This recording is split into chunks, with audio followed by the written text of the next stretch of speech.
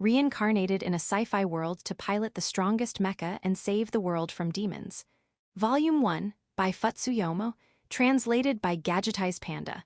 Audiobook by Masquerade at Masquerade Audiobooks. Prologue 1. Special Duty Second Lieutenant, the mission start time is 0900. Please begin the operation. Understood. The mechanical voice echoed through the cockpit in a calm, robotic tone. Whether you find it dull or atmospheric depends on the person. As for me, I'm someone who thinks it adds atmosphere. I've heard that some units have their own navigators who report the situation in real time, but we're just a test squad, so we don't have that kind of personnel. Besides, I haven't been trained to follow detailed instructions based on the situation or to coordinate with people from other units. So even if they gave me a dedicated navigator to issue orders, I wouldn't be able to keep up. And to be honest, hearing a machine's voice motivates me more than a human's, so I don't really need a navigator for now. Additionally, since I'm still just a student, unexpected communications could throw off my concentration, so I can't talk to other units right now. The only exceptions are the command center and the head mechanic, Megami-san, who's monitoring me and this machine from the garage, where the maintenance team is on standby. So if any issues arise, I'll be contacted by either the command center or Megami-san. If there's no problem, the mission will start as planned. And now, the scheduled time has come. No word from the command center or Megami-san. In other words, the mission begins. All right, let's do this. This is my second time in live combat. Well, considering the last time was just a test, this is my first true battle. To say I'm not nervous would be a lie. But at the same time, I can feel a strange excitement rising within me. I didn't think I was the type to enjoy life-or-death combat, but hey, if I got reincarnated into a world with robots, I'd be wasting it if I didn't pilot one, right? Wanting peace, yet finding excitement in the battlefield. I can't help but think how twisted I am, but that's something to analyze later. For now, I need to switch gears. I've got more pressing matters to attend to. This is Special Officer Kawakami from the 2099 Special Forces Unit. The mission start time has come, and I'm beginning the operation. The monitor shows the beach ahead. Normally a peaceful spot, it's now swarming with all kinds of monsters landing ashore. As for their numbers, well, a lot. Even though we've deployed our forces, if the monsters fully prepare their formations, they'll be a serious threat. Depending on the situation, we might be overwhelmed, even with our numerical advantage. Monsters are that terrifying. But this isn't a sports match. This is war, where both sides fight for survival. There's no reason to wait for the enemy to get ready. Target confirmed. There's nothing cowardly or underhanded about it. Preemptive strikes are fair game. My target is one of the large ones, freshly fatigued from swimming across the Sea of Japan. Sorry to catch you when you're tired, but hey, it's just business. Elimination starting. I launch my machine into the air and fire a greeting shot straight at the biggest one in front of me. Abew! The large monster lets out a pitiful death cry as it explodes. Seeing their comrade crumble to pieces, the remaining monsters finally realize they've been sniped. In response, they all begin firing in the direction the shot came from, where I was just moments ago. The distance between us is about 7 kilometers. My shell travels at roughly Mach 2, so it takes about 10 seconds to reach them. In contrast, the monster's artillery moves at around Mach 1, meaning their counterattack will take about 20 seconds to hit. While that's double the time, 20 seconds is still not long enough to evade. Not even for the Kusanagi model, which has decent mobility, let alone the slower Yoichi models. Your reaction is the right one, at least it would have been until now. With the Yoichi model focused on firepower, avoiding monster counterattacks would have been impossible. With the faster Yatsufusa model, I might have dodged, but I wouldn't have had the firepower to take down the large ones in a single hit. And with the Kusanagi model, which is mediocre in both mobility and firepower, I would have been neither able to avoid nor destroy the monsters. If dodging isn't an option, how about defending? The answer is no. Even if I could withstand a single attack from one monster, there's no armor or defense mechanism that can block the combined firepower of multiple monsters. So I can't dodge, and I can't defend. That leaves only one conclusion: The brave sniper who takes out the large monster will be vaporized by the monster's counterattack. That's what everyone thought. It was common sense until now. But today, that common sense is being overturned. Thanks to a new machine, created by some crazy engineer, it surpasses the mobility of the Yatsufusa model and the firepower of the Yoichi model, successfully balancing both. Sorry, but I'm not there anymore. There's no need to dodge. I'm not in the place where the monsters are aiming their artillery. Ag. Ew. The monsters roar as they fire into empty space. Honestly, they're full of openings. So many targets to choose from. Beep. The second shot. As planned, I take out the second biggest one. That's the end of the 30-meter class. Next up are the 25 and 20-meter ones. Bigger means stronger. For now, I've been able to attack them one-sidedly by moving and firing simultaneously, but there's no guarantee they won't adapt to my tactics. That's why I'm taking out the ones that pose the greatest threat first. Of course, the 25-meter and 20-meter ones aren't weak either. One hit from them and I'd be dead all the same, so there's no time to relax. To survive, I have to crush as many of them as I can, while I still can. I'll put you out of your misery. Bang! 222. Kaijora. They still haven't adapted to my movements. The monsters continue their aimless counterattacks, and I keep shooting and shooting and shooting. No way the latest model is gonna lose. Let's go. Thud. Oris. Dio. Jump, shoot, move horizontally, shoot while falling.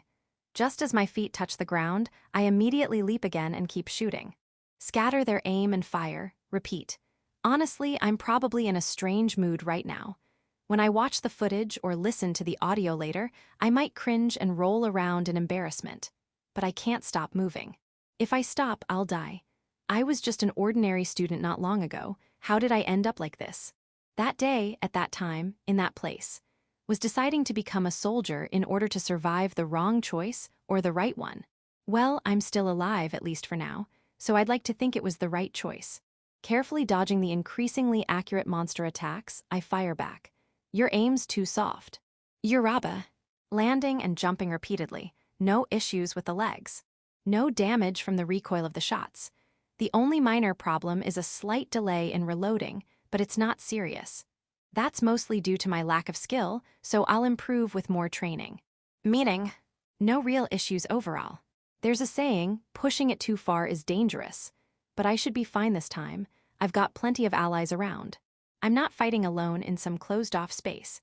In fact, the people fighting around me are all veteran pilots, with far more experience than a student who's only been a pilot for a few months like me.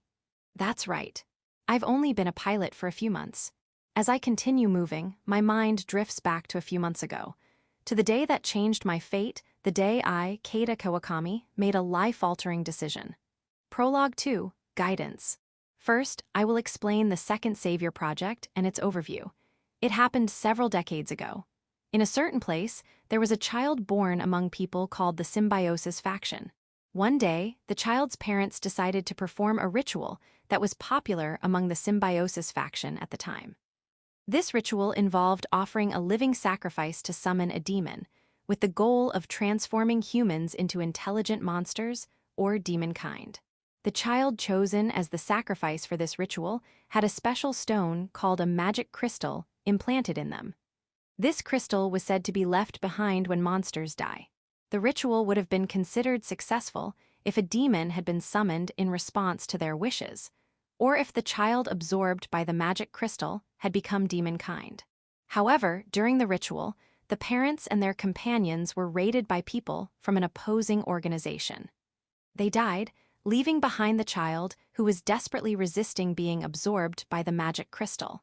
The suffering child, who had been used in the ritual, was then rescued by the people who had raided the place. Born with an exceptionally strong and resilient life force, the child would normally have had both body and mind consumed by the magic crystal, becoming a mindless monster. Instead, the child managed to absorb the magic crystal. This surprising turn of events caught the attention of the superiors of those who had raided the ritual site and rescued the child. In other words, the upper echelons of the National Defense Force. The child gained special abilities from absorbing the magic crystal. As a result, they willingly cooperated with various experiments as a collaborator with the National Defense Force for the future of the nation, no, for the future of humanity. Over the next decade or so, using the data obtained from the cooperative child, the National Defense Force succeeded in developing a relatively safe artificial magic crystal. This became the greatest achievement of the Second Savior Project. Now, those who are compatible with these artificial magic crystals serve as the main force in national defense. Those of you who are magic crystal compatible, remember to be grateful to the original child, as they are called. Now, the effects of the artificial magic crystals developed by the National Defense Force can be broadly divided into two categories. One is a pseudo-item box. Although the exact mechanism is unclear, the magic crystal can retrieve items equipped by the mech it's linked to. If you attach a box to your mech and fill it with food and water, resupplying becomes easy. Please give it a try. Especially water infused with magical power, which can also serve as fuel for the mech, is very useful. However, once food and water are placed in the magic crystal, they become infused with its power. This means only the user can consume them, and they can't be used as fuel for other mechs due to rejection reactions. Please note that this only enhances the user's own combat sustainability. An additional note of caution. While there are no limits to weight or volume in the pseudo-item box, the user does gain weight when storing items. Specifically, 11000 of the total weight of the stored items is added to the user.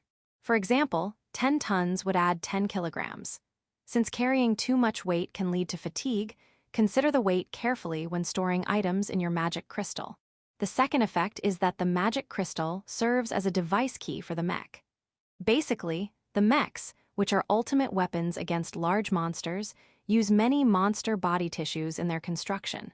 However, since the constructed mech is essentially a collection of dead parts, the magic crystal harbored by the pilot is necessary to move it. Incidentally, even without a pilot, a mech will move if it has a magic crystal, but in that case, it will just rampage around until it breaks. It's only natural, as giving fuel to a corpse without a clear will results in mindless action. However, this can be an excellent means of sabotage when considered as interference from others. Therefore, make sure to keep anyone other than yourself and maintenance personnel away from your mech. This concludes the basic explanation of magic crystals and the mechs that utilize them. For any further information, please consult the person in charge of your respective organization. Lastly, we sincerely hope that you, who have successfully adapted to the magic crystal and become one of humanity's saviors, will encounter good battles. Chapter 1: The Night Before Enrollment. In the end, it's just a story about a child who was forcibly implanted with a magic crystal by their parents' reckless actions, accidentally succeeded in incorporating it, and was then thoroughly experimented on by the military. After finishing the mandatory guidance video that everyone must watch before the interview with the personnel officer following the enlistment exam, I silently voiced what anyone who had seen it would think. Well, thanks to him, I can now fight too. I suppose I should be grateful for that. Offering a silent prayer to the child who would come to be called the original, I reflect on my current situation. My name is Kada Kawakami. I'm currently 15 years old, about 170 cm tall, with black hair and eyes. I don't think I have any particular distinguishing features. Just your average boy, really. If there's anything different about me, it might be that I have faint memories of a past life. Thanks to these memories, I was treated as a genius for a while, but not so much anymore. However, as the saying goes, a prodigy at 10, a talent at 15, and just ordinary after 20. So being considered a fairly exceptional child even at 15 isn't all bad. Especially, understanding the meaning and value of effort correctly from before starting elementary school was incredibly significant. It's undoubtedly the reason I'm still alive today. As for my parents, they're gone. They died last year, caught up in a war with the demon race during a business trip to Thailand or Vietnam, leaving behind my sister, who's 3 years younger than me. After our parents died, we received a small compensation from the government and the company they worked for, but that was it. Well, given the current state of the world, I suppose we should be grateful to have received any compensation at all.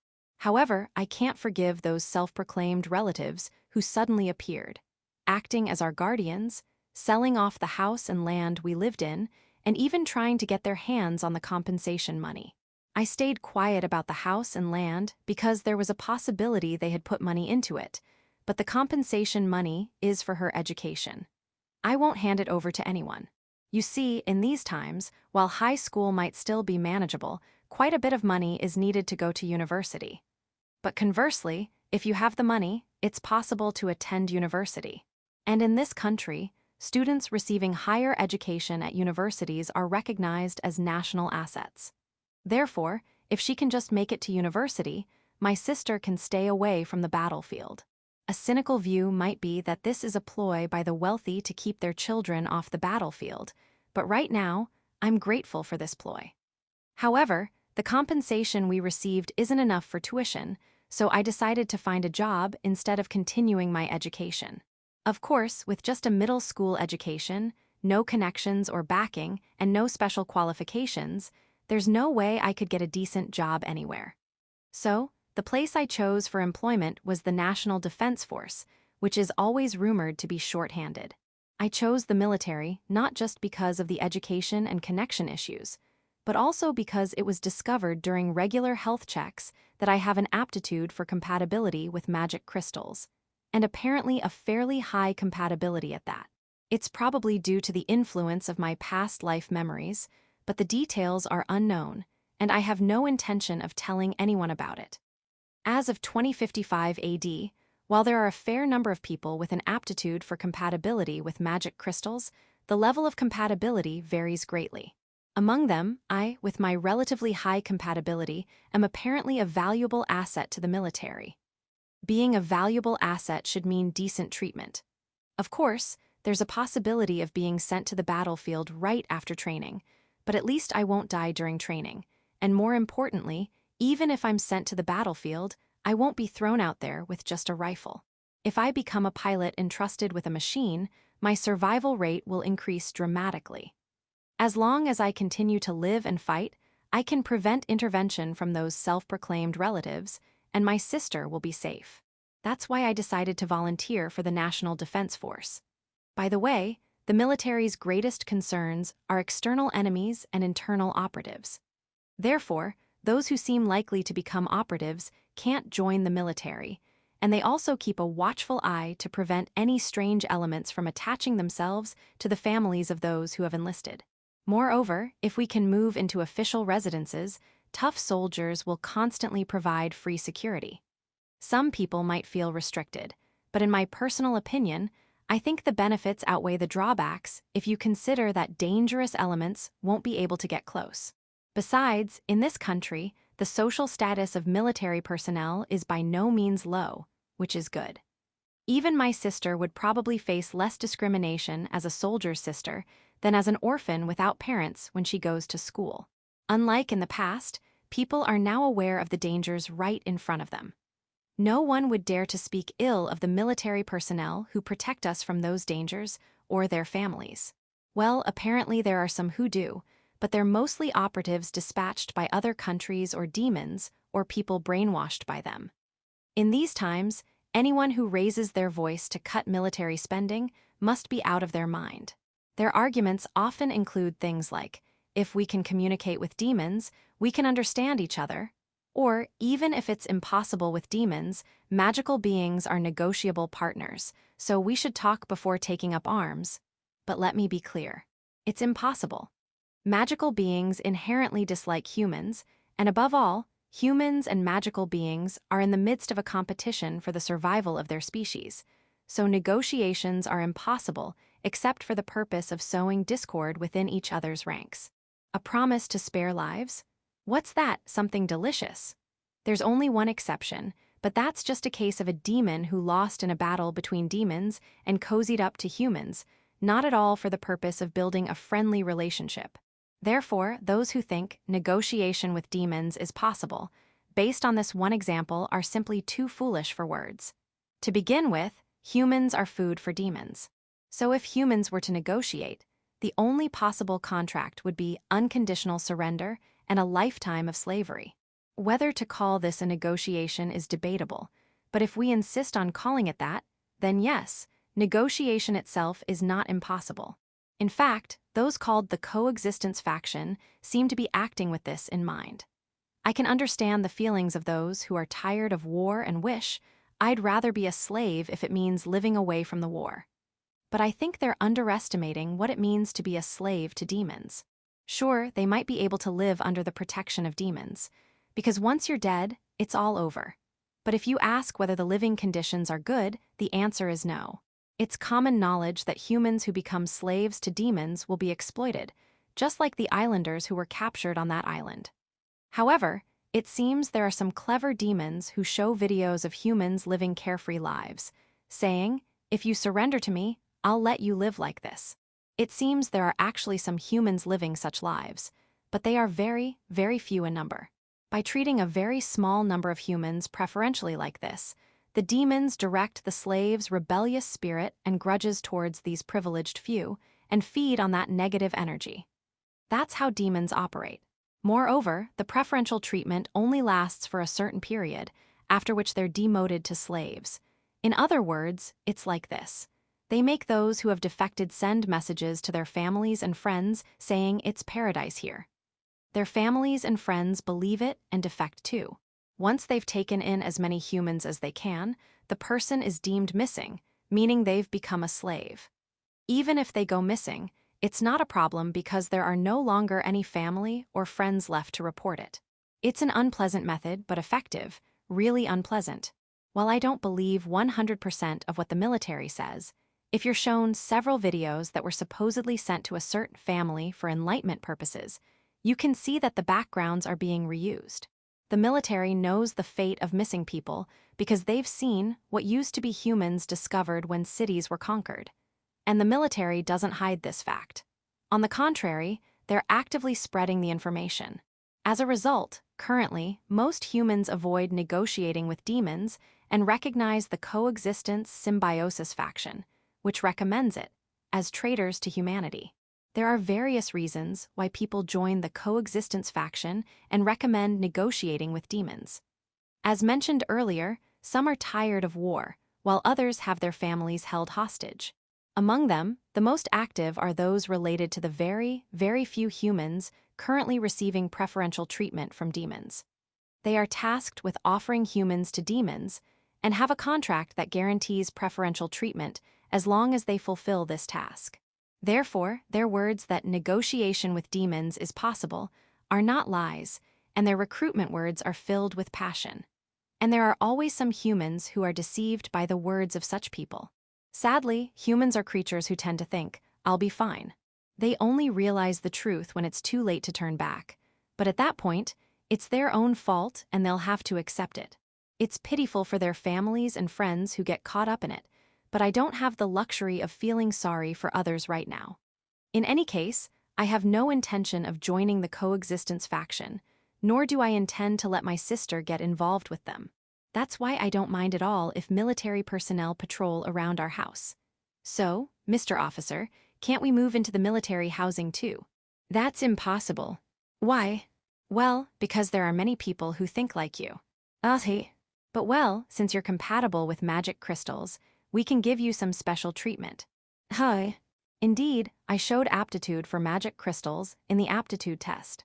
But if they were going to give me special treatment for that, they would have said so from the beginning. However, sweet words after a denial are usually a red flag if you think about it normally. There's always a catch to a good deal, right? But in this situation, I don't have the option of not listening. Right now, I'm as green as they come, and I'm just a kid with no backing whatsoever. What would happen if such a kid were disliked by the HR officer? It's not hard to imagine. What specifically do you mean? Well, I'll listen to what they have to say for now. If it's too awful, I can always refuse. Good, that caution is commendable. Even after you're officially assigned, remember to maintain that skeptical attitude towards everyone's words. Of course, your direct superior is an exception. That's sarcastic, I get it. Yes. I'm sorry. I wasn't being sarcastic, I was genuinely praising you, but never mind. Steeling myself with a grin and bear it mentality, I asked. The HR officer, likely seeing through my intentions, explained with a wry smile.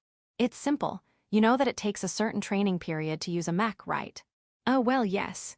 Of course. Even getting a driver's license takes a month, though that's partly for the profit of driving schools, so it's obvious that mechs, which are more difficult to operate than cars, would require more time. Basically, the military recommends mastering skills at training facilities. It's better for unit coordination training too, but for young people like you, it's different. It's recommended to send you to military school to gain a certain level of education and skills before assignment. So rather than putting a child with no physical strength, knowledge, or teamwork experience into a unit for training, you want to give them at least basic common sense and abilities before enlistment. I understand the feeling. It's troublesome to teach the very basics, and more than anything, they probably don't want to deal with the hassle of educating overconfident kids just because they're compatible with magic crystals. Frankly, that's correct. Additionally, it's easier to determine aptitude and make subsequent deployments if we assess at military school, right? That's true. I can't say anything else. Report cards, or rather in this case, recommendation letters. It's easier for superiors to recruit with those, and it makes education after deployment easier too. The usual attendance period is 3 years. There's a small salary too. And while birth and upbringing aren't completely irrelevant, the highest priority is compatibility with the mech. Furthermore, military school also includes officer education, so you can join as an officer upon graduation. Really? I can get paid and even get promoted without any backing. This is great information. I wouldn't lie about something like this. Also, if you attend military school, you'll live in the school-designated dormitory. However, these days, there are many cases like yours where people want to live with their parents or siblings. We have 3 DK and 2 DK rooms available. There are elementary and junior high schools nearby, so your sister won't have trouble finding a school. Oh, I see. This is clearly the military's way of securing talent, but for me right now, that's exactly what I want. No problems here. What do you think? If you wish, I can start the procedures for you to enroll in military school. Military school, I choose you. Please, I'd appreciate that. I see. Then let's proceed with the paperwork. Do your best. Yes, thank you for your advice. There's no way I'm going to miss this unexpected opportunity. I'm going to ride this wave. At this moment, I was too elated and took the officer's words at face value, failing to notice. I didn't notice the officer's sly grin when I declared I would attend military school. I didn't realize how unnatural it was to receive a salary just for attending school.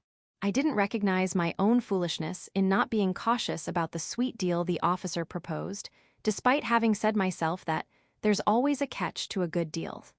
At that time, I truly didn't notice anything. Section.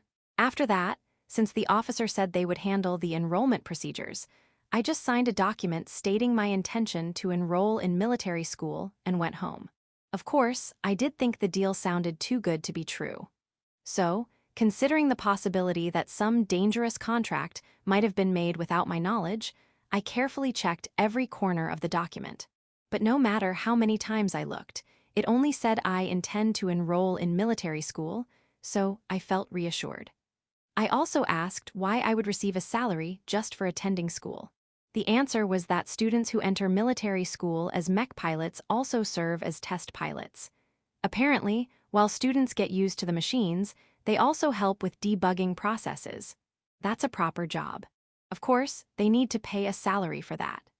There's a possibility that the place I'm going to is actually an experimental facility under the guise of a military school, but surely proper military personnel wouldn't deceive a child who wants to enlist and send them to such a place. If it turns out to be that way, I'm not just any kid. I'll make sure it becomes more than just a scandal. With that determination in my heart, I returned to the 30-year-old apartment 2K layout, 40,000 yen rent, no guarantor required where we had to move after our relatives sold our house. I'm home. Now I'm about to face my next challenge. That is persuading my sister, Yuna. Welcome back. How did it go? Basically, my sister, Yuna, is against me joining the military. That's understandable. After all, from Yuna's perspective, I'm throwing away my own happiness to join the military just so she can go to school.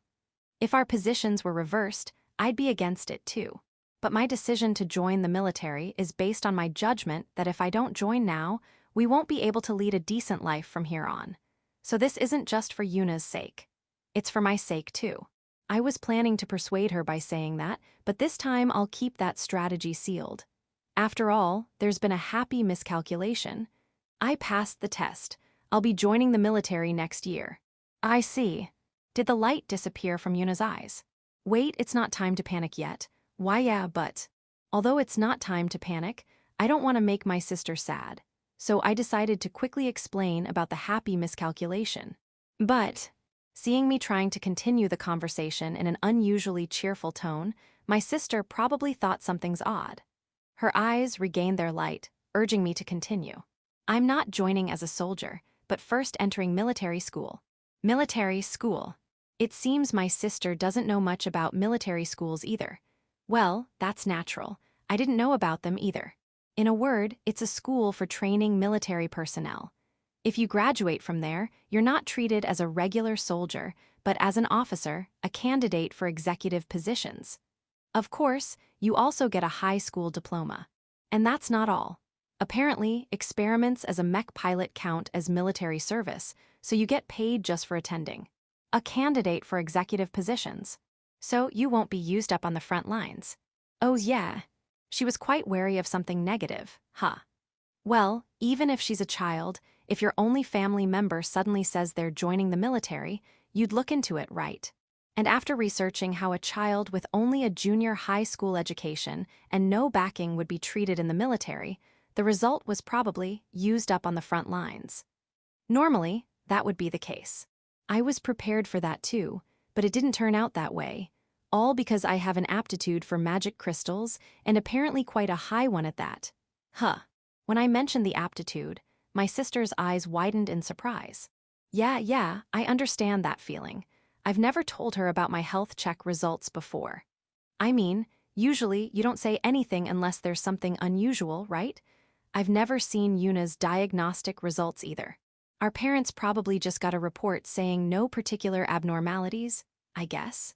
Anyway, although research on artificial magic crystals has progressed and more people are becoming compatible with them, it's still said that only 1 in 1,000 people is compatible enough to actually operate a mech, making it quite rare and valuable. Even Yuna probably wouldn't have thought that her own brother would be that 1 in 1,000.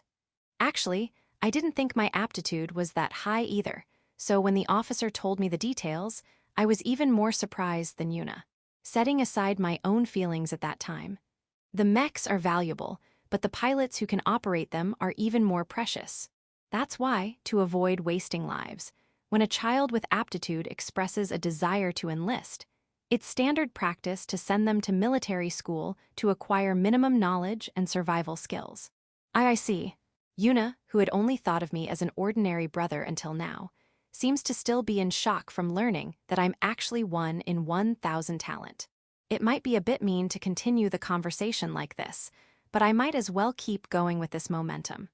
So, when attending military school, you need to enter a dormitory managed by the military. That means we'll be moving from this apartment to their next year. Of course, you'll be coming with me as family. We're moving. Yeah, there are various circumstances, including confidentiality concerns. And with that, elementary school, well, you've already graduated, so that's not a problem. But you'll be going to a different junior high school than we originally planned. That means I'll be going to school near where we move, right? That's right. I feel bad that you'll have to leave your friends, but friends are the most important thing for kids this age.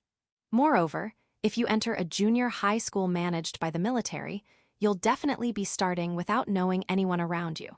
In contrast, other kids will already have connections with each other from military families.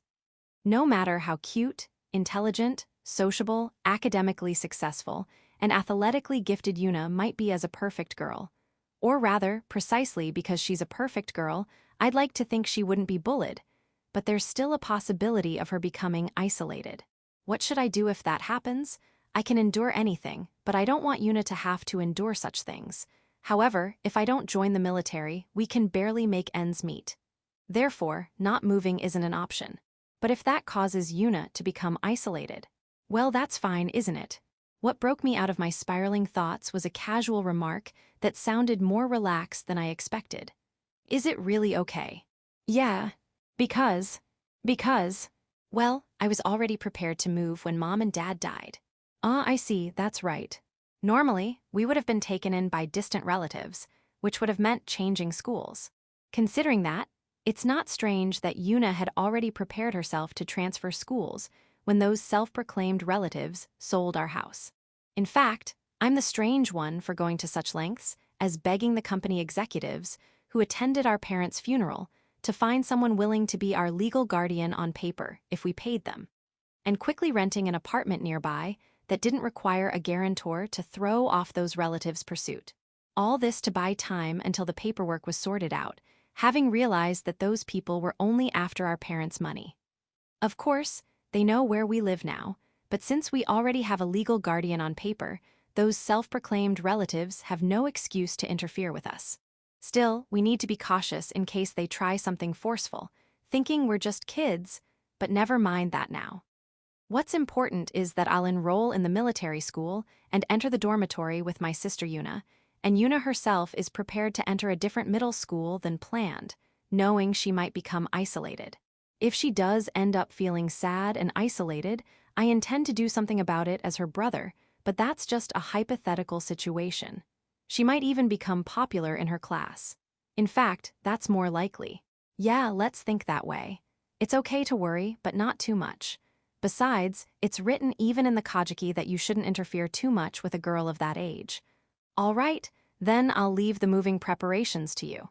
I want to move right after your elementary school graduation, so please prepare accordingly. I want to act before those self-proclaimed relatives can meddle unnecessarily.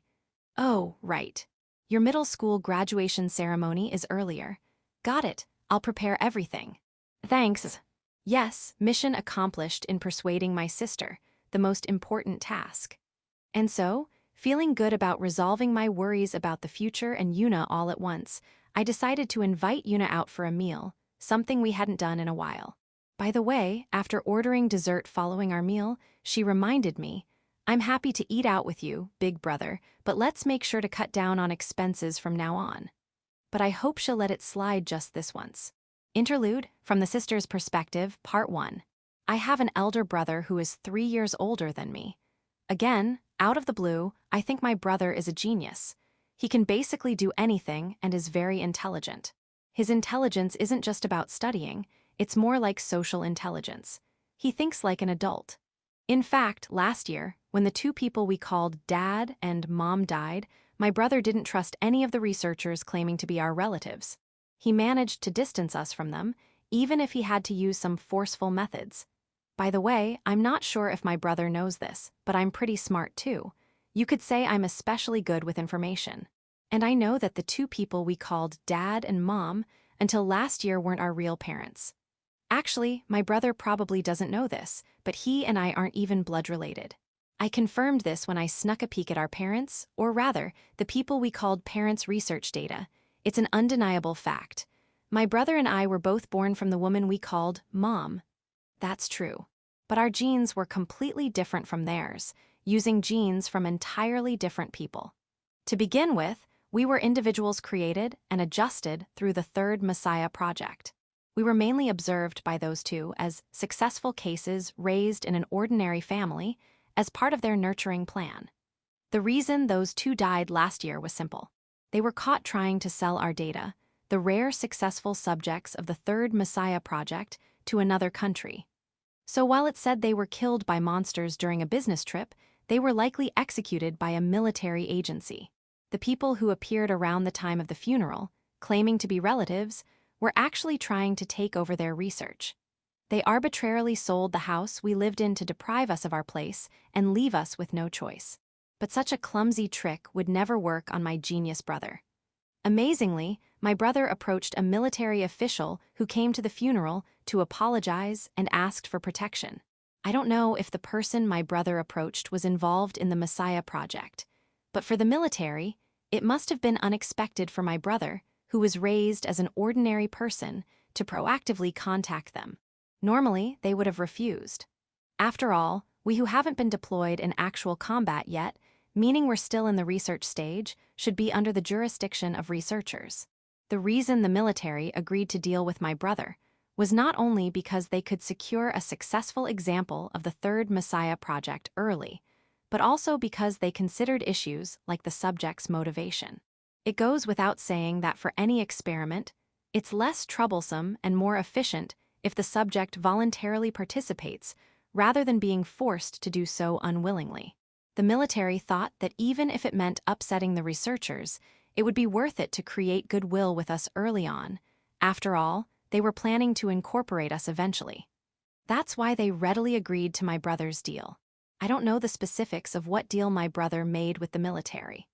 But judging from the fact that our living environment didn't change much aside from moving to a nearby apartment, I think what my brother asked for was probably some money and a promise that researchers wouldn't interfere with me until I reached a certain age.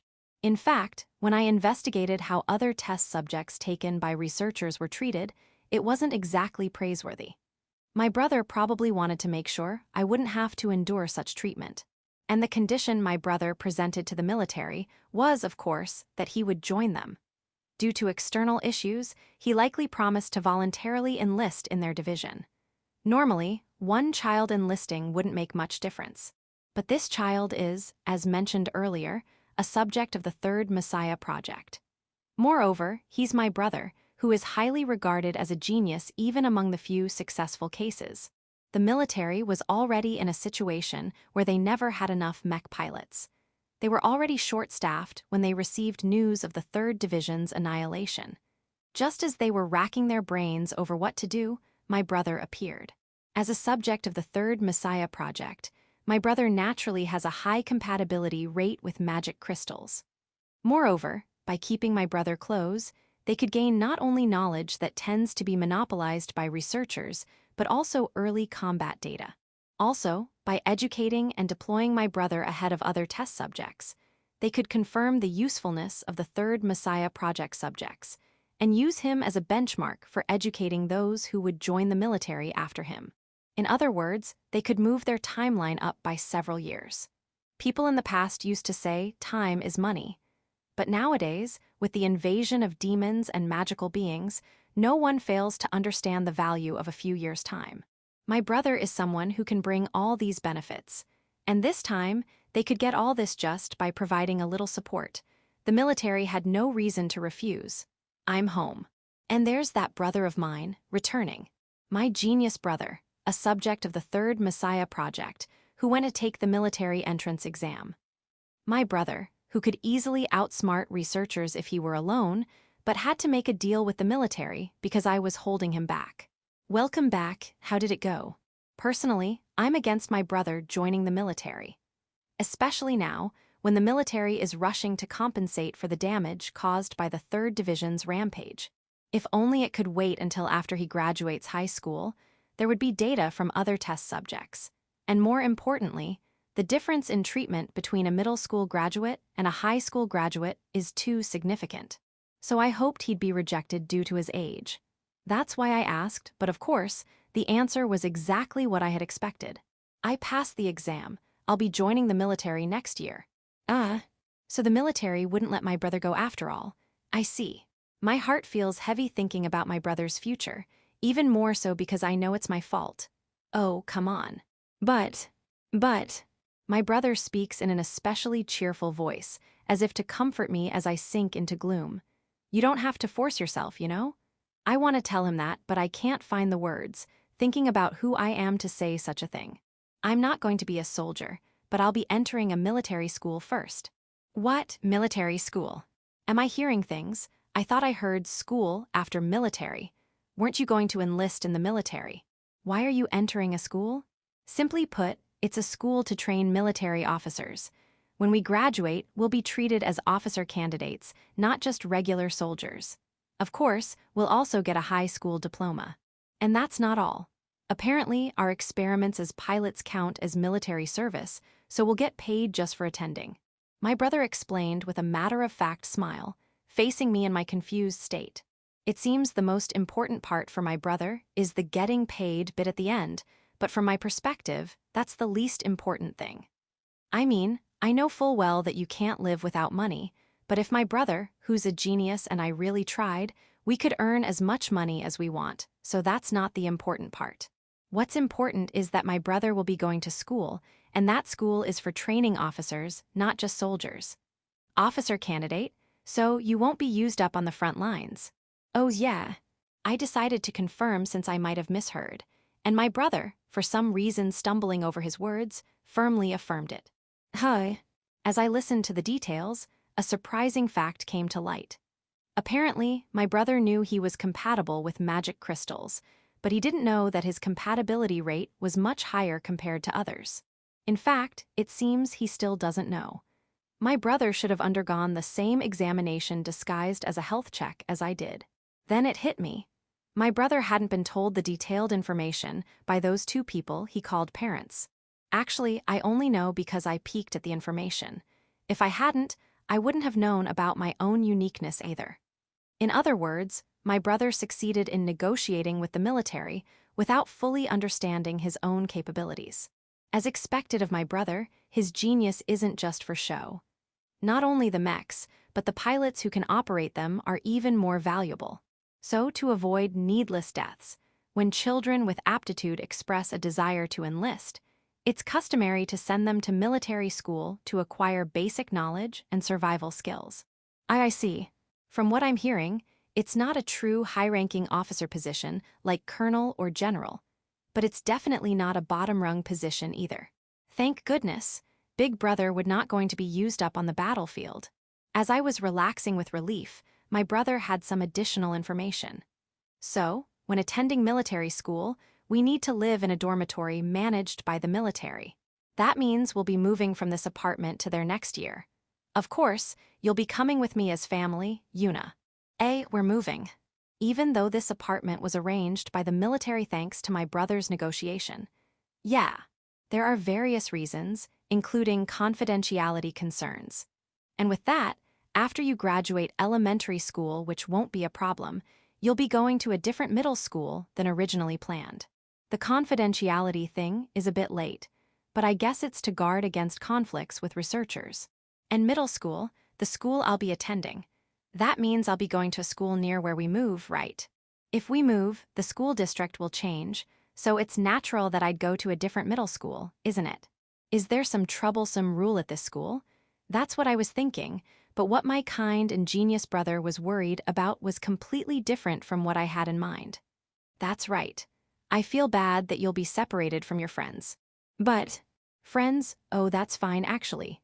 I answered immediately without thinking, because when you say friends, there are only boys who pester me unnecessarily and girls who get on my nerves, saying I'm getting cocky. Recently, it's become troublesome with boys trying to act nice by saying, "Poor thing, your parents died," and girls trying to assert dominance over me. To be honest, I'm happy just to be able to distance myself from those people. Are you sure? Of course, I couldn't say such things to my brother. Yeah, because, well, those people. I was prepared to move when Dad and Mom died anyway. I see. That's right.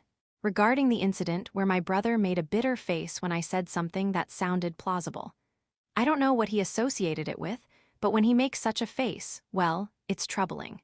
I tried to comfort him, but the desire of "it's rare to see brothers suffering" face welled up, and unable to resist that desire, I savored the sight of my brother's face for a moment. All right. Then I'll leave the moving preparations to you. I want to move right after your elementary school graduation, so please prepare accordingly. Oh, that's right. Your middle school graduation ceremony is earlier. Got it. I'll prepare.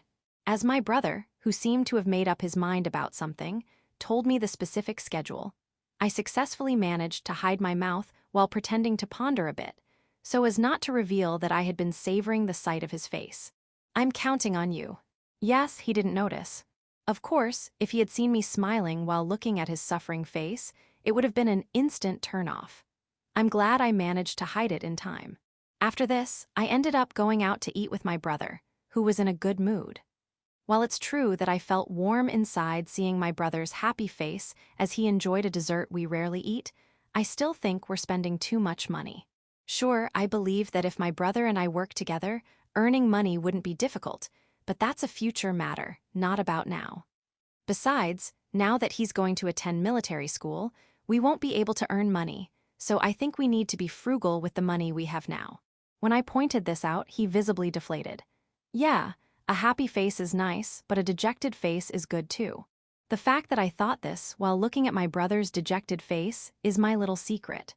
Chapter 2. Enrollment and various matters. It's huge no matter how many times I see it. Though it was only the second time.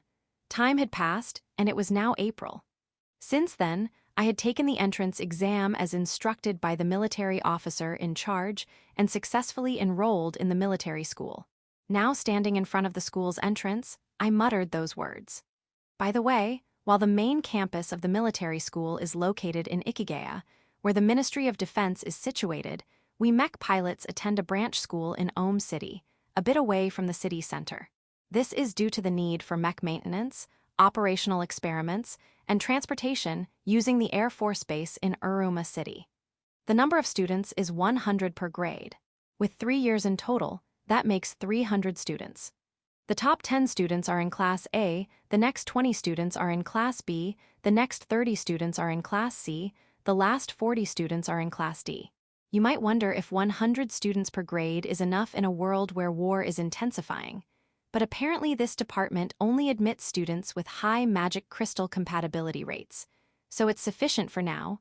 Of course, they want more students with high compatibility rates, so the more, the better. Among these, students in classes A and B are considered to have compatibility rates high enough to fully utilize the mechs. Students in classes C and D can use them too, but their performance apparently drops. There's a system where students can be promoted to Class B or A if they're recognized to have improved during their time at school.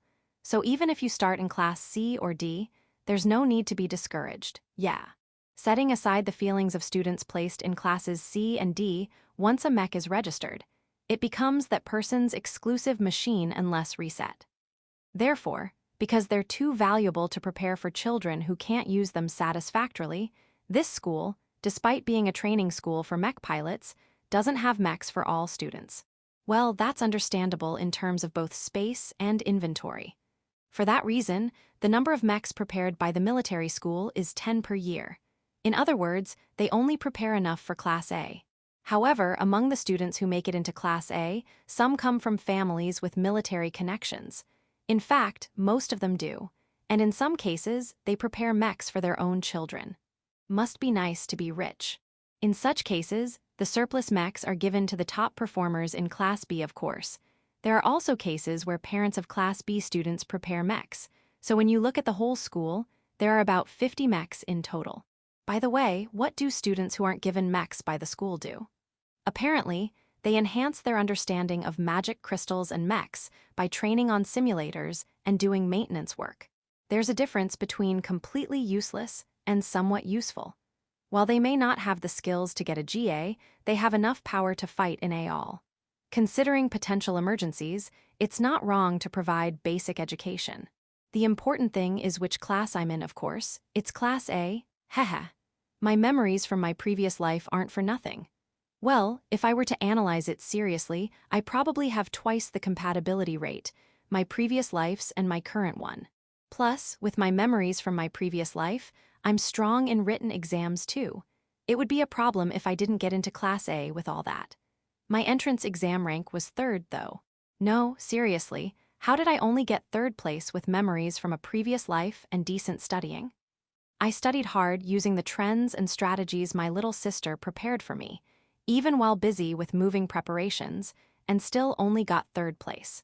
If I had gotten 2nd place, I could have brushed it off thinking, I guess there are real geniuses out there. But 3rd place. At this point, with 2 people above me, I feel like I've hit my limit these days. Well, let's go.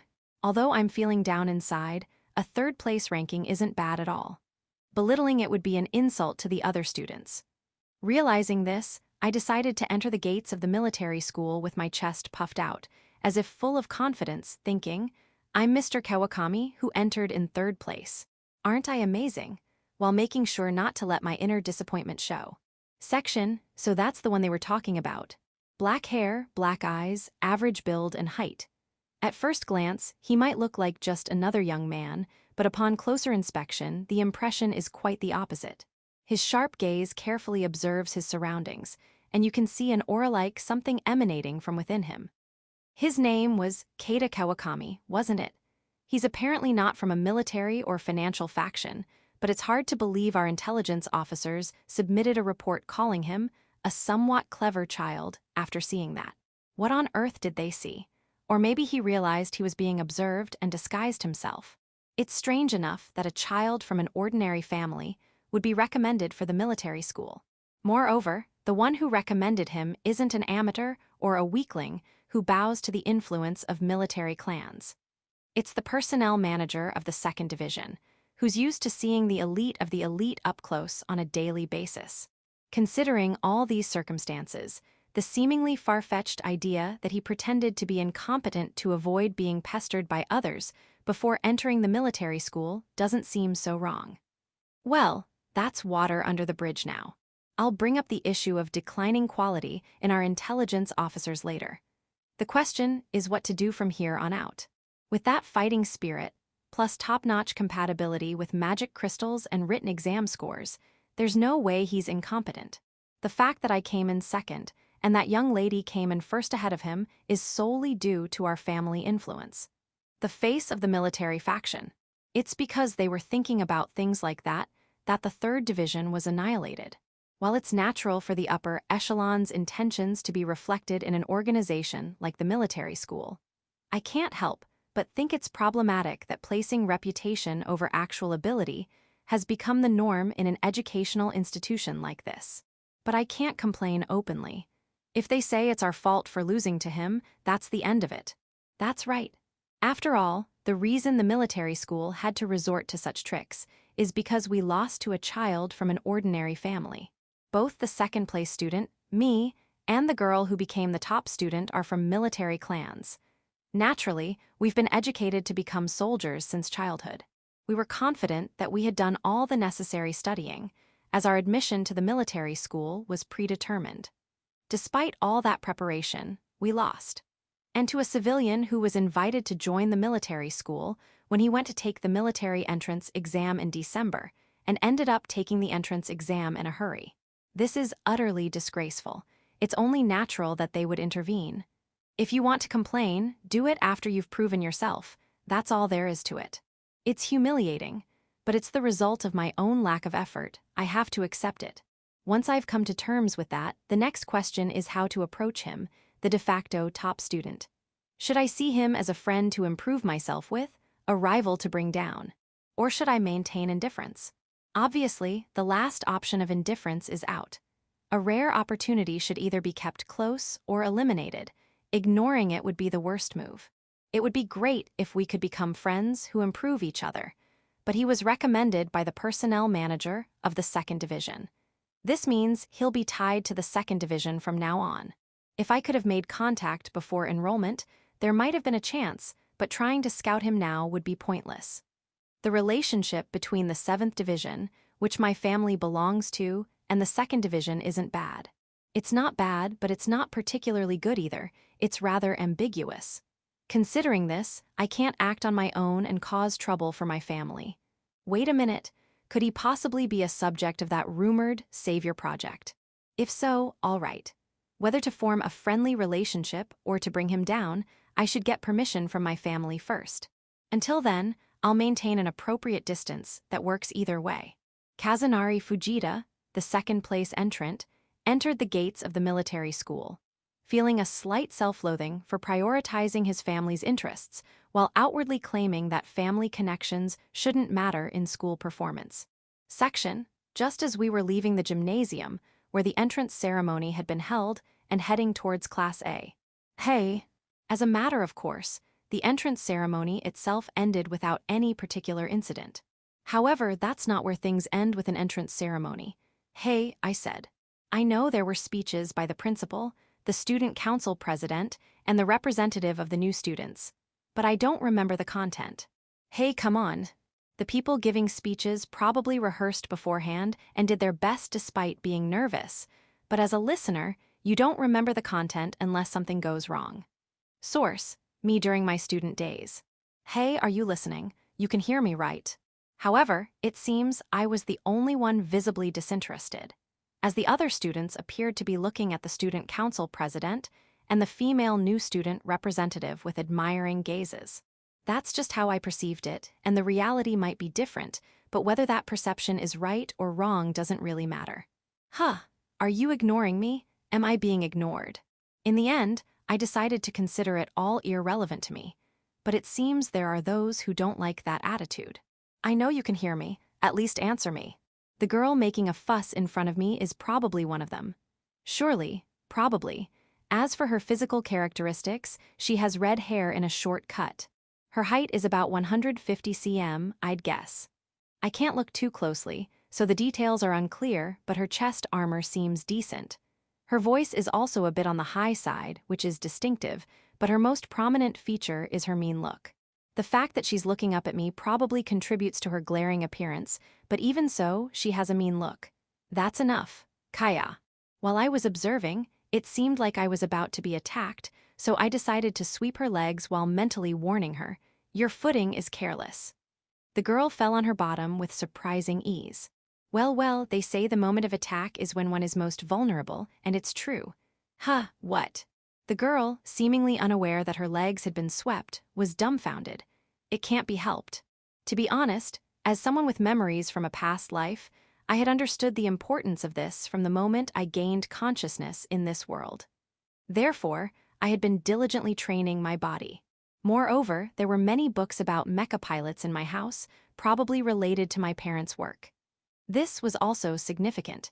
In every book, it was repeatedly emphasized that imagination is crucial for piloting a mecha. If you can't imagine it in your physical body, you won't be able to do it as a mecha pilot.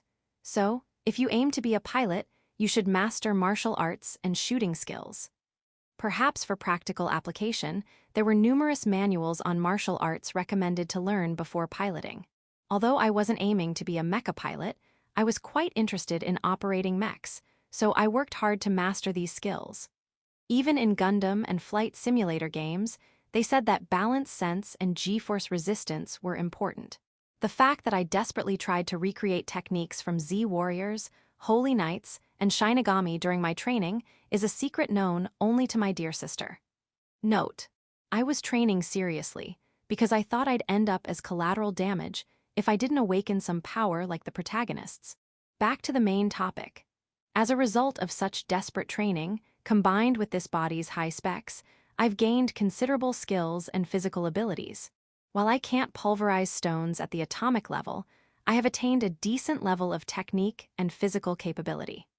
Therefore, using my current abilities to their fullest, it was as easy as a dream on a spring night to sweep the legs of a girl who was barking without paying attention to her footing. What happened? The girl still couldn't comprehend what had occurred and was flustered, sitting there with her bottom on the ground. As I was about to taunt her with a cool, "It's nothing," like a certain assassin, I noticed something. I caught a glimpse of a vivid white that reminded me of double cherry blossoms in full bloom. It was white. Due to her position and our relative locations, I unavoidably, truly unavoidably, saw the color of that flower, and it was indeed white. At this point, a boy of that age might take some action. But I'm different. Regardless of my outward appearance, I'm a gentleman of considerable age on the inside. Moreover, I have a sister now, and I do the laundry, so I'm used to seeing girls' underwear. So what's the big deal about seeing a girl's underwear at this point?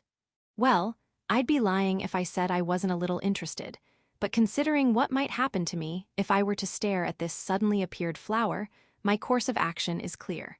Kada Kawakami is going to coolly walk away. Hey, wait a minute. She's saying something, but I don't care. I'm coolly walking away. Junji, did you see it? No, I didn't. How about you, Kazunari? Me neither. But she didn't just fall on her own, did she? Probably not.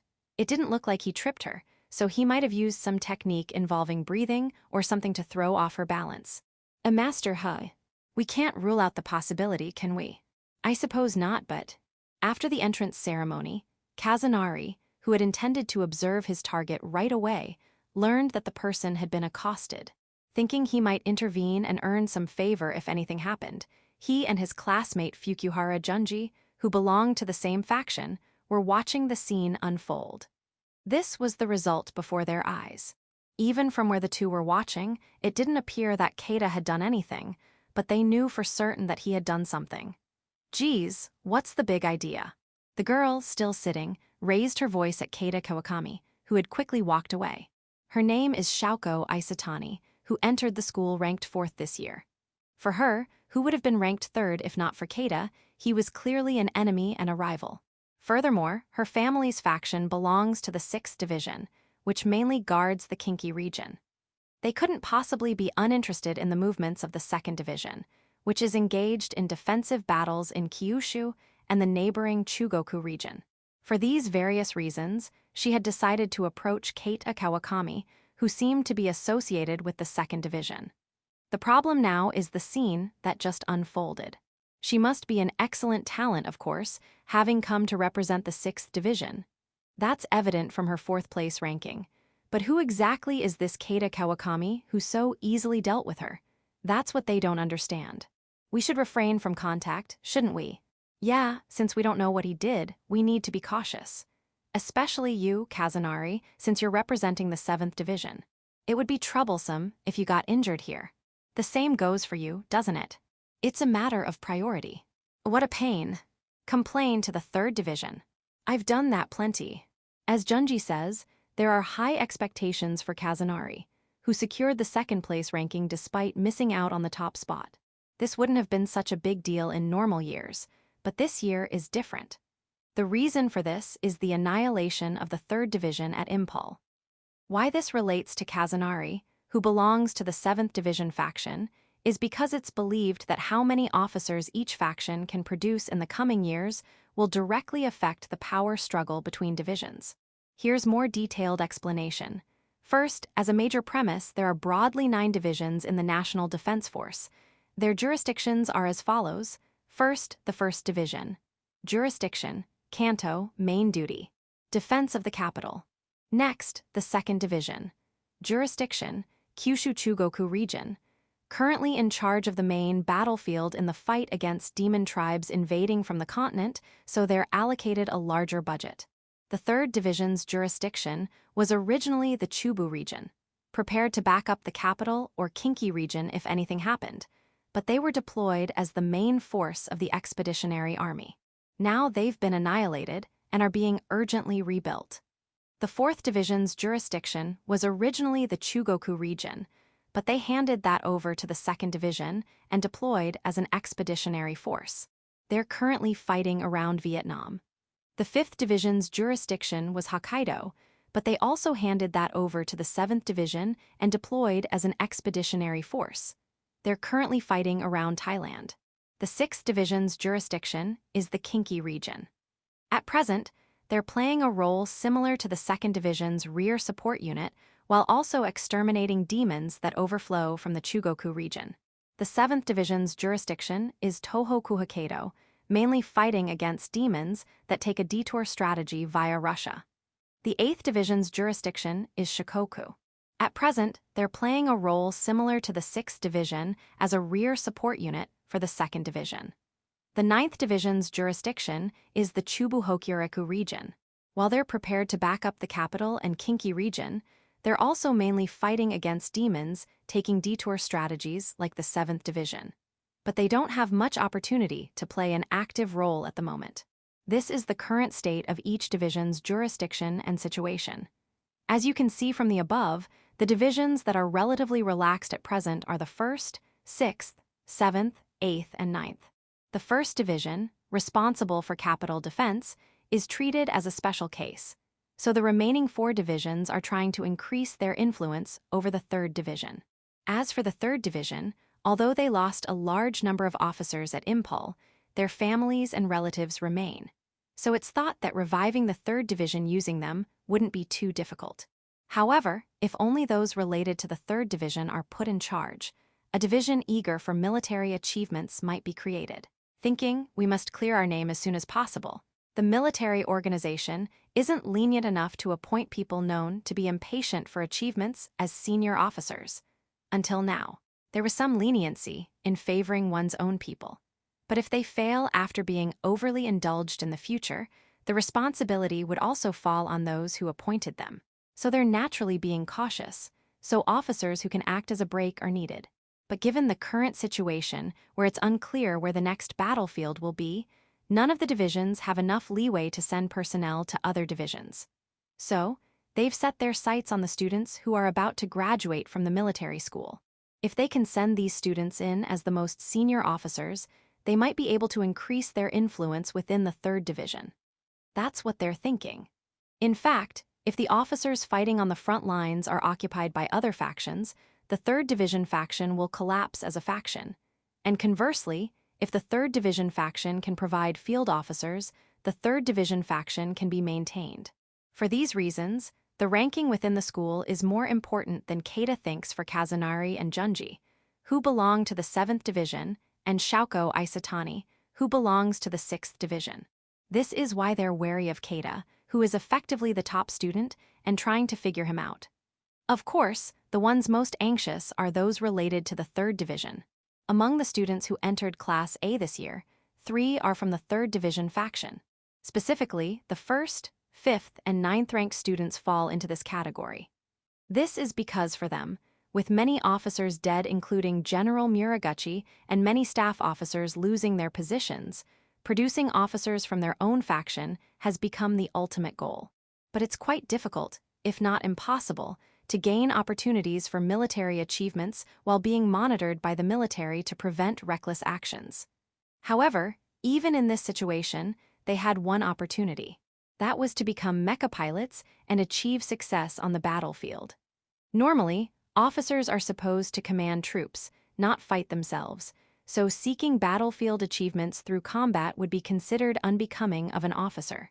However, it's also a fact that since ancient times, soldiers won't follow those who don't fight on the battlefield themselves. Therefore, the current 3rd Division has adopted a policy of first having officers gain battlefield experience and achieve military merits, while simultaneously educating field grade and general officers. As a result, even the young lady from the faction, who was originally supposed to attend a prestigious school for nobles and aristocrats, ended up enrolling in the military school this year.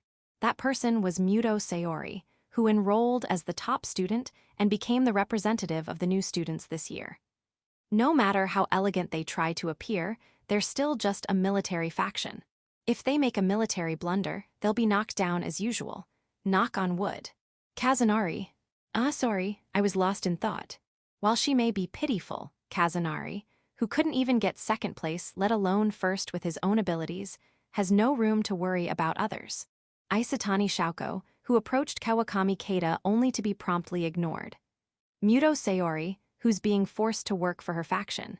Should I revel in schadenfreude at their situations, or take them as cautionary tales and discipline myself? My future will be decided here. Of course, Kazunari chooses the latter. After all, despite giving it his all, his entrance exam results weren't 1st place but 2nd, and even that was obtained through the faction's influence. Kazunari isn't detached enough to be proud of such a thing, thinking 2nd place is 2nd place, no matter how it was obtained. Honestly, it throws me off balance. In Kazunari's line of sight as he disciplines himself, he sees Isatani Shouko, who has stood up but still looks unsatisfied.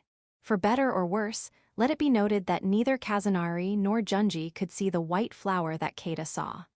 Section. Despite unexpectedly finding myself observing beautiful and fresh flowers at close range, I managed to maintain a gentlemanly attitude and successfully reach the classroom. Now, I was calming my nerves for the upcoming homeroom. After all, this would be the first homeroom since our enrollment. It wouldn't be an exaggeration to say that the success or failure of the self-introduction event held here would determine whether I'd spend the next 3 years as a loner or in cheerful companionship with friends. Considering that we'd become soldiers after graduation and be sent to separate posts, one might think we should focus more on training than socializing. Still, the bonds formed with classmates should hold considerable weight, probably. Well, I don't actually know since I've never been a soldier before. Depending on the situation, there might even be cases where getting too friendly is a bad idea, like becoming enemies due to faction relationships or competing for promotions. Considering that I'm an old man on the inside despite my outward appearance, it's strange how the idea of keeping everyone at arm's length doesn't seem so bad. Come to think of it, what would happen if they found out I have memories from a previous life? Normally, they just dismiss it as delusions, but given that I'm treated as a genius and have a high compatibility rate with magic crystals, they might thoroughly investigate me. Considering the second Messiah project, it's scarily plausible. All right, everyone's here. Just as I internally decided, I'll make absolutely sure they never find out. A woman who seemed to be our homeroom teacher entered the room. She appeared to be in her late 20s or early 30s. Her height was around 160 cm. She was slim overall, but her center of gravity was stable, and she had no openings, indicating she was quite well trained. She had short blonde hair. Looking at her facial features, I thought, haven't I seen her somewhere before? Upon closer observation, she reminded me of a character from a game about smelting hard gears. In other words, while I'm not sure if she can take a joke, she's definitely the type you shouldn't cross. Of course, it's a given that soldiers shouldn't disobey their superiors, but I could tell she was the type that required extra caution. I decided to nickname her boss. No objections allowed. We'll start the homeroom right away. First, self-introductions, just state your name. By the way, I'm Kuga Shizuka, your homeroom teacher. My rank is major. Boss briefly introduced herself and told us what we needed to do. That meant self-introductions without greetings or mentioning hobbies, as expected of someone who became a major at that age. Impressive. By getting it over with quickly, she's saving time and also being considerate of students who might struggle with self-introductions. I've heard that this is something excellent homeroom teachers do in advanced schools before classes begin. I've tried to come with explanation, but what's really important is whether the teacher knows the students, not whether we know each other. At this stage, receiving superficial information about each other would be useless. However, not knowing the names of classmates, who are my peers, would be problematic. Considering this, boss's proposal, though somewhat curt, seems like a reasonable suggestion. Then again, I don't know what's normal for self-introductions in military schools, so this might be standard practice. We'll go in order of academic ranking, starting with the top student. Get on with it, Muto. Yes. The girl who was called on immediately after being told the order of introductions was the one who had given the representative speech at the entrance ceremony. I thought I saw her glance at me briefly before standing up, but it was probably my imagination. I'm Muto Sayori. I see, the top student is Muto Sayori. Her height seems about the same as our teacher's. Her straight black hair reaches down to her waist. It would be rude to stare too intently, so I won't mention her physical characteristics, but she doesn't seem to be the type with prominent curves. Her posture is impeccable, so she's likely experienced in martial arts. Also, she gives off more of a high-class young lady vibe than a soldier. Next. Yes, I'm Fujita Kazunari. The second-ranked student is Fujita Kazunari. I've memorized that. He's taller than me, probably around 175 cm. His core doesn't waver, so he seems quite well-trained too. His hair is black and short, what you might call a short cut. It's just long enough to cover his ears. These two are the real geniuses who outperformed me, even though I had some advantages. I don't know if we'll become friends, but I'd like to avoid becoming enemies if possible. Next, well, we'll skip to number 4. Hi. Just as I was about to psych myself up, we unexpectedly skipped a number. Is this bullying? Are we witnessing the discovery of teacher-led bullying? Do you have any complaints? No, ma'am. Don't defy boss. I just decided that a moment ago. Well, if this really turns out to be bullying, I'll retaliate, but we don't know yet. That's right, it's not time to panic yet. Then next. Yes, I'm Isatani Shauko. What do you know? The 4th-ranked student was the flower girl from earlier. The impact of that encounter is stronger than her name, so I'll have to be careful not to call her by the wrong name. She's still glaring at me, but maybe she's just frustrated about losing in terms of grades. Next. Yes, I'm Kasuhara Tatsumi. The 5th-ranked student is male. He's a bit shorter than me. His hairstyle is a 2-block cut. I wonder why he's glaring at me more than Isatani-san, despite this being our first meeting. If he's frustrated about losing in terms of grades, he should just study more. Next.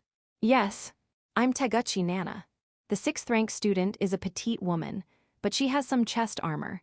Her hair is a dark brown color and has a soft, fluffy feel to it. She gives off a relaxed impression. However, considering that she aimed to become a soldier, entered this school, and even made it into Class A, she's probably not exactly as she appears. She's not glaring at me, so I have a very good impression of her. Next. Yes, I'm Hashimoto Natsuki. The 7th rank student is also female. She's about the same height as me. Her hairstyle is what's called a ponytail, with her hair gathered at the back, and it's silver in color. She has a slim build. I think she might have some Eastern European blood. After all, since World War II ended prematurely, the Soviet Union didn't break the Soviet-Japanese neutrality pact as they did in the history I know. On top of that, due to various diplomatic blunders, we have decent relations with countries in that region. Setting aside international connections, she's a distinctive person, so I probably won't forget her. Next. Yes, I'm Fukuhara Junji. 8th place, male, big, no further explanation needed. Seriously though, he must be around 190 cm tall. He's well built, so his intimidating presence is intense. With his blonde buzz cut, he gives off a strong I practice systema vibe personal opinion. Next. Boss is quite something to ignore Fukuhara-kun. No, Fukuhara-san, who clearly has a physique and aura unlike a typical student. Wait, am I the only one who's concerned about this? Ignoring my shuddering at everyone else's lack of reaction, the self-introductions continue. Yes, I'm Obata Kenjiro. The 9th rank student is also male. He's not as big as Fukuhara-san, but he's still large. I think he's about 180 cm tall. Honestly, I'm envious. He has black hair and a crew cut. He looks like the quintessential Japanese soldier. He's also the one glaring at me the most. Did I do something wrong? Next. Yes, I'm Ais Matsuri. The 10th rank student is female. She's a bit shorter than me. She has blonde hair and a side ponytail. She gives off the impression of a spirited young lady. She's also quite well endowed. In terms of chest size, it's probably 6 to 4 to 10 from the top, with 1 and 7 being about the same. I won't specify what I'm referring to. By the way, in terms of height, it's 7 to 10 to 1 to 6 to 4 from the tallest. Come to think of it, looking at it this way, half of the class is female. Even though it's a school, I thought it would be all male since it's the military, especially for a branch like mecha pilots who are destined for the battlefield. I'm surprised it's not the case. I can't help but think it's unnecessary to implement equal employment opportunities here, but maybe it's special because it's Class A. Next. Last one, 3rd place. Ah yes, I'm Kawakami Kada. And, hi. I followed the others and just stated my name, but boss gave me a look that seemed to say, "What are you doing?" Well, whatever. Was that a sigh of resignation? Let me introduce this guy, who clearly doesn't understand the purpose of this meeting. Hi. Purpose? Was there such a thing? Wait, did everyone except me know about it? Kada Kawakami, age 15. Family consists of just him and his younger sister. His parents were researchers related to magic crystals, but died last year in Thailand, caught up in a counterattack by demon forces. His main motivation for joining the military is to earn a living. Any mistakes so far? No, sir. Hey. There may be no mistakes, but what's going on with my personal information? I mean, I understand being investigated, but is there any point in announcing it here? I decided not to go against the boss, but this is a bit, what's that? Just as I was about to object, I suddenly noticed a change in the atmosphere around me. Looking around, I saw that the people who had been glaring at me earlier were now all averting their eyes. Some of you seem to be aware, but let me say it explicitly. Kawakami is a victim's family member, no, a victim himself, born from the devastation caused by the 3rd Division's rampage. Don't forget that the victims of what the 3rd Division caused last year weren't just military personnel. I see. It was only now that I finally understood the intentions of the boss, and those who had been glaring at me. First, those glaring at me were probably related to various factions. They knew each other or had information about each other, but they didn't have any information about me. so they probably got scolded by their families or faction members for losing to someone they didn't know in terms of grades. You could call it misplaced resentment, but they're still children. It's natural to feel some dissatisfaction when your hard-earned acceptance is criticized. That's what those glares were about. Considering this, let's think about the boss's intentions. She probably told them about me being a victim of the military's loss to convey the message. If you lose, more people like him will appear. Instead of harboring misplaced resentment towards victims, focus on training yourselves. This should prevent them from resenting me, and if they still try to cause trouble, they'll probably face some kind of punishment. Probably, in addition to restraining them, she's also warning me to be cautious, saying, "You're being resented." Come to think of it, even though it's personal information, it's not like my address or bank PIN was revealed. It was just a brief background, and such information could easily be found out if someone looked into it. In other words, the boss had no intention of bullying me at all. Her purpose was to warn the children harboring futile feelings of resentment, and the idiot me who wasn't aware of being the target of such feelings. Thank goodness. There wasn't a teacher here who would expose a student's personal information to encourage bullying. If that had been the intention, I was prepared to retaliate in some way. But that would have been misplaced resentment on my part. I'm sorry, boss. Good, I'm glad you understand. Any further information would be subject to personal information protection laws, so if you want to know more, get to know each other personally and ask. Now that introductions are over, let me explain the upcoming schedule. Whether she noticed my inner prostration or not, she at least noticed that the children's attitudes towards me had changed. The boss nodded with satisfaction and shifted the topic to future plans. But I don't know anything about the other people. Isn't there any compensation for that? No, get to know them and ask myself.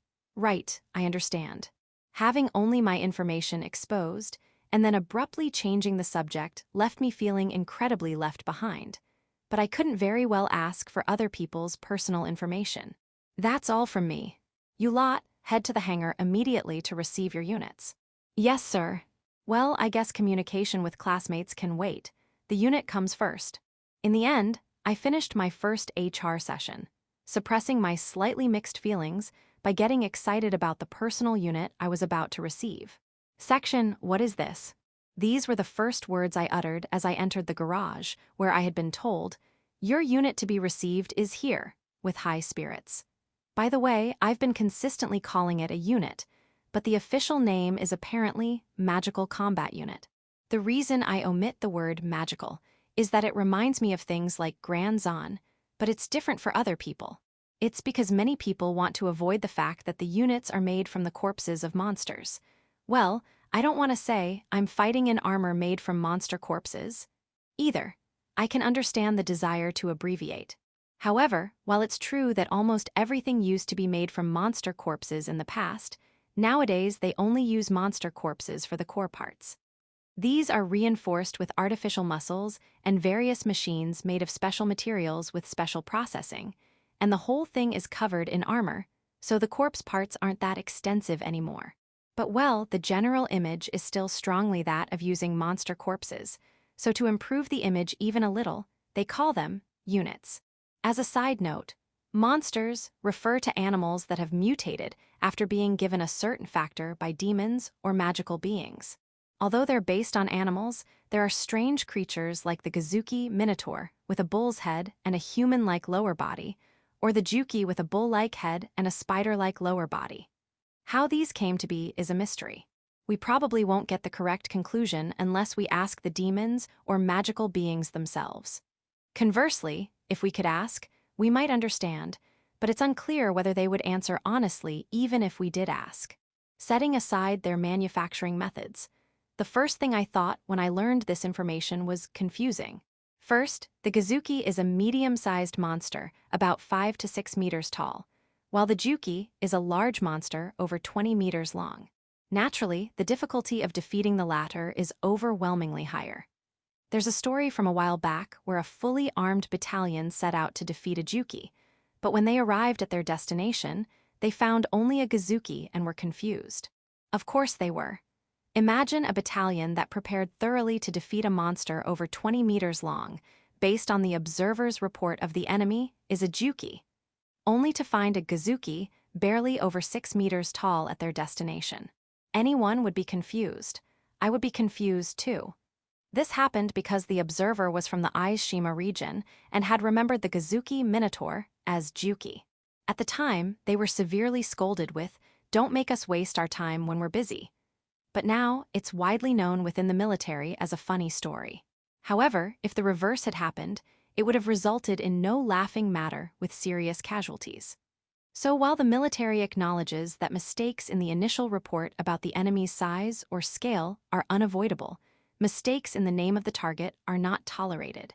Whether related to this or not, even in the military school entrance exam I took, there were questions like, "State the name of this monster," with images of famous monsters. And I, if I may say so myself, am quite an excellent student. Of course, I had researched the famous ones as prior knowledge before joining the military, and I had covered all the past questions prepared by my dear sister. Considering all this knowledge, let me say it again. What is this? Basically, units are made based on monster corpses. So apparently, if you look at the base body, the state before armor is applied, you can tell what monster it was based on. Well, even that requires a certain level of knowledge from the observer. But even I, who pride myself on having that level of knowledge, couldn't understand what monster was the base for the unit sitting in front of me. No, to be precise, it's not that I can't understand. I just don't want to understand. Because, come on, right? How could I possibly want to believe that my personal unit is this monster-like thing with 4 legs for its lower half and a human-like upper body? If I had to guess, maybe Scylla from Greek mythology, but I've never heard of such a thing appearing, let alone being defeated. Yet here's a unit, what's going on? Of course, this is the unit you'll be piloting. It's called a hybrid type.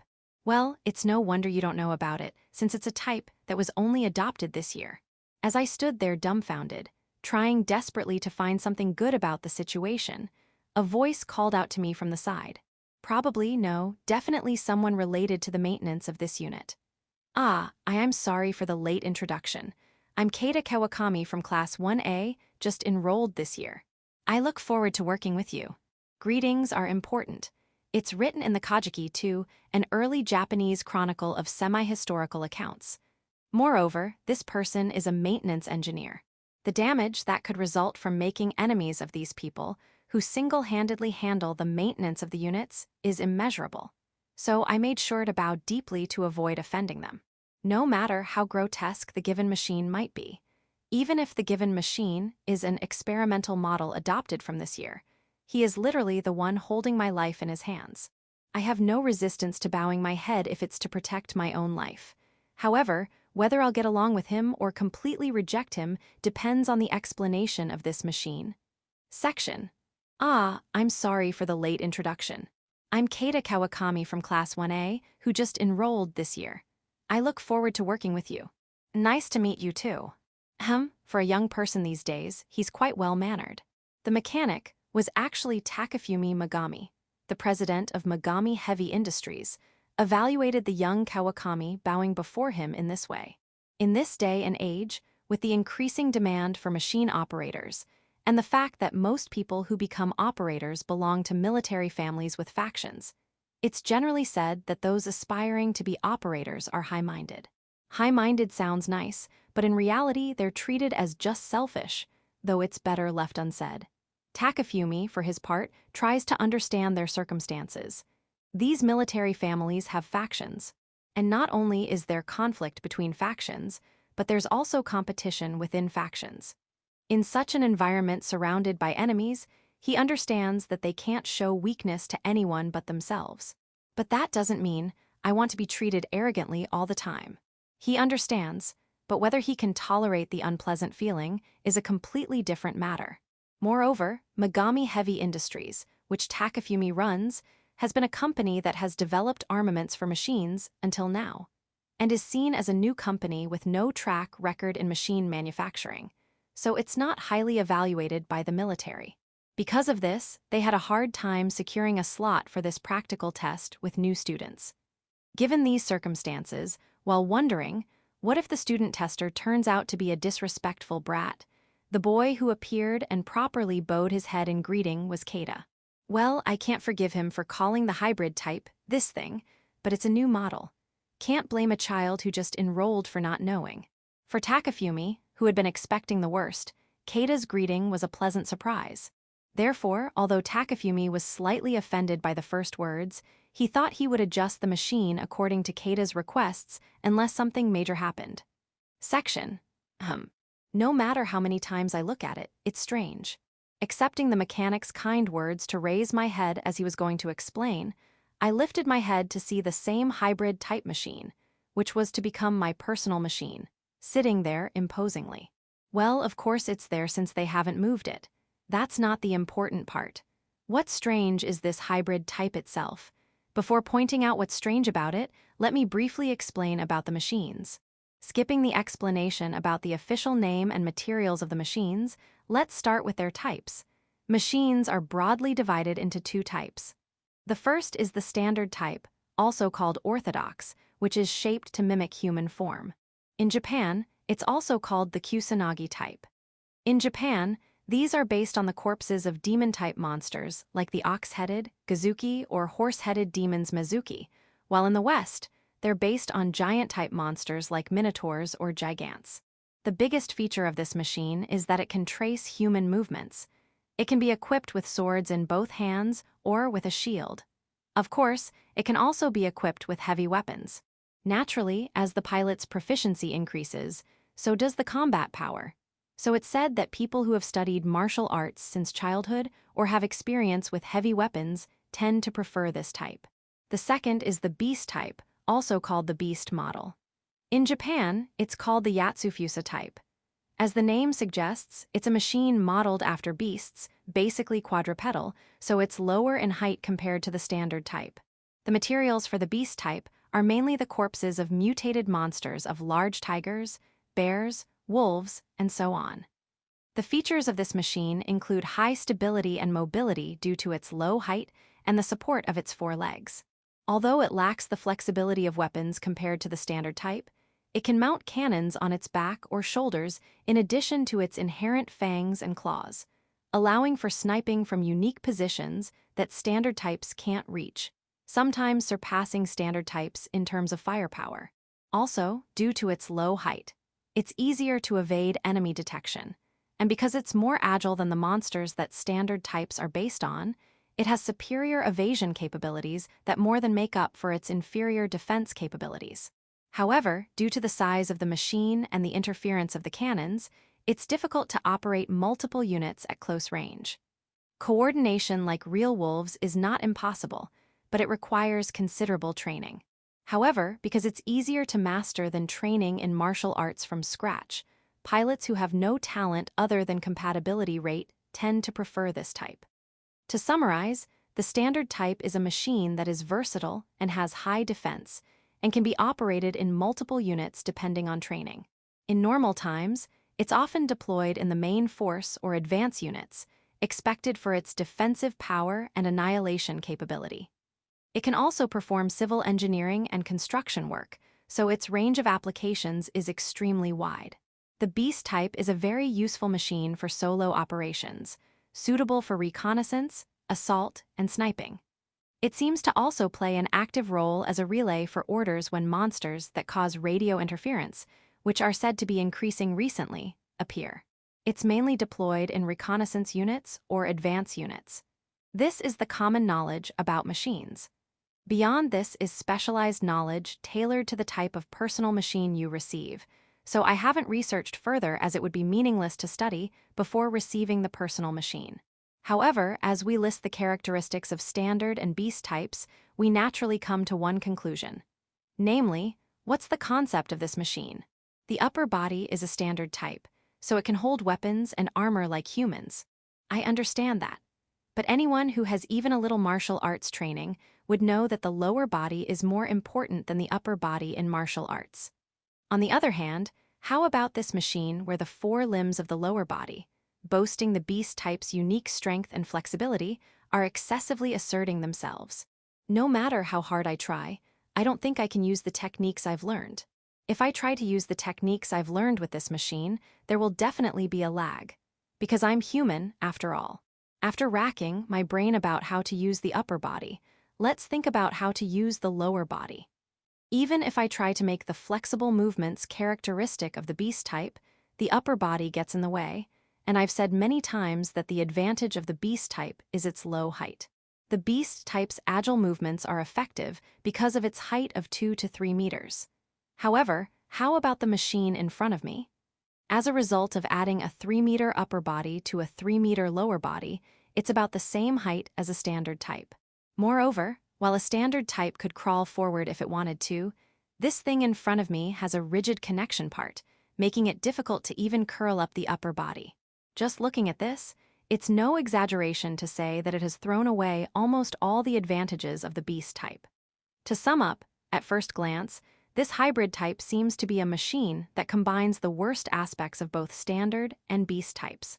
That's how it would appear to someone who knows nothing, but, of course, I could see a different possibility. The feature of this machine is that it has the mobility of quadrupedal locomotion while being able to equip weapons that a standard type can, right? Oh, you understand? Yes. It's probably heavier than the standard type, right? The legs must be considerably reinforced to support the weight of the upper body. HMPH, correct. Don't correct me. So the concept of this machine is long-range sniping with cannons too heavy for standard or beast types to use due to recoil, right? That's right. I knew it, or rather that's all it can do. First, in the case of the standard type, the legs are structured to support the weight of the upper body and armaments, so they're weak against recoil and vibration caused by cannon fire. Therefore, they have the disadvantage of not being able to use heavy weapons with a certain amount of recoil. For the beast type, it's even simpler. It's lighter than the standard type, so it can't be equipped with heavy artillery that generates large recoil, and even if equipped, it becomes unusable because the recoil throws off the aim. In other words, this hybrid type is a machine designed to efficiently exterminate monsters that cannot be eliminated by standard or beast types. To add, since machines can use magic crystals to switch turrets, unlike tanks or battleships with fixed turrets, they can use various types of cannons. In other words, it's versatile when it comes to sniping and shelling. That's about it. I understand the concept. It's undoubtedly difficult to use, but conversely, it hits a niche point, so there should be demand for it. If it can be properly operated. Yes, whether it can be properly operated or not, that's the most important point. So, how much does this machine weigh? 30 tons, including equipment 35 tons. I knew it. It's better to confront these tech geeks directly rather than being humble. Or rather, if you don't confront them directly, they'll take the conversation in a weird direction. Having judged this, I decided to confront him, dropping the respect I had been maintaining until now. Are you an idiot? What did you say? Don't what me? The standard type is 15 tons, the beast type is 10 tons, right? Why is it heavier than the sum of both? It's as heavy as a medium tank, isn't it? H-heavy artillery capable of taking down large monsters needs this much weight to withstand the recoil. Well, I suppose that's how it is. I get it. I understand that if you want the same attacking power as a tank, which increases its ground contact area by using tracks, you'd need the same weight as a tank. But understanding something and accepting it are two different things. This thing weighs 35 kilos when stored in the magic crystal. Am I supposed to carry a 35-kilo load all the time? In the military, it's common to march carrying 40 kilos of equipment, isn't it? Sure. Did you think I'd accept that? What you're saying makes sense, but your eyes are shifty. But they put down their gear during breaks, right? Can I put mine down? Won't that mean the mechs suddenly appearing during operations? Mechs should be stored in magic crystals as much as possible. It's common sense for pilots. Take sleeping, for example. If you leave a 6-meter-tall mech out in the open because it's heavy, wouldn't it be an easy target for enemies? That's why we're encouraged to store mechs in magic crystals during rest periods. There are other reasons, too. When stored in magic crystals, mechs can self-repair using the mysterious power within the crystal. They can also grow and upgrade by absorbing the mysterious power obtained from defeating other monsters. In other words, for a mech, being inside a magic crystal is like staying at an inn in Wizard Redacted. By staying at the inn, the mech rests and grows. It also seems to strengthen the link with the crystal's owner. Given these circumstances, it's preferable to store mechs in magic crystals as much as possible. However, as mentioned in the guidance, the crystal's item box function has a clear downside. 1,000th of the stored item's weight affects the crystal's owner. So, let me ask you this. Can a young person who's constantly carrying a 35-kilo load really rest? Of course not.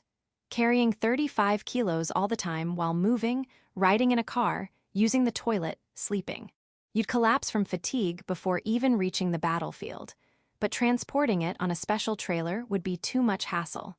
At that point, you might as well use a regular mech. As your compatibility improves and you grow, it could become about half that weight. Oh, that's great. Half the weight might be manageable. Perfect. Except for the fact that it's impossible. I hope I'm alive by then. Hey. Don't me. Saying it'll be strongest after leveling up is just another way of saying it's weak until then. This isn't a game. How is an inexperienced pilot, exhausted from constantly carrying 35 kilos, supposed to gain the experience needed to level up in life-or-death battles? Forget about coming back alive, it'd be hard to even reach the battlefield. Plus, it has a humanoid upper body and 4 legs on the bottom. Can you, as a mechanic, imagine perfectly controlling this yourself? It might be difficult. Not might be, it is difficult. With a standard type, you could manage with your experience of living as a human. For a beast type, instinct and sheer willpower might work. But combining both, that's not going to work. What, are we supposed to control it with brain quantum waves like in that Space Century robot anime? That's way too ahead of our time. Finally gone silent, huh? Well, no surprise there. Even if it has excellent specs on paper, it's useless if you can't operate it. Think about how many weapons have been rejected at the selection stage. The Panjandrum got approved, that's because those guys were high on tea. Don't assume that's normal. But you know what? Despite all my complaints, I actually think this mech has potential. After all, its concept is long-range sniping, right? That means I can legally keep my distance from the dangerous front lines, doesn't it? Also, while 35 kilos is heavy, I'm already somewhat trained, and I won't feel the weight while it's in the hangar. It's only an issue on the battlefield. More importantly, it's still just 35 kilos. It's about the same as my little sister. If I think of it as carrying her, it doesn't seem so bad. In reality, if I die, she'd be left on the streets. If I consider the mech's weight as the weight of my responsibility, it's actually kind of reassuring. If it still feels tough, I can train my body during these 3 years at school. Even if the mech can't grow well, that's impossible, but I can at least improve my compatibility with it to reduce the load. I shouldn't complain when I can train for at least 3 years in a safe place while getting paid. Well, there's no point in complaining without even trying to pilot it. Shall we do a simulation? Really? Is that okay? It doesn't matter if it's okay or not. We can't exchange it now anyway. Could you please prepare the simulator? And if there's a manual, I'd like to see that too. Sure. To begin with, my position at this school is that of a test pilot. There's no good or bad when it comes to the mech I'm testing. Since this is the mech assigned to me as a test pilot, I should conduct thorough tests and submit proper reports. The military probably doesn't have high expectations for prototypes anyway, and if I'm going to say no, I need a good reason. Besides, while this mech looks like a monstrosity made by some perverted company at first glance, that's exactly why it has the potential to surprise us. With that in mind, I started reading the mech's manual, formulating ideas on how to operate it. From the corner of my eye, I could see the mechanic, half apologetic and half unable to hide his excitement, watching me. Chapter 3. From Simulation to Real Combat. Aim at the center and shoot. Confirm hit. Shoot while jumping sideways, aiming at the center. Confirm hit. Land and immediately shoot at the center. Confirm hit. Once more, shoot while jumping sideways, aiming at the center. Confirm hit. Shoot at the center before landing, then shoot again as soon as I land. Confirm hit. And another hit confirmation. As expected, if I store preloaded weapons in the magic crystal from the start, I can fire without reloading. It takes some getting used to storing and exchanging firearms, but that's literally just a matter of practice. The problem is the increased strain on the legs from repeated landings and sideways jumps, but as expected of a beast type known for flexibility. For now, I'm fine. However, I mustn't forget that this behavior would look quite disturbing to onlookers. If this were a standard type, sideways jumps or rolls wouldn't be unusual, though they'd still require considerable skill. But for a quadruped, it's a different story. Think about it. Wouldn't it be scary if a wild animal suddenly jumped sideways without warning? Even more so if its upper body was human. And on top of that, I'm shooting while jumping sideways. The manual said you can move immediately after firing, but I'm sure the creators didn't imagine this method of movement. So what I'm doing now could be considered behavior that defies the common sense of snipers. By the way, they say that when a pilot moves their machine, imagination is crucial. This is because the pilot and the machine aren't connected by nerves, but through the magic crystal. Therefore, it's said that the machine can't do what the pilot can't imagine. So when people trained in martial arts operate a machine, the first thing they're taught is to imagine that all the nerves in their body are connected to the machine. It's like the weapon is an extension of the body. The more vivid the image you conjure, the more precisely the machine will trace the pilot's movements. For beast types, the image to imagine is crawling. Yes, like what babies do. Apparently, the main training method involves crawling forward, and if you don't like crawling, you might imagine something like playing horsey, but the final image is still crawling. But don't underestimate crawling. It's an action ingrained in our biological instincts, so it's said to be easier to trace than martial arts, which require controlling the body with reason rather than instinct. Considering all these common notions, what about my machine?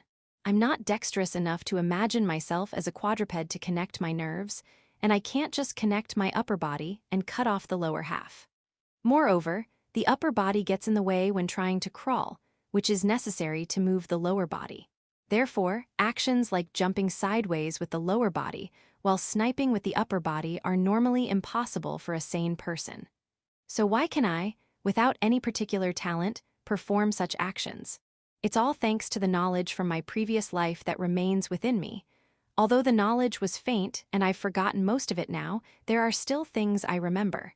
That's the knowledge of robot stories. Well, it's impossible to forget about robot stories when you've been reincarnated into a world where actual monsters exist and robots are used to exterminate them. That said, I don't understand the detailed technology or maintenance methods, so my knowledge is just a vague impression. What proved useful this time was my knowledge of that perverted robot action game made by perverts for perverts, which I had been waiting for a new installment of for years, but never saw beyond the 5th one before I died Armored Core. So in this world, since that particular particle hasn't been discovered, or thanks to that, there's no hover technology, but instead, we have lower bodies equipped with sufficient springs. I judged there wouldn't be any problems and decided to operate the machine in a similar way to that game. In other words, instead of controlling it with my nerves, it's more like operating it with a controller, and yes, I'm holding it that way. The result is as you see. It seems the memory engraved in my soul body hadn't disappeared, even if my head had forgotten. It took some time to fully remember, and there are many differences from the game, so of course there are some minor issues, but no major problems. I think I could even take on the later missions now. I'm not saying I could clear them. However, it's a bit tricky when approached up close. I think I could fight reasonably well, but in close combat where millimeter-level precision is required, I'll have to consider the possibility of falling behind. Then again, the development concept of this machine is long-range, sniping with high-powered cannons, so close combat ability wasn't expected from the start. Why, you ask?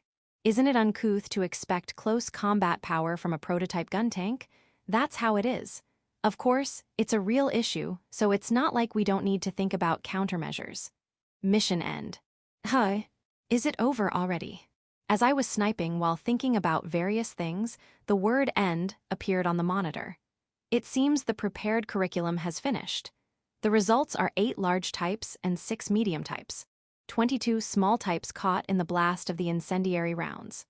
Since this is just within the simulator, it's unclear how much this performance will contribute to my evaluation, but it's not a bad result. In fact, I should have achieved quite a good score.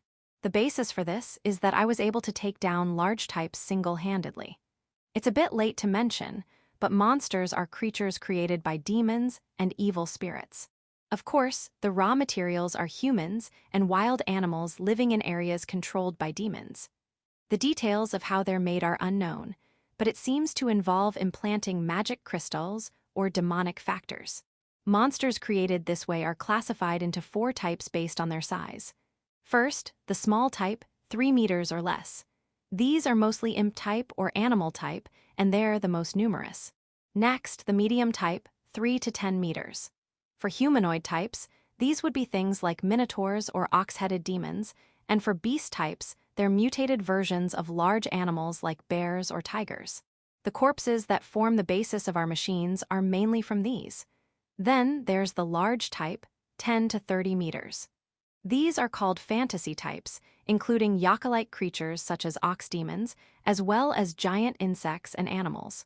From this size up, we also start seeing extremely enhanced giants and dragons that spit out mysterious beams.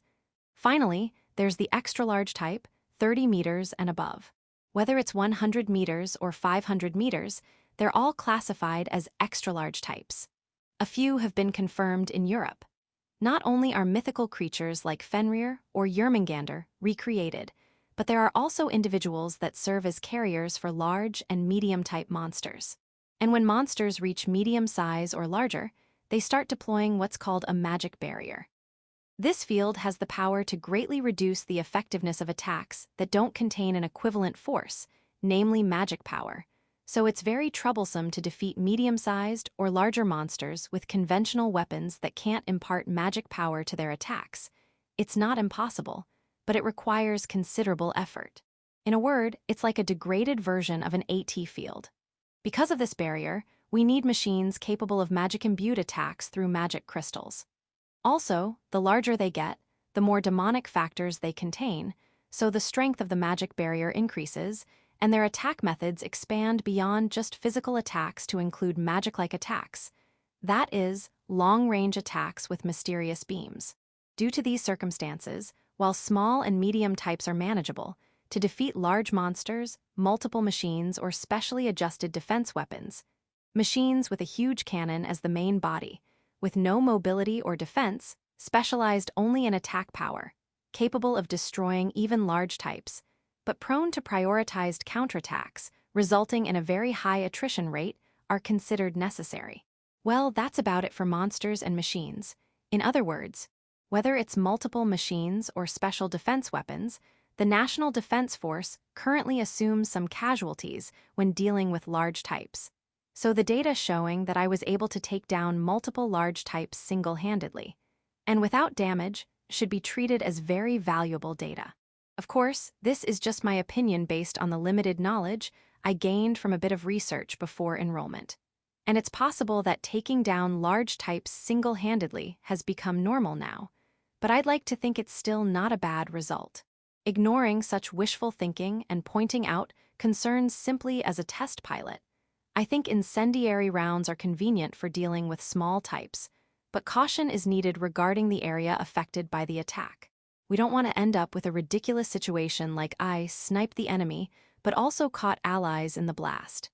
If I were to add something, it might be worth preparing armor-piercing rounds for single-target sniping, or maybe even directly adapting a tank turret.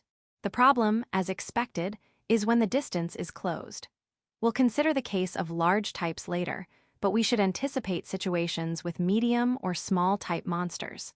If it's a situation where I can flee at full speed, there's no problem, but if there are friendly forces around and I can't retreat alone, I could quickly find myself in a tight spot. To solve this, we'd need to prepare close combat weapons or machine gun-like weapons. In that case, adding the weight of weapons to an already heavy machine, plus the difficulty of switching from long-range sniping to close combat, might make it hard to evaluate as a mass production model. If it's just about lining up for sniping, it'd be faster to line up heavy tanks with modified cannons. Well, my job is just to report. Let's leave what comes after to them and my future self. I think that's about it for now. Since it's the first time, I'm sure there are things I've overlooked, but can I leave those adjustments to you? Oh, I understood.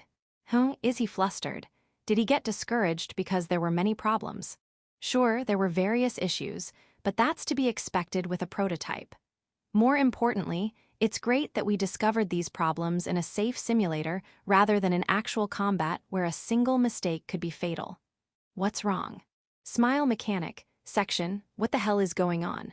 Takafumi was screaming internally as he watched Kada, who was abnormally mouthing the contents of the report while effortlessly flying around the battlefield and sniping monsters in the simulator. Indeed, what Kada was doing matched the behavior described in the documents they had provided as a manual for the hybrid type. But that was merely behavior theoretically possible according to catalog specs. In other words, what this machine should be capable of nothing more than the ideals of the creators scribbled down. In reality, movement stops during firing and recoil throws off the center of gravity. Side jumps aren't impossible, but they put strain on the legs upon landing. There's no way the pilot inside would be safe if they fired while landing, then jumped again before confirming if the shot hit. Yes, ideals are just ideals, and yet Kata's control of the hybrid type was exactly what Takafumi and the development staff had envisioned. I think that's about it for now. Since it's the first time, I'm sure there are things I've overlooked, but can I leave those adjustments to you? Kata's voice snapped Takafumi out of his daze. About it. What does he mean by about it? The content Kada reported included the completion of the programmed curriculum in the simulation, identification of problems found during the simulation along with improvement suggestions, and detailed numerical values related to adjustments. All things that a mechanic would nod and say, understood, to. Kada said this was just for the first time, but it seemed like the kind of information that would normally require at least 5 trials to compile into a report. Faced with such a comprehensive report from the very first run, Takafumi could only manage a pathetic, understood, while screaming, what the hell is going on? In his mind once again. However, Takafumi wasn't just any mechanic. As the president of an eccentric company, he recognized that the score Kada achieved and the problems he quickly identified were all essential pieces for completing the new model they had staked their company's future on. We can do this, we really can. Basically, what the current National Defense Force wants in a machine isn't something high-performance but expensive, requiring special parts or maintenance, or that only people with special talents can properly operate. Rather, they want something with decent performance that anyone can use and is easy to mass-produce, in other words, high productivity. Takafumi was well aware of this. He understood, at least intellectually, that a good company is one that can produce what customers want, not just what the company itself wants to make. However, engineers, being human, constantly harbor the desire to create the best machine possible right now. Until now, they had compromised in the face of the reality of needing to feed their employees. Frighteningly enough, Takafumi had thought he was compromising. But things are different now. They could now measure various parameters that they couldn't before due to lack of suitable pilots. And they even had the pretext of experimenting with a new model that might be adopted by the military to justify pouring in money and effort without hesitation. Of course, they would push all capabilities to their limits, check the behavior at those limits, and use that as a guide to aim even higher. Furthermore, by recording and digitizing Kada's movements in detail, they might be able to make all mass-produced units capable of performing like Kada, though perhaps not to such an extreme degree, once production began. If that happens, the military, our customer, will demand the hybrid type. In other words, we, who are currently not expected by anyone in fact, even looked down upon, will become a company that others seek out. We have no choice but to ride this big wave. It was a moment when the romantic inclinations of Takafumi, no, of all the eccentric engineers at Megami Heavy Industries, aligned with practicality. Takafumi couldn't help but let out a suspicious laugh as he imagined their much-ridiculed hybrid in-house product lining up on the battlefield, exterminating monsters. Oops, I can't be doing this. But he grinned while creating documents, then grinned again. From an outsider's perspective, his behavior was clearly that of a disturbed person, and Takafumi never realized that the scene of hybrid monstrosities lining up on the battlefield would be a nightmare for anyone with normal sensibilities. Section, I heard about it. They stuck you with a monstrosity, didn't they? Don't call it a monstrosity, though I can't deny it. The one who approached me as soon as class ended, giving me a sympathetic look while making such a frivolous comment, was Miss Miss Isatani. She had initially been confrontational, because she was frustrated about losing to me in the entrance exam scores. But after the boss revealed that I was a victim of war, she sincerely apologized for her behavior. She's a young lady with a tough exterior, but actually quite honest. While other students were still unsure how to interact with me, and to be honest, I was also unsure. This young lady alone had quickly closed the distance between us. Apparently, her family belongs to the 6th Division, which protects the Kinki region, and they often collaborate with the 2nd Division, which I'll likely be affiliated with. So she decided it would be beneficial to establish at least minimal communication with me to facilitate future cooperation. It's a calculated approach, but that's how human relationships often work. I don't mind engaging in conversation to this extent, so I went along with Miss Isatani's intentions, resulting in us becoming acquaintances who can engage in small talk. By the way, the reason I'll be under the care of the 2nd Division is that the personnel officer from the 2nd Division was the one who processed my enrollment paperwork. I've always thought that post-graduation assignments were decided by higher-ups anyway, so I have no complaints about potentially being assigned to the 2nd Division. That being said, I would prefer a rear position if possible. Anyway, according to Miss Isatani, all our classmates belong to different factions, so they can't easily engage in casual conversation. In this context, I'm a bit different. Although I'm under the care of the 2nd Division, I'm genuinely a civilian, so I'm free from the complicated constraints of faction politics. Moreover, since everyone in the upper echelons wants information about me, who suddenly appeared, no one would complain about her making small talk with me. In fact, she even gets praised by her parents just for chatting with me. I don't know what kind of information she's gathering from our conversations or what information she's leaking, but it's strange how her straightforwardness actually lowers my guard. In reality, people in their position are probably competitors with each other. I've heard they're also strictly disciplined at home. I can understand that it's tiresome to always be on edge. While I wish she'd tone down the information extraction a bit, I can't bring myself to throw cold water on a girl who smiles and says, "I get praised by my father just for talking about you." I've decided to turn a blind eye to her leaking information about me. It would be troublesome if extremely sensitive information was leaked, but we're only having normal small talk anyway. If she can extract information from that, I should just accept it as proof of her competence. The fact that I was shown the flowers of the beautiful tree when we first met, that's irrelevant. Absolutely. As we casually became friends, I found her to be a very approachable type of person. First of all, she basically doesn't lie. She's probably aware that it doesn't suit her personality. Of course, she stays silent or deflects when it comes to topics that can't be discussed casually, but that's about it. The reason she confronted me when we first met was to probe for information about me, whose identity was unknown. She was trying to figure out how to approach me based on my attitude. Then, after the boss revealed my information during homeroom, she recognized that I was a civilian not belonging to any faction, in other words, someone to be protected as a warrior.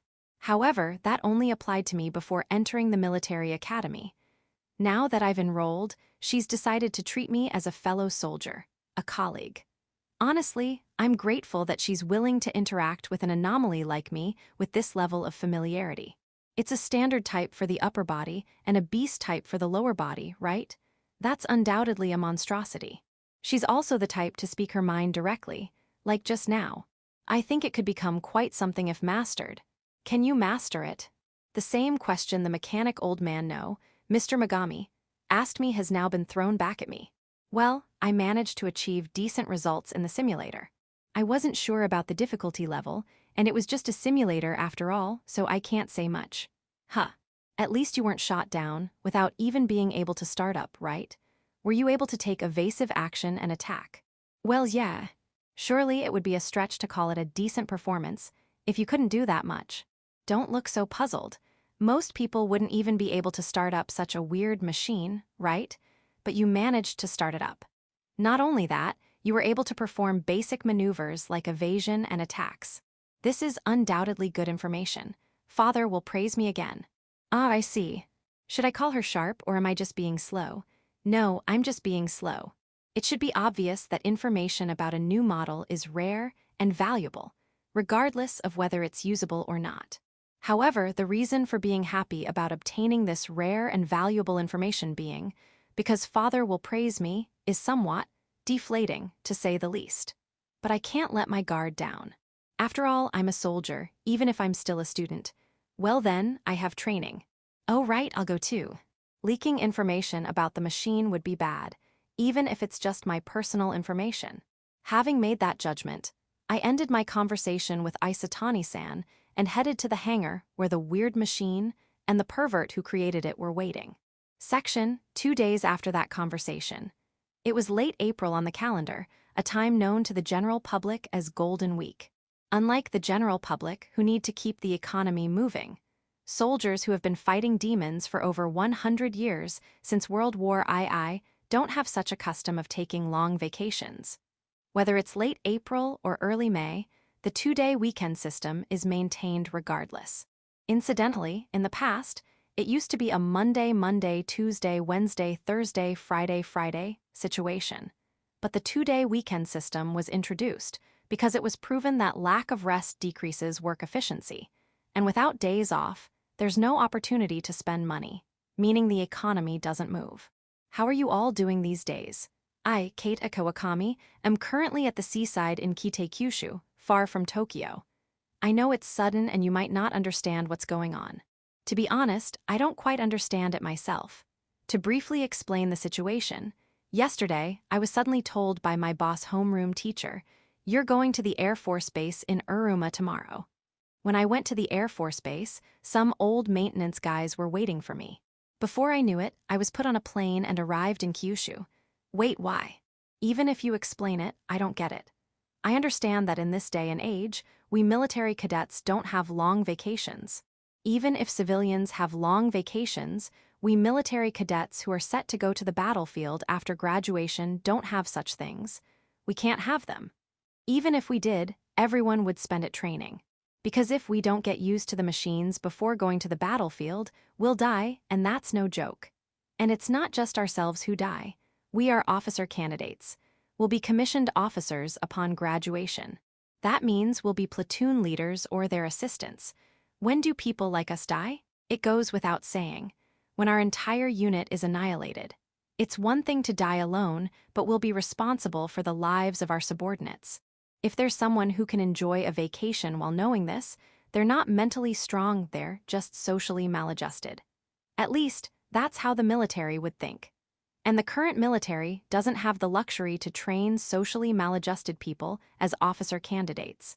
In other words, anyone who tries to slack off saying it's a long vacation or whatever will be quickly weeded out. In the first place, it's unthinkable to skip classes while getting paid to attend school. Well, apparently there are a certain number of students who try to skip classes that aren't related to military matters, like physical education, war history research, tactics, strategy, and machine adjustment. Well, as long as they don't fail the regular exams, they're allowed to do so, which might be considered quite lenient in that sense. The basic value seems to be something like, training is more important than classes. It's not unique to military schools. I think I've heard that it's similar in private schools that focus on sports when students enter through sports scholarships. With such a policy, it's not necessarily required to show up at school just because it's a weekday. It's not required, but since rankings change based on regular exam results, and whether one's classroom attitude is diligent or not affects internal evaluations, people usually don't skip classes. Usually, given all that, however, there are times in military school when skipping classes doesn't lower your evaluation. In the example of schools that focus on sports, it's when you participate in tournaments or practice games with the official approval of your club. In such cases, it's treated as an excused absence, so it's not considered skipping. Now, here's a question. Q, In a military school that trains soldiers, what situation corresponds to going to tournaments or practice games? A. Going to the battlefield. Yes, that's how it is. That's how it is, my foot. Why? What's wrong all of a sudden? Hearing me suddenly raise my voice, Megami-san gives me a puzzled look, but I'm the one who's confused. No, no, no. Isn't it strange for a fresh recruit to go to the battlefield? Certainly, the military school curriculum includes an item called field training. But that's for third-year students, and only for those in Class A or students in Class B who have been given their own machines. In other words, it's for excellent students who are the cream of the crop among those who have studied at the military school for more than 2 years. It's definitely not something to be done by a problem child who's only been enrolled for a month and is taking time to adjust due to being given a weird machine. What on earth is the school thinking? While hiding my indignation and making an argument based on common sense, Megami-san flashed a smile so bright you could almost hear it and gave me a thumbs up while saying, I just pushed through a bit of an unreasonable request. So you're the culprit. After finishing the simulator training on the first day. After going home and reporting about the machine to my sister and having her investigate various things, I found out that this old man wasn't just a maintenance guy, but also the president of a company called Megami Heavy Industries. I hadn't heard of this company before despite having researched the industry to some extent, but that makes sense. Until now, what Megami Heavy Industries had been making were not machines, but tank tracks and heavy artillery. They were making weapons and parts used by machines. For some reason, they've now extended their reach into the machine manufacturing industry. It's natural that I didn't know about them since they're new to the field. However, normally it's not an industry where new entries can easily join. After all, until now, the manufacture and development of machines had been monopolized by companies called large corporations. Specifically, standard types were monopolized by major companies like Mitsubishi and Hitachi, while beast types were dominated by companies like Kaizaki and Kada. This made it difficult for new companies to enter the market. In fact, the situation was such that they couldn't enter at all. But the world situation didn't allow their monopoly to continue. With counteroffensive operations in Asian countries and the fall of the Korean peninsula, the supply couldn't keep up with the demand for weapons. So when the military requested companies with core technologies to newly participate, Megami-san's company and a few others eagerly raised their hands, apparently wanting to not only manufacture parts, but also build machines. After several years, Megami-san's company completed their first prototype. Normally, no matter how much money was paid, they wouldn't allocate a test machine developed and assembled in such a short period to a student at the military school, who are considered golden eggs. However, due to the annihilation of the 3rd Division 2 years ago, they couldn't afford to say that anymore. The upper echelons, certain that there would be a shortage of forces for national defense and reinforcement of the expeditionary force, decided to provisionally operate the prototype built by Megami Heavy Industries, thinking that if it could be used even a little. The reason I was allocated this machine, when I should have gotten a better one, well, it's because the other students are tied to their respective military factions, so they couldn't allocate a suspicious-looking prototype to them. In that respect, I'm convenient. I'm a complete civilian from head to toe. There's no family to complain about being given a weird machine, nor is there any family to complain if I die. Of course, they'd pass the experimental machine to me. And for Megami Heavy Industries, if they can test it in actual combat, they probably want to do it as soon as possible. Considering that official adoption might be decided based on the results, it's understandable that they're in a hurry. I can understand why they would push to go to the battlefield, considering the company's operations. The problem is why I have to be involved in this. In the first place, my wish is not to go to the battlefield and make a splendid achievement. I'd be satisfied if I could work in the rear, away from the hell of the main battlefield, where you're exposed to life-threatening danger at the same time as you can gain achievements, doing just enough work to avoid demotion or punishment. Specifically, I'd be thrilled if I could be assigned to the 6th Division that oversees the Kinki region, or the 8th Division that oversees Shikoku. That's how much I don't want to go to the battlefield. So why on earth do I have to be under the care of the elite 2nd Division that continues to fight on the front line in Kyushu? Yes, I heard about it. I heard about it from Isatani-san. Still, it's weird to send a student to the front line. Use your own machine operators. The people of the second division would be troubled too if a student who just entered military school was training with a new model behind them. I tried saying all sorts of things like this, but unfortunately, at this point, I didn't yet know how scary adults can be when they're serious. Don't worry, even I don't intend to take a student to the battlefield. Hi, but I'm here right now, aren't I? You're not a student, at least not while you're here. Hi. What the hell is this guy talking about? You look confused. First, check your student ID. That should clear things up. Student ID. As everyone knows, a student ID has always been a form of identification for students, past and present. But as of the year 2056, it's no longer a physical card. It only exists as digital data, accessible via the smartphone issued by the military academy. So, he wants me to take a look. Well, if that's what it takes to get some answers, I guess I'll check it. Nothing particularly. Wait, what? Half out of frustration, I pull it up, and of course it lists the usual. My photo, name, and birth date. But the next section is where it gets interesting. Second Division, Special Duty Second Lieutenant. Congratulations, Lieutenant. What? This isn't even about graduation. It's been just 1 month since I enrolled, and I've already been promoted. Though technically, it's not exactly a promotion. I've been made a special duty second lieutenant after all.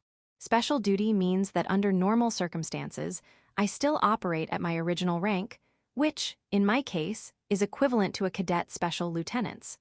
However, when on special assignments, I am treated as a full-fledged second lieutenant. Basically, a conditional lieutenant.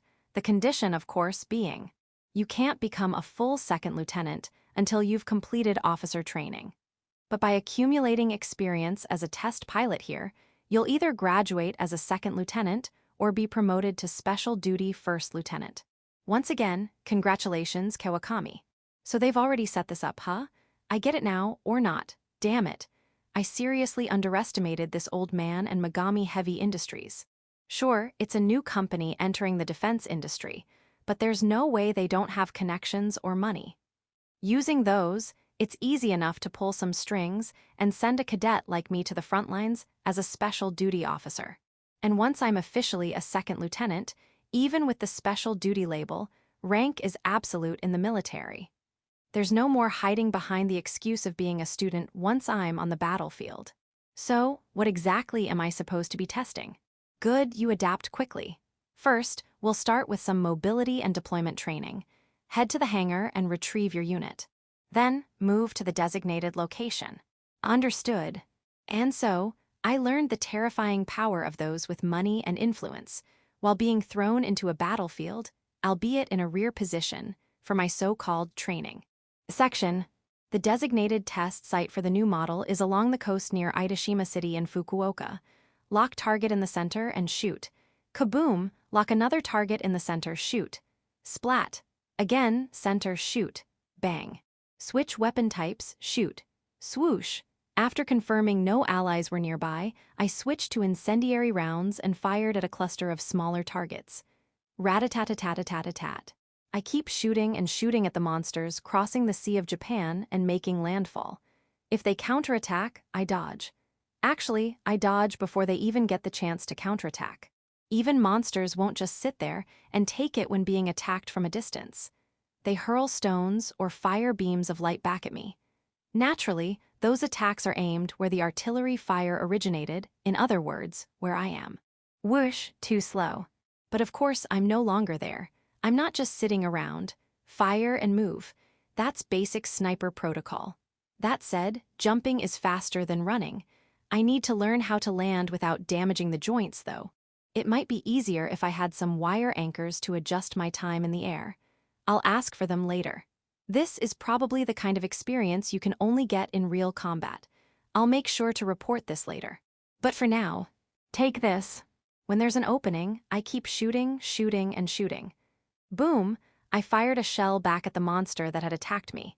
It was a medium-sized one, about 6 meters tall, so it was easy to spot even from a distance. If everything's going according to simulation, then. Wait a minute. This is way beyond training, right? This is actual combat, isn't it? I'm literally taking part in a beach landing defense operation. Wasn't this supposed to be rear-line training? Sure, we're keeping our distance from the enemy, so maybe this is technically the rear. But usually, rear means behind friendly lines, doesn't it? Oh, I've got another shot. Ha.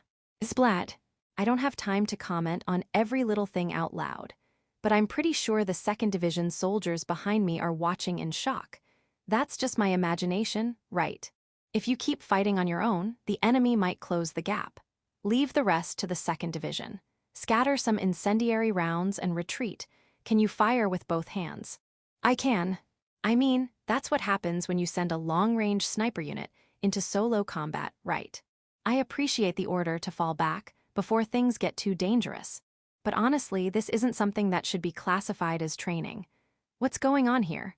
Well, if they close in, things will definitely get tricky, so I'll shoot without hesitation. Take this. Instead of precisely aiming, I scatter the rounds like this. Exciting, boom boom boom boom boom, nice, they're on fire. Target hit, falling back. I'm already retreating before the shells land, but I got the order, so it's all good. Time to charge backwards at full speed. Running on 4 legs is still tricky. I'm starting to think it's impossible to fully control the upper body while sprinting. Yeah, I'll have to report this too. After I confirmed the hit, I announced, target hit, falling back. With that, my hybrid unit holstered its cannons, folded its arms like some Fist of the North Star warlord riding a black steed, and began its retreat, though only the upper body looked composed. The legs, meanwhile, scrambled awkwardly. Roughly 30 minutes from the start of battle to retreat. Watching it all, the 2nd Division personnel began discussing the new model's performance and combat style. In just this short time, it's destroyed 4 large monsters, 6 medium, and over 20 small ones. And with that final incendiary strike, it's inflicted massive damage on dozens more. Unbelievable. What is that thing? And what was with that movement? Side jumping on 4 legs, how are the joints holding up? Switching cannons is fine, but shooting while airborne, how does he even hit his targets? After sinking a large one with a 120 railgun and thermite penetrator, he's spraying incendiary rounds with dual-wielded 80 howitzers. What kind of machine is that thing built for? Ha ha ha, that's right. You're surprised, aren't you? You can't believe it, can you? That's the new model we created, Mickage. While the 2nd Division's soldiers trembled in awe at the bizarre combat results, the one silently celebrating was none other than Takafumi Megami, the head of Megami Heavy Industries, and the person responsible for building the new model. Just moments ago, the same people were calling the machine a freak, but now they were singing its praises. A dream come true for its creator. Well, to be honest, this level of performance is probably a one-time thing. Takafumi, despite his pride, knew better than anyone that this trial was an extreme outlier. Kada's outrageous maneuvers were possible only because this was a test run with several unconventional shortcuts in play. First, transportation. Normally, Kada would have to carry the unit within his magic core, but this time it had been airlifted, meaning Kada had only carried it a few kilometers from the airbase to the front lines. This drastically reduced the usual strain on his body that would come with real deployment. Then, there was the weaponry. For this test, all ammunition was preloaded, with every weapon ready to fire as soon as the safety was disengaged. Of course, there was no spare ammo, meaning reloading wasn't an option. Even if it were, Kada had no reloading experience, so it would take an unreasonable amount of time. If they saw him fumble with reloading, it'd ruin the impression. Sure, some of the professionals might have already noticed, but if we can achieve this much with just the initial setup, nobody can really complain. On an actual battlefield, you can't predict what might happen. That's why the military prioritizes adaptability in its machines. So, while this test demonstrated the model's capabilities under ideal conditions, it wasn't necessarily indicative of its real-world performance. Or at least, that's normally the case. The pilot has no experience reloading or resupplying. The maintenance team hasn't worked on a unit damaged in combat. The commander has no operational experience, and there are numerous other issues to address. The real evaluation starts now. But if a student who's only piloted this thing for a month can achieve these kinds of results, yes, this is it. For Takafumi, the biggest unexpected development, and also the greatest advantage, was meeting Kada, a deviser with a rather unusual way of thinking. Using weapons with the upper body while simultaneously moving the lower body may not sound too complicated at first. But when the upper body is human and the lower body is beast-like, the difficulty level skyrockets. Those familiar with the machine would go so far as to say that it's impossible to even move it. Of course, Takafumi was aware of this. He once asked Kada, who continued to achieve remarkable results in the simulator despite the major structural flaw in their company's product, "How do you operate it?" Kada replied, "If you do it like TPS, it works out somehow." Well, technically, I'm manipulating visual information, so it might be a bit different, but it feels similar to that. There's a bit of lag, and close combat becomes quite tricky, but I think you can manage if you get used to it. At that time, I didn't quite understand what he was saying, but now I get it a little. He has that special sense that excellent snipers are said to have, the ability to view themselves from an overhead perspective. It's the skill commonly known as the eagle eye. In other words, in addition to the information from the camera, he can observe his own position from an overhead view with his innate ability. I think he's using this to grasp the battlefield three-dimensionally and track enemy movements. It's because he can track enemy movements that he can see the moment of attack. If he can anticipate the moment of attack, he can avoid it with ease. Because he has that leeway, he can calmly aim. And once he can aim, all that's left is to pull the trigger. There might be some shaking due to the recoil when landing or jumping, but that machine was made heavy to suppress that recoil in the first place. Also, if the sighting device is adjusted with this in mind from the start, it doesn't become a major issue. And we shouldn't forget the reassuring factor of having the elite second division right behind him. These various factors contribute to his battle results. By the way, Kada hasn't actually acquired such a convenient skill. What he's doing is just a small trick of zooming out the footage from the eye camera as much as possible to maintain a wide field of view, trying to recreate the feeling of that game as much as possible. However, the fact that he can move like that with just this trick shows that Kada is a severe FromSoft brain patient. Of course, since companies like Fro don't exist in this world, the fact that Kata's soul is contaminated by those particles will never be known to others. Setting aside the fact that Kada suffers from a disease that only other perverts can understand. For now, we're relying on his special skill. But if we can collect more data by receiving funding from the second division and having them provide us with real combat situations, we should be able to mass-produce machines that perform more than adequately, even if slightly inferior. It was the moment when Operation V, which had only been issued in the pervert's mind, became a reality. If Kada himself had heard this idea, he would probably have pointed out the flaws while working out a specific plan. But unfortunately, there was no one here with knowledge of classic robot anime. With no one to point out the issues, and Takafumi unwilling to share his knowledge of the weaknesses, what happens next? By the way, Mr. Megami, is there still only one of those machines? The conversation progresses, and in the direction the pervert desires, here it comes. Yes, for now we only have that one. However, we could build another one right away if we use spare parts. But as you've seen, even at this stage, there are many problems, and it's a machine that's very selective about its pilot. If we manufacture a second unit before improving these issues, it might cause trouble for everyone. It's a prototype, so problems are to be expected. However, let me say this with that in mind.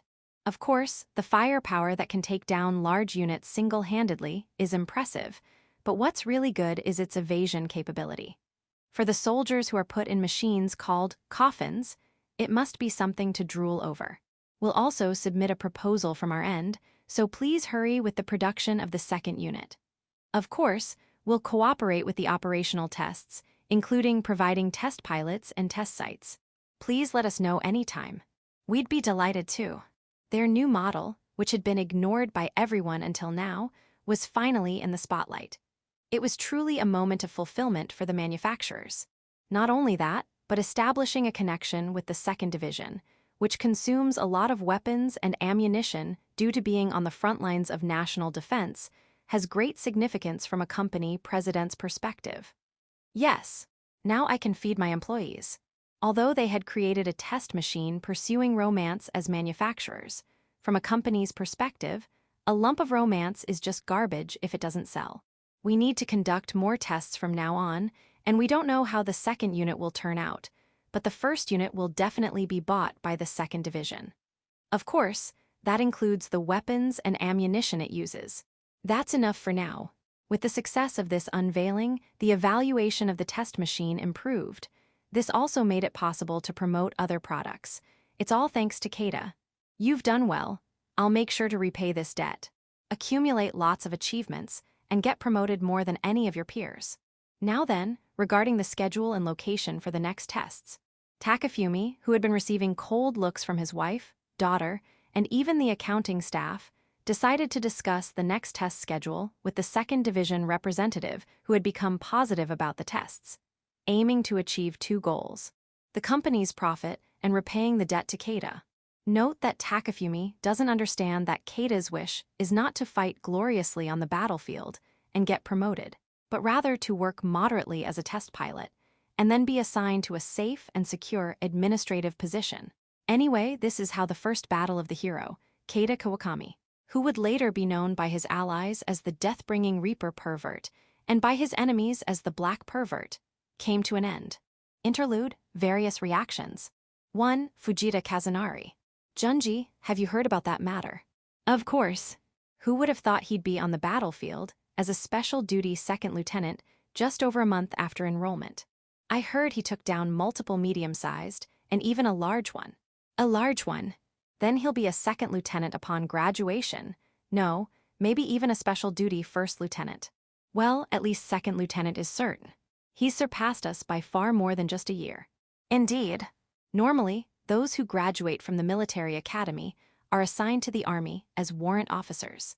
After a year of practical experience, they are typically promoted to second lieutenant.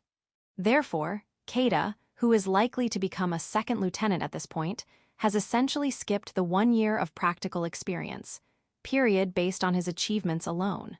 It may only be the first year, but we must not forget that there is a huge difference in the missions during that time. On one hand, there are those who work their way up as warrant officers. On the other, there are those who go to the battlefield as second lieutenants. It goes without saying which path leads to faster advancement. Of course, it's a bit different for those who go to the military university after graduation, but the fact remains that the starting lines are different either way. Even Kazunari thought, what nonsense, when he first heard about Kada's battle results that led to his promotion. However, although it happened during a test, his achievements have been officially recognized by the second division. There were no lies or exaggerations there. We shouldn't feel envious, right? That's right. Going to the battlefield a month after enrollment, achieving outstanding results, and getting promoted. Looking at just this, it's certainly enviable beyond measure. How was he allowed to go to the battlefield? What kind of tricks did he use on the battlefield? It's understandable that not only the students in Class B, but even the upperclassmen are looking at him with jealousy and suspicion. If Kazunari didn't know Kada's circumstances, he might have felt similarly. But it's different. He is fundamentally different from Kazunari, who have been trained and wished for battlefield success since birth. We know that he is a victim of war. We know that he has no connections or networks. We know that he enlisted in the military to protect his life with his sister. We know that the machine assigned to him was a hybrid type, a concept never seen before. We know that the machine given to him was judged expendable because it was a new model made by a newly entered company, not one of the established conglomerates. We know that he was sent to the battlefield as a student and given permission to conduct battlefield tests precisely because the upper echelons deemed him expendable personnel. In other words, we know that he simply went to the battlefield due to the convenience of the higher-ups, fought desperately there, and as a result, achieved meritorious deeds. Envy that? Impossible. We shouldn't face him with such base emotions. I've decided, Junji. Decided what? To be honest, until now I've been interacting with him ambiguously, unable to grasp the right distance. Same here. Normally, people like us would never come face to face with war victims like him. So it's understandable that we couldn't grasp the right distance and ended up with an ambiguous attitude. I thought that way, but it was just an excuse. Now that I've realized this, I must change, I must be different. I'm going to stop seeing him as a victim, once and for all. Kazunari, that's... No, of course I don't intend to forget about it. It's something we should remember as a lesson. But this is different. How so? It might not sit well with those born into military families, but isn't it wrong to not acknowledge someone who has achieved results just because they're not from a military background? Therefore, we should treat him not as a mere fragile victim, but as a comrade who has earned the right to stand with us on the battlefield. I see. In reality, he's already above us. Even so, we'll catch up to him soon enough. For now, let's ask to see the machine he uses. Of course, we won't just extract information one-sidedly. I intend to provide some information from our side as well. Naturally, I'll need your cooperation too, right? No problem. And so, the two who had entered the military academy, representing the young generation of the 7th Division faction, decided to acknowledge Kada as a fellow classmate, and to close the distance they had intentionally maintained until now. Section 2, Murosayori. Around the same time that the two from the 7th Division were discussing their distance from Kada, the members of the 3rd Division faction, centered around Muto Sayori, who had entered as the top student, were also discussing Kada. That man was able to go to the battlefield solely because he had no backing. The 2nd Division faction took him in and promoted him to prevent us from standing on the battlefield. Is that really the case? Tatsumi's opinion is correct. In fact, by having him on the battlefield, the 2nd Division has gained the excuse of, we've already accepted a student, so we can't accommodate other students' training.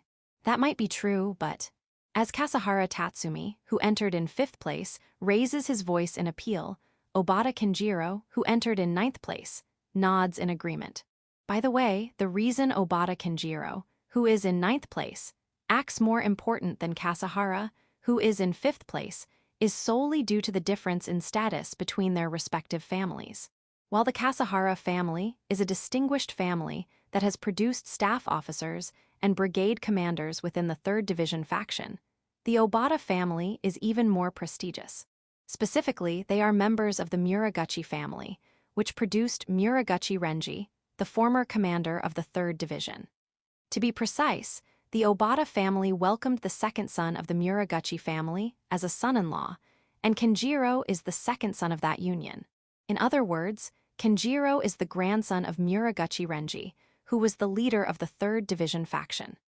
Currently, the Muraguchi family is without a head due to the deaths of Renji, who was the head of the family, his eldest son Nobumasa, and Yuji, the second son who had married into the Obata family during last year's Impul operation. Although Takanabu, the son of Nobumasa and Renji's eldest grandson, is still alive, he is 1 year older than Kenjiro. In other words, he is still a student and has not achieved the military accomplishments necessary to lead a military faction. Moreover, not only within the military, but also in society at large, there is a strong aversion to the Muraguchi name, making it extremely difficult for him to be deployed to a proper battlefield and achieve results recognized by those around him within the next few years.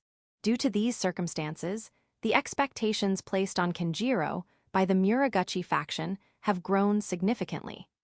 Kenjiro understands the expectations from those around him and their content, and he has a strong desire to achieve military accomplishments before his cousin Takanabu.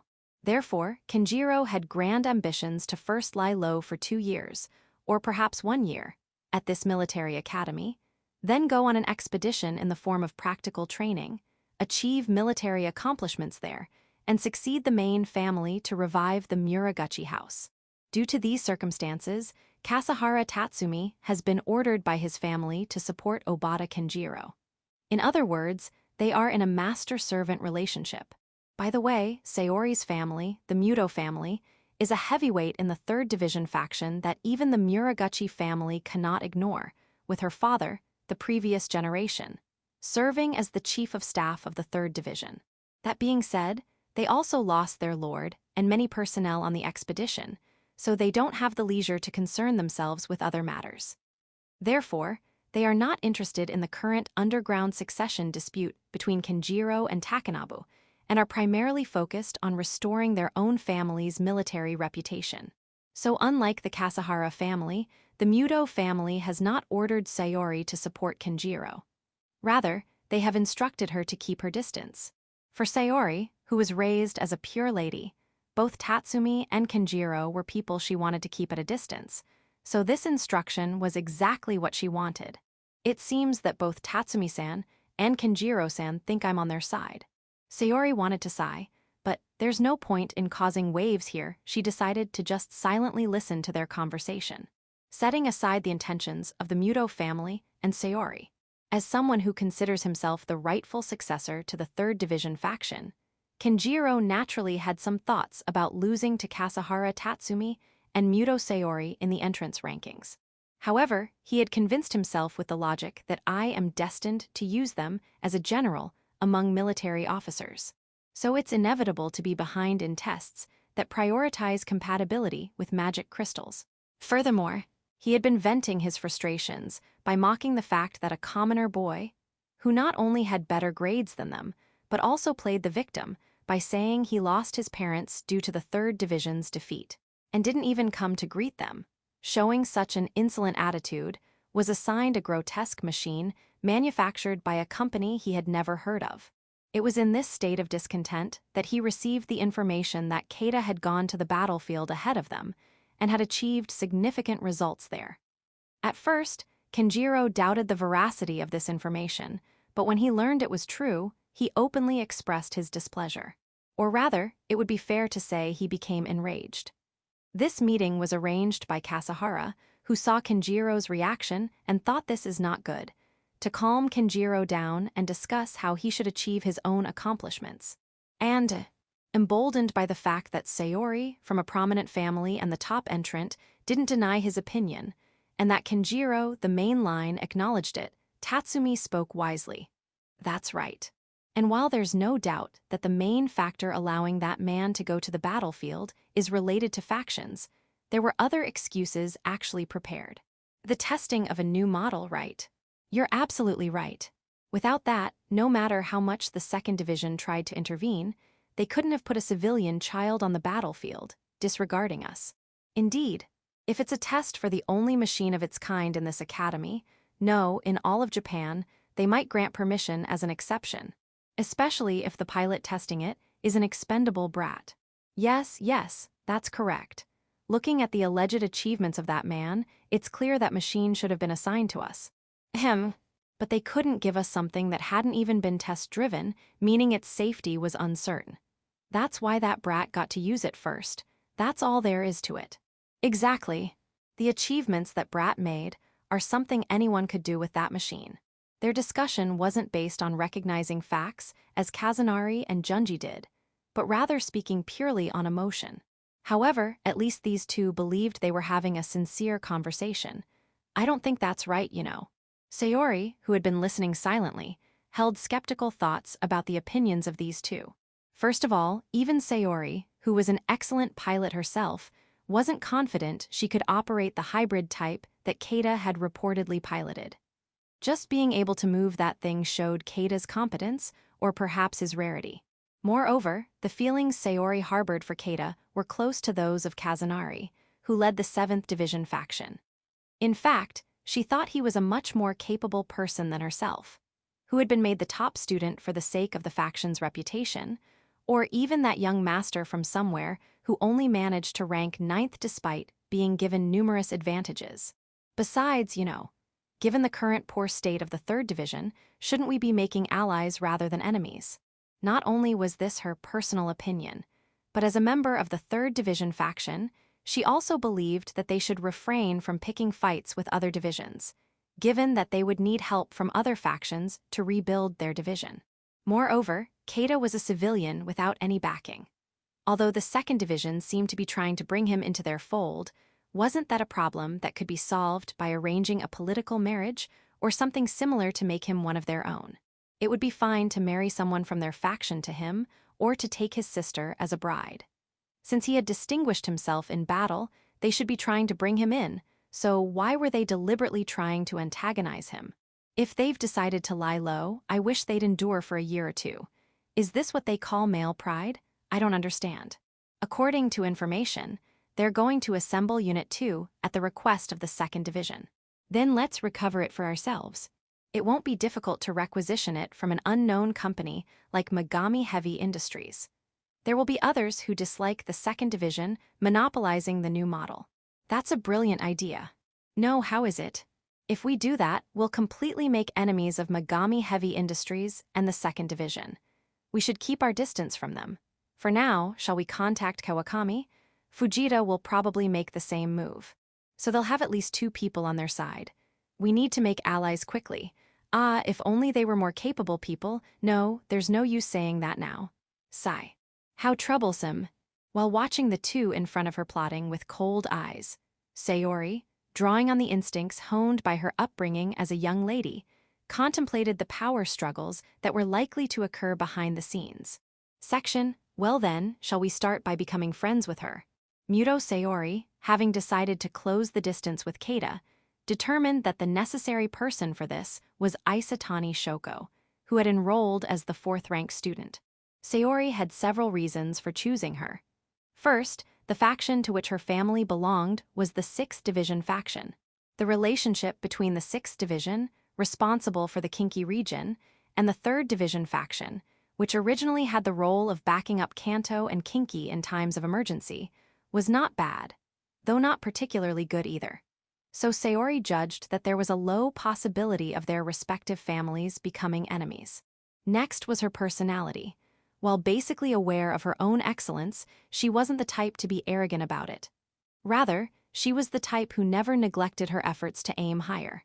Of course, it might also be that one couldn't get cocky when there were 3 students with better grades than oneself at the time of enrollment.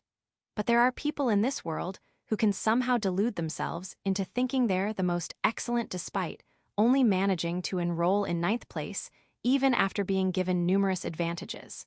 Compared to that, isn't it natural to want to be friends with a girl who continues to make efforts while viewing oneself as a rival? Even Sayori, who was accustomed to putting on a friendly facade due to her training as a young lady from a martial family, wanted to choose her associates if possible. In particular, she didn't want to associate with people who would cause her mental fatigue just by interacting with them. Lastly, there was her attitude towards Kada. While everyone, including Sayori, was uncertain how to measure their distance from the anomaly that was Kawakami Kada, she alone had approached him directly. Well, from some perspectives, it might have looked like she was picking fights, but judging from how Kada himself had gently accepted it, one could infer that they had a relatively good relationship. If I suddenly say, let's be friends, I'll only make her wary. It's certainly not a lie that she was interested from the beginning, but from Kada's perspective, she would probably look like someone who suddenly tried to get close after he got promoted. Actually, while that's partly true, that evaluation is a bit, Sayori, being both a young lady and a member of a martial family, has high pride. Even though her personality allows her to tolerate some discomfort, Sayori is not mature enough to tolerate being thought of as a shallow person by a peer of the opposite sex. Of course, Isatani is not a fool either. If Sayori, with whom she had no particular connection until now, suddenly approached her, she would try to discern her intentions, and would quickly realize that Sayori was seeking contact with Kada. Or rather, I'd be in trouble if she didn't realize it. If Isatani could read the intention behind Sayori's actions, how would she move? Would she try to gain favor with the Muto family, a heavyweight in the 3rd Division faction? Or would she try to conceal it? Normally, one would choose the former. After all, Sayori and Kada are classmates. Of course, it might be awkward at first, but it's not that difficult to become relatively close if you're in the same class for 3 years. Thinking that way, from Isatani's perspective, the result would be the same whether she intervened or not. And if that's the case, it would be more beneficial to intervene early and earn the gratitude of the Muto family. That's what one would normally judge. No matter how straightforward her personality might be, Isatani is also here at this military academy representing the young members of her faction. It's inconceivable that she would forget about the interests of her faction. There might be instructions from the head of the Isatani family to monopolize the information for a while, but we'll deal with that when it comes. For now, let's try to make contact. There's no shortage of topics to discuss after all. To an outsider, Sayori might appear to be a sheltered young lady who knows nothing of the worldly affairs, given her birth and appearance.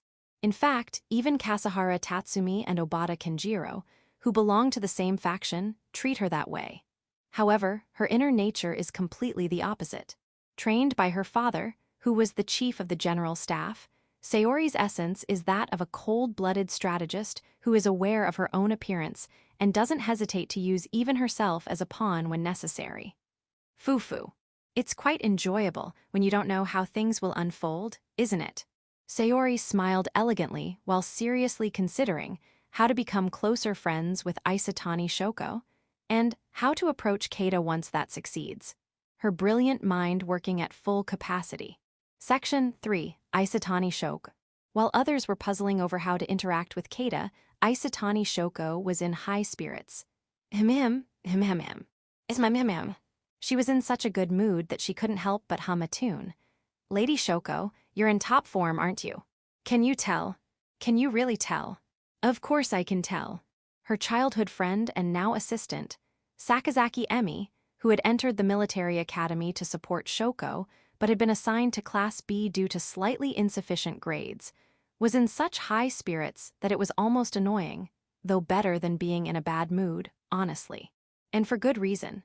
After all, the person she had been keeping an eye on, at least in her mind, had gone into actual combat, distinguished himself, and been promoted faster than anyone else, even faster than their seniors.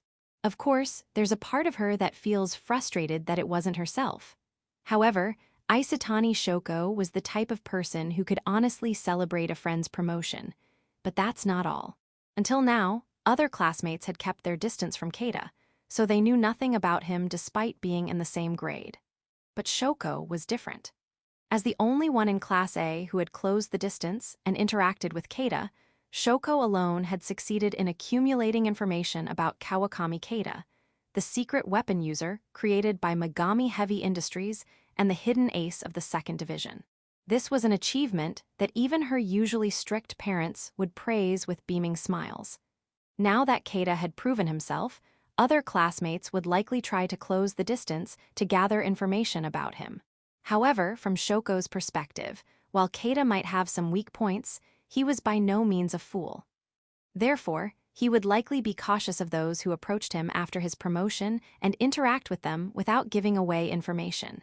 However, considering Kada's personality and the fact that they would be classmates for 3 years, he might eventually let his guard down and treat them as friends.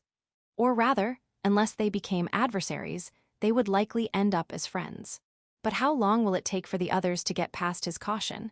A month, 3 months, half a year, maybe even more than a year. Kada is cautious by nature. And Shoko has informed him that everyone around him, including his classmates, belongs to a military faction, of course. She also told him that she's part of the 6th Division faction. As a result, Kada will approach all future friendships knowing that everyone who tries to get close to him is connected to a military faction. In the end, for others to become friends with Kada, they'll have to overcome an extremely high hurdle. But Shoko is different. She just needs to maintain the same distance as before. If she does that, Kada will naturally compare those who try to get close to him after his promotion with Shoko, whose attitude hasn't changed even after his promotion. When comparing the two, it's needless to argue which one will be more favorable. The more attention Kada gets, the more others will crave information about him. But the more others try to get close, the more cautious Kada becomes. It's a textbook vicious cycle. And I just need to offer help at the right moment. Whether I offer that help to Kada or to the other factions, well, that depends on father's instructions and their attitudes, I suppose. Since this involves negotiations with other factions, naturally, the broad policy will be set by the head of the family, her father. But even he can't give detailed instructions about what happens at school. Therefore, Shoko is given some decision-making power, albeit limited. And as long as the result of using that limited decision-making power leads to successfully monopolizing information about Kada, the Isatani family is unlikely to object to Shoko's decisions, unless she does something incredibly foolish. In other words, right now, I'm the one holding the reins. Not the top student Sayori Muto, not the second-ranked Issei Fujita, not even third-ranked Kada, but me, Shoko Isatani. Whoa, she's making a really intense face. If that Kada guy saw this face, things could get pretty bad, so I hope she doesn't do this at school. While Shoko is indeed the honest person Kada acknowledges her to be, she also possesses a normal amount of ambition and desire for recognition. As she imagines the attitudes and expressions of her classmates who will try to approach her, Shoko indulges in self-satisfaction with an expression that makes her aide, Emi Sakazaki, visibly uncomfortable. Incidentally, it seems there's a head of the Isatani family who's feeling conflicted about the fact that his daughter, who had never shown any interest in boys before, suddenly started interacting with a boy her age upon entering the military academy and even began enthusiastically reporting about their conversations. However, Shoko remains blissfully unaware of this. Chapter 4. Towards the next step. It was after we had successfully retreating by scattering incendiary bullets among the horde of monsters. For 2 days, we conducted various investigations, suggesting equipment like wire anchors that would be nice to have, sharing impressions of actually using various gear, examining the strain on the drive components likely caused by repeated jumping, and checking the connection between the upper and lower body. Despite various issues, we were finally able to conclude this mission safely. If there was a problem, it was that the next test schedule had been decided before I even returned.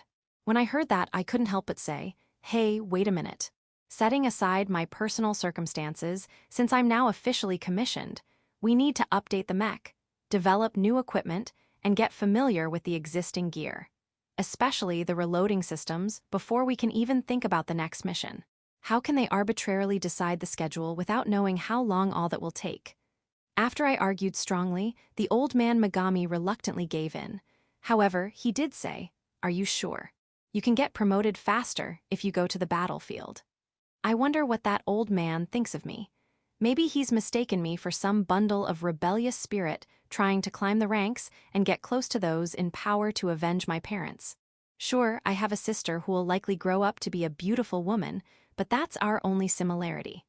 I'm neither a mama's boy nor a daddy's boy, and I haven't adapted to space. I'm just a very ordinary high school student. Well, when I got home and my dear sister asked about the mech, I explained the details. When we got to talking about weight, she worried about always carrying 35 kilos. I told her, it's fine. It's lighter than you. She nearly threw a knife at me and tried to pour boiling hot bean paste on me. Hot bean paste and burdock root should not be used as weapons. It's dangerous. Well, another day to do my best, huh? After such heartwarming interactions with my family, I went to school, where I couldn't help but notice a change in the gazes directed at me. What's this? Did something happen during the few days I was absent from school? Like deciding on groups for workplace visits or choosing class representatives. If I've been assigned to some committee, I'm fully prepared to flatly refuse. Not that I care if it's not me. Oh my, you finally came. It's good to see you're so relaxed, Lieutenant. What do you mean, finally? It's 10 minutes before homeroom, you know. As I was confused by the meaning of the gazes directed at me, the one who called out to me was, as expected or perhaps unexpectedly, my only friend, Isatani-san. Ah, I see, so that's what it is. I completely understand now.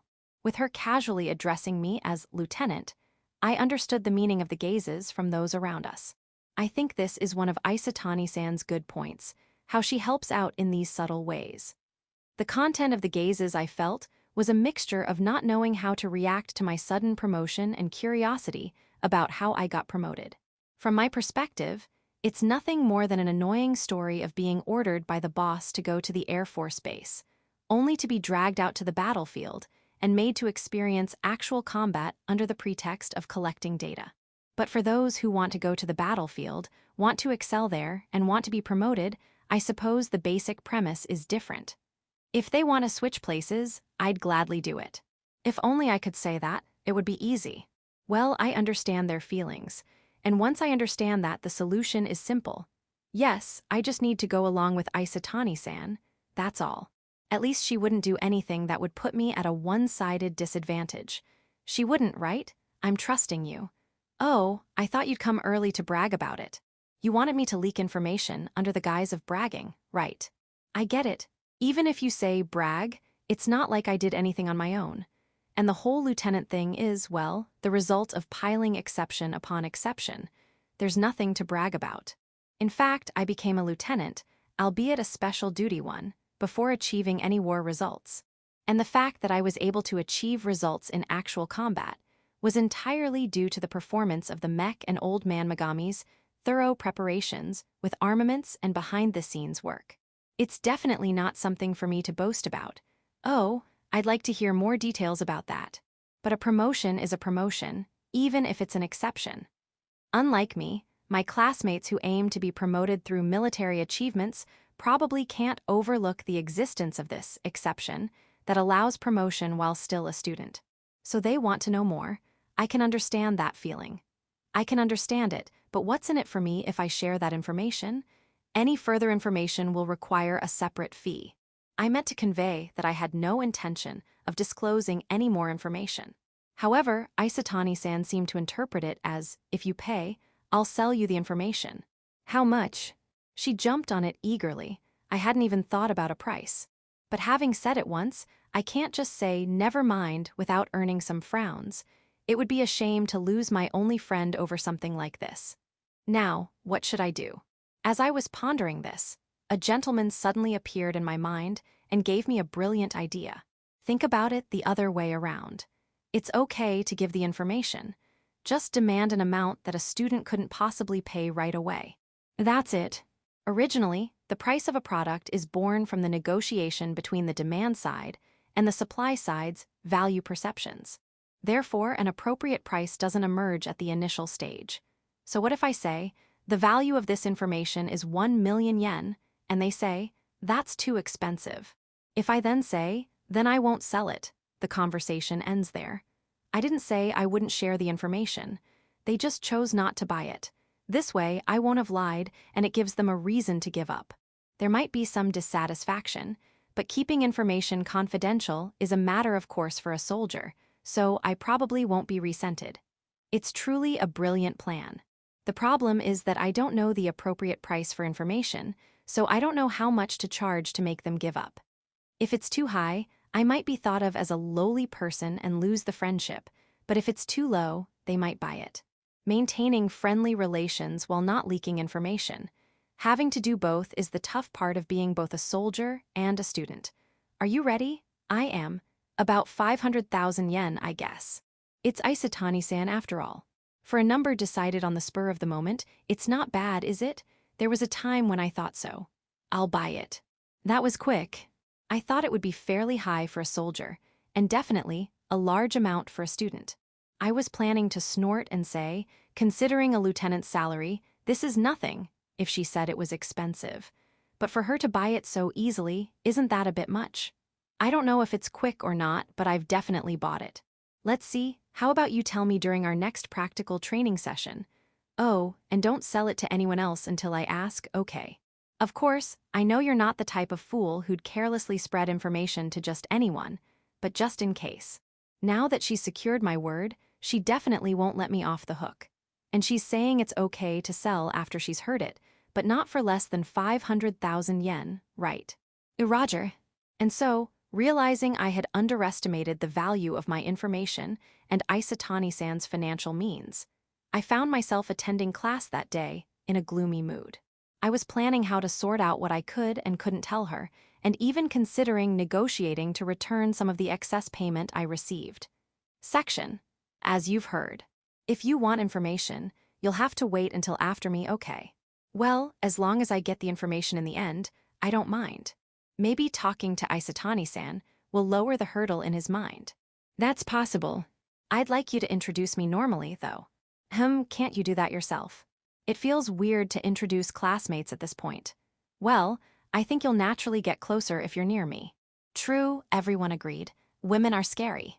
You're only realizing that now. Section. In the end, the information I gave to Isatani-san was limited to what was already known, what was about to be made public, and what Megami-san said can be disclosed, or rather, please promote it. Specifically, I ended up on the battlefield because the military wanted data on the rare new model I was piloting, and Megami-san wanted to sell their product to the military. Their interests aligned, and since I was the only test pilot, I had no choice but to go. I became a special lieutenant because they needed to give me a rank, as they couldn't send a student to the battlefield without one, even if I was the only test pilot. I achieved surprisingly great results because of the machine's performance and perfect preparation, but for now, my ability to fight continuously is considered low. Tests will be conducted to improve my continuous combat ability. For these reasons, it's difficult for classmates with standard or beast-type machines to enter the battlefield. Finally, I gave her data on the power of the 120mm gliding cannon, the effects of incendiary bombs, and the monsters I defeated. Whether this information was worth 500,000 yen is unclear, but according to Isetani-san, her 6th division has few records of battles with large monsters, and it takes time to get the latest information from the 2nd division. She said just the monster data alone was worth over 500,000 yen. It might seem like I leaked information, but apparently that's not the case. The 2nd division wants to release the information, but they need to edit it into proper reports to distribute to each division. However, they're too busy to do the editing, so they can't release it. Therefore, if the recipient is okay with unedited information, it's fine to share it. In fact, they want it distributed to each division as soon as possible. I felt a bit conflicted about taking money for this. But if the 2nd division wants to share information across factions, Megami-san wants to show off their new model's performance, and Isetani-san is satisfied with the information she received, I have no complaints. It turned out to be an unexpected windfall. Well, if there are side benefits like this, the battlefield isn't so bad. I hope for more opportunities like this in the future. Section. Now, with my pocket warmed by Isetani-san's generous token of appreciation, it's after school. Ever since Kyushu, even when I went home, took a bath, ate with my sister, slept, attended classes, and gave information to Isetani-san, I've been storing my machine in the magic crystal. Finally, it's time to bring it out. Oh, you're here. Yes, thank you for having me. All right, bring it out quickly. Understood. As I entered the special hangar, Megami-san and his subordinates, who had been waiting for me, began preparations all at once. These are trusted subordinates of Megami-san, here to maintain the machine that had been updated inside my magic crystal. To give them work to do, I quickly brought out the machine where I was told. It was tough keeping it stored while sleeping and during practical classes, but I guess it was necessary. As I said this and brought the machine out of the magic crystal, I felt the weight that had been pressing on me suddenly disappear. Phew, that feels good. I felt like an athlete who had just taken off weights after strength training. Well then, I guess we'll feed back the updates and then use the simulator. What's wrong? The hangar suddenly fell silent as they looked at the machine I had brought out. I had expected a more exaggerated reaction to the return of their product that had proven itself in actual combat. Did something happen? Curious, I followed their gaze, and of course there was my machine. However, something felt off. It was like asking Santa for a Gundam model for Christmas, but waking up to find an Elgam model by your pillow instead. That kind of feeling. What could it be? It's changed, they all shouted. As I was feeling an inexplicable itch on my back, Megami-san and the others who had rebooted shouted loudly. Wait, it's changed. Ah, I see. Only after they pointed it out did I finally realize the source of the strange feeling. Originally, the hybrid type looked like a beast with a person riding on top, disguised by armor. But now, the machine looked more like something from a game I knew well. Specifically, the legs had extended and become more mechanical, almost spider-like, and the upper body looked less like an Oni's body and more robotic. It should have been obvious at a glance, so why didn't I, the pilot, notice? That's simply because I had been imagining this machine to be like the one from that game from the beginning. I had only trained in simulators, not the actual machine, and it was always being modified right beside me, so I never had a chance to see it. The only time I actually saw the machine was when I stored it in the magic crystal after arriving in Kyushu. During battle, I only saw the enemy, and when I looked at myself, it was mainly just the front legs and arms holding weapons. After returning, it was put in a special hangar, checked for wear on the drive parts, and immediately stored in the magic crystal. In other words, I never had the chance to carefully examine the completed hybrid type. So when I took it out of the magic crystal, and it looked stylish and mechanical, I didn't feel any sense of incongruity. Well, I have no defense if you say I don't understand my own machine, but that's that. The question isn't how it used to be, but how it is now. No, it's a problem if it's too different from before. You're absolutely right. I tried to gloss over it with force, but it didn't work. That's disappointing, but understandable.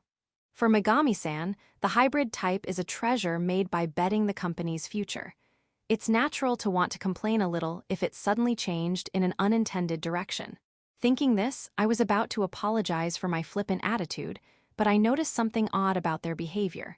But this is. Could it be? I see, if that's the case. So this machine. Then we should. Megami-san and his subordinates, as if their earlier silence was a lie, were each stating their opinions without taking their eyes off the machine. Oh, sorry, let me explain our hypothesis for now. Listen. Ah, yes. Told to listen, rather than want to hear. With sparkling eyes, I understood they weren't looking for an apology and decided to quietly listen to Megami-san's words. It's common sense not to go against an excited enthusiast. First, the change that occurred to the machine is undoubtedly a growth update. A growth update, but I only had it stored in the magic crystal for a few days. I know that storing the machine in the magic crystal results in two types of updates: optimization and growth. But can it change so much in just a few days? I understand your doubt, but if you think about it, this is a natural consequence. What do you mean? Is there something that a layman wouldn't understand? Do you remember how many monsters you defeated the other day? The kill score. I remember because I just told Isatani-san. 4 large ones, 6 medium ones, 31 small ones. 3 medium ones were half destroyed, and 25 small ones were half destroyed. Right. I directly killed the large and medium ones, but I racked up a few small ones with the incendiary shells during and at the end. That's right. By the way, do you know the scores of those called aces? What's this all of a sudden? I'll answer since it seems relevant to the conversation. Well, about 5 large ones maybe. I believe in the old world wars, fighter pilots who shot down 10 enemy planes were called aces. It seems to have changed to 5 as our abilities have become more balanced, but considering the value of machines and monsters, it can't be 5 medium ones. So, 5 large ones is my final answer. Sorry, it's 5 medium ones. What? Isn't that something anyone can do? Even if you make that face, as you know, battles with monsters start with tank and fleet bombardments. Taking down 5 monsters that have been damaged by that doesn't make you an ace. It's only when you defeat 5 on your own. Ah, I see. In normal cases, the conditions for becoming an ace aren't met in the initial stage. If you were to take down 5 completely on your own, it would be in battles where bombardment isn't possible, like in encounter battles or when ambushed, or when ordered to charge in battlefields without bombardment units. If you can defeat 5 of the same type in such extreme conditions, then yeah, you're an ace. Let's get back to the topic. A machine that has hunted 5 monsters on its own is said to grow significantly. Well, it's monopolizing the experience and magic that would normally be divided among 100 people. It would be a lie if it didn't grow. Indeed. If you monopolize the experience that's usually shared, your level will rise, of course. A machine that has grown inside the magic crystal achieves optimization. If it's a standard type, it's said to become closer to the pilot's body. You've heard of this, right? Yes. It's something we learn in class. The weight having when it grows, that Megami-san mentioned earlier, also falls under optimization. Come to think of it, I was able to sleep normally despite carrying 35 kilos. Probably it had already started getting lighter bit by the time I got home. Now, let's talk about you. Normally, a squadron-sized unit would bombard before starting the battle, but you handled it from start to finish with just one machine. 4 large ones, 6 medium ones, and lots of small ones. If you consider that you monopolized all this experience, it's not strange for this thing to grow rapidly, is it? I see. I understand that the machine grew more than expected. This form must have been optimized for the maneuvers I envisioned. That's fine. Besides, considering it's made from mysterious materials like monster corpses and magic crystals, it's pointless to think too deeply about it. What's important is how to use the machine in this state. The immediate question is, can it be maintained? Just as having a car mechanic's license doesn't mean you can maintain a tank. Although it was originally a hybrid type created by Megami-san and the others, this current one is completely different. The problem is whether Megami-san is capable of maintaining such an extraordinary machine. What if he says he can't do it? Would I get another machine? Megami-san must have noticed my concern on my face as he hesitated for a moment, but the next instant he raised his voice loudly. Don't underestimate us. It's not about whether we can or can't, we'll do it. Even if the shape has changed a bit, this is the machine we built. It's like our child, who else could maintain it but us? Right, everyone? Yeah. Of course, the employees who were addressed by Megami-san responded in unison without any hesitation. There was an unwavering determination visible in their voices, saying, "We'll do it out of pride. Even if we can't, we'll do it. We'll do it until we can. At this rate, it'll surely be fine. There's no way they'd scrap it after it's grown so much. While spirit alone isn't enough, there are things you can't do without it." Also, with that much enthusiasm, they won't give up on maintenance, saying, "This is impossible, so let's focus on the second unit." Convinced that my experience of being tricked into going to Kyushu and forcibly put through actual combat, and the past few days of living while enduring the weight of the machine hadn't been in vain, I secretly let out a sigh of relief, unnoticed by them. Section. As mentioned before, what the military primarily seeks in weapons is not uniqueness that only a person with special talents can use, but versatility that can be used even by those without special talents.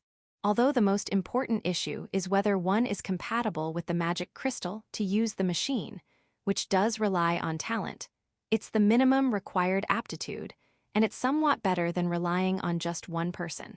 In short, what I'm trying to say is that the hybrid type I use, which underwent special growth in a single battle, has been evaluated as unsuitable for mass production. If it had grown gradually over multiple battles, they could have observed the process, recorded it, and applied it elsewhere. But it grew, or evolved, as those involved call it, significantly all at once. Therefore, the evaluation that it can't be a model case for mass-produced machines is quite correct. However, even if it can't be mass-produced, a machine that can defeat a large number of monsters, including 4 large ones, on its own has grown even further. It's very reasonable to want to test its performance.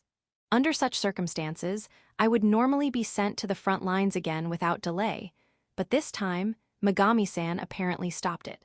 Well, I had just blown up at them before. And moreover, even Megami-san would be troubled if a machine without established maintenance know-how developed problems at the front. Additionally, we don't even know if the machine's growth update has finished. If Megami-san, who is both the developer and sponsor, says he wants to observe it a bit more, even the military can't push too hard. What was offered instead was the simulator of the hybrid type I had been using. Of course, the data from before the growth is still there, and it even reproduces the attacks of the large and medium monsters I saw up close in the latest version. The latter data, in particular, is popular among students. Even students using standard or beast-type machines are asking to have it incorporated into their simulators. I understand their feelings. For students who will be heading to the battlefield next year, the latest data is something they desperately want. I've left those details to Megami-san, so I'm not sure about the specifics, but apparently it's so popular there's a waiting list. By the way, I've already provided the data to Isatani-san. Well, I did receive 500,000 yen, so it can't be helped. It was amusing to see the contrast between Isatani-san, who was overjoyed to receive the latest data preferentially, and others who was irritated at not being able to get the data. So, these days, I'm attending school normally while keeping an eye on my constantly updating machine data and defeating monsters in the simulator. Training studies break, training studies break, training studies break. Days that don't change much. Peaceful times where I'm made to wear diving weights during training or hit with the load to store the machine after simulator training, but without the dangers of actual combat, unlike before. Yes. This is the military school life I had hoped for. However, it seems I was the only one spending such peaceful time that I couldn't help but say out loud, I wish days like this would continue. Section. The prototype Unit 2 was seized. Yes. As I was about to leave the mech in the garage for a growth check and maintenance by the mechanics, Megami-san, with an expression like he had just bitten into a bitter bug, told me in an unamused tone, "It's not like I can do anything about it, even if you tell me." In reality, this was a matter between Megami Heavy Industries and the military. As a mere student and test pilot, I had no right to interfere. Of course, if it had been my own mech that was seized, it would be a different story. But this was the second prototype, a test machine without even a designated pilot. I had nothing to say about it. If anything, I thought I should congratulate them, saying, "It's great that you found a buyer for a mech without a pilot." The problem was that Megami-san didn't seem happy about it. Not understanding what she was unsatisfied with, I asked directly, "What's bothering you?" Her response was as follows, "There's no pilot, you know, and they won't even let us maintain it. Get it? They're taking away a mech no one can use, probably going to use it for purposes we didn't intend. And then it'll be destroyed somewhere we don't know about and dismantled for mass production. Where's the fun in that?" Ah, I see. Well, when he put it that way, I couldn't help but agree. To begin with, the hybrid type was a mech that even Isatani-san, that considerate young lady, could only describe as bizarre. In fact, that was the only way she could describe it. It didn't bother me much, but apparently, the more familiar someone was with mech conventions, the more trouble they had piloting it. There were even suggestions to separate the mech control and weapons control systems, even if it meant making the unit a bit larger. I thought that would basically make it a large tank, but if you looked at the mech as a pure weapon rather than an extension of the pilot's body, the idea wasn't completely off base. Even fighter jets and tanks separate mech control and weapons control. What's wrong with a mech that requires even more precise control being a two-seater? Some military personnel apparently thought this way, but that was amateur thinking. Sure, if you separated mech control and weapons control, one person could focus entirely on evasion while the other focused on attacks. However, the mech wasn't just a machine-made weapon, but a biological weapon created from a corpse. It required a link with a magic crystal to operate, and if that link was interfered with, it couldn't even start up, as had already been proven. In fact, the system was so sensitive that it would shut down even if a non-pilot without a magic crystal sat in the cockpit, which is why you couldn't fight with a third party in the cockpit, even if you tried to connect the nerves with clear assignments to avoid interference. Say, connecting the mech control to the lower body and the weapons control to the upper body. You'd end up with a standard mech pilot highly stressed about not being able to move their lower body, and a beast-type pilot highly stressed about having something on their back. In other words, making it a two-seater would just create two hindrances. Moreover, if you made it a two-seater, there was the question of what about storage and growth? If you didn't expect it to grow, that might be fine. In fact, since normal weapons don't grow, it might even be easier to operate. But our mechs are weapons expected to grow and become more efficient at defeating monsters. So it's not good if they can't store, which is necessary for growth. Then how about a riding style, with a standard type riding a beast type? Well, a 10-ton beast type couldn't move satisfactorily with a 15-ton standard type that's heavier than itself. And if you separated them into different mechs, neither could withstand the recoil of heavy artillery, making it pointless. You could use it in a descent-like manner, carrying the pilot on its back before deployment, but that's just a way of operating a beast type, not really related to the hybrid type. I've digressed quite a bit, but the important points are that no one has been able to move the hybrid type since I returned from Kyushu until now, and the mech was taken away even though no one can operate it. Of course, they won't try to use it as is, but will dismantle it for mass production. The performance will be downgraded, but it shouldn't be impossible to make the mechs themselves. Is that so? I thought reproducing something so bizarre would be quite troublesome. They're professionals too, you know. Besides, the base itself is just a standard type mounted on a beast type, connected with bones, artificial nerves, and artificial muscles. Technically, it's not that difficult. Of course, the components and mixing ratios of the artificial nerves and muscles are trade secrets, but they probably don't need to recreate those details precisely. I see. Since it's just an application of existing technology, professional mechanics should be able to dismantle it and understand its structure. Once they understand it, they can mass-produce a downgraded version. It also aligns with the military's needs. They want mass-produced units more than a single enhanced mech that can't be mass-produced. Thinking about it that way, I can understand why the military would seize the prototype. In fact, I think it's a reasonable decision. At the same time, I can understand why Megami-san isn't happy about it. For a pervert who wants to create the best mech possible, there's an acceptable line for degradation that comes with mass production. Usually, mass-produced units that utilize data from prototypes are superior to the prototypes themselves, but that's beside the point. At the very least, the military that seized the second prototype will likely try to create a mech that prioritizes being operable. That's not interesting to Megami-san, who has been rejecting those who want mechs by saying, "First, learn to operate the mech. We'll talk after that. But you didn't just hand it over for free, right?" "Of course not. Of course, even if it was forcibly seized, taking it without payment would be a crime. Even in wartime, and even though Megami Heavy Industries isn't a Zaibatsu, doing something like that to a company involved in weapon production would be more than just problematic. It could even develop into an issue where military higher-ups might lose their positions. Then, isn't it good for the company? While there might be some concerns from a technician's perspective, isn't it good that the military wanted and took their product? Doesn't that add prestige? Am I thinking this way because I'm an outsider? It is for the company. You could say that what was ordered by the 2nd Division earlier was just taken as promised. But I don't like their attitude. It's troublesome when you're irritated about something unrelated to the military or the company. Well, it's difficult. By the way, it was the 3rd Division that took it. They seem pretty desperate, so they might try something with you too. Me, why? If you disappear, they won't have to worry about someone else taking the credit, right? It's not even theirs to begin with.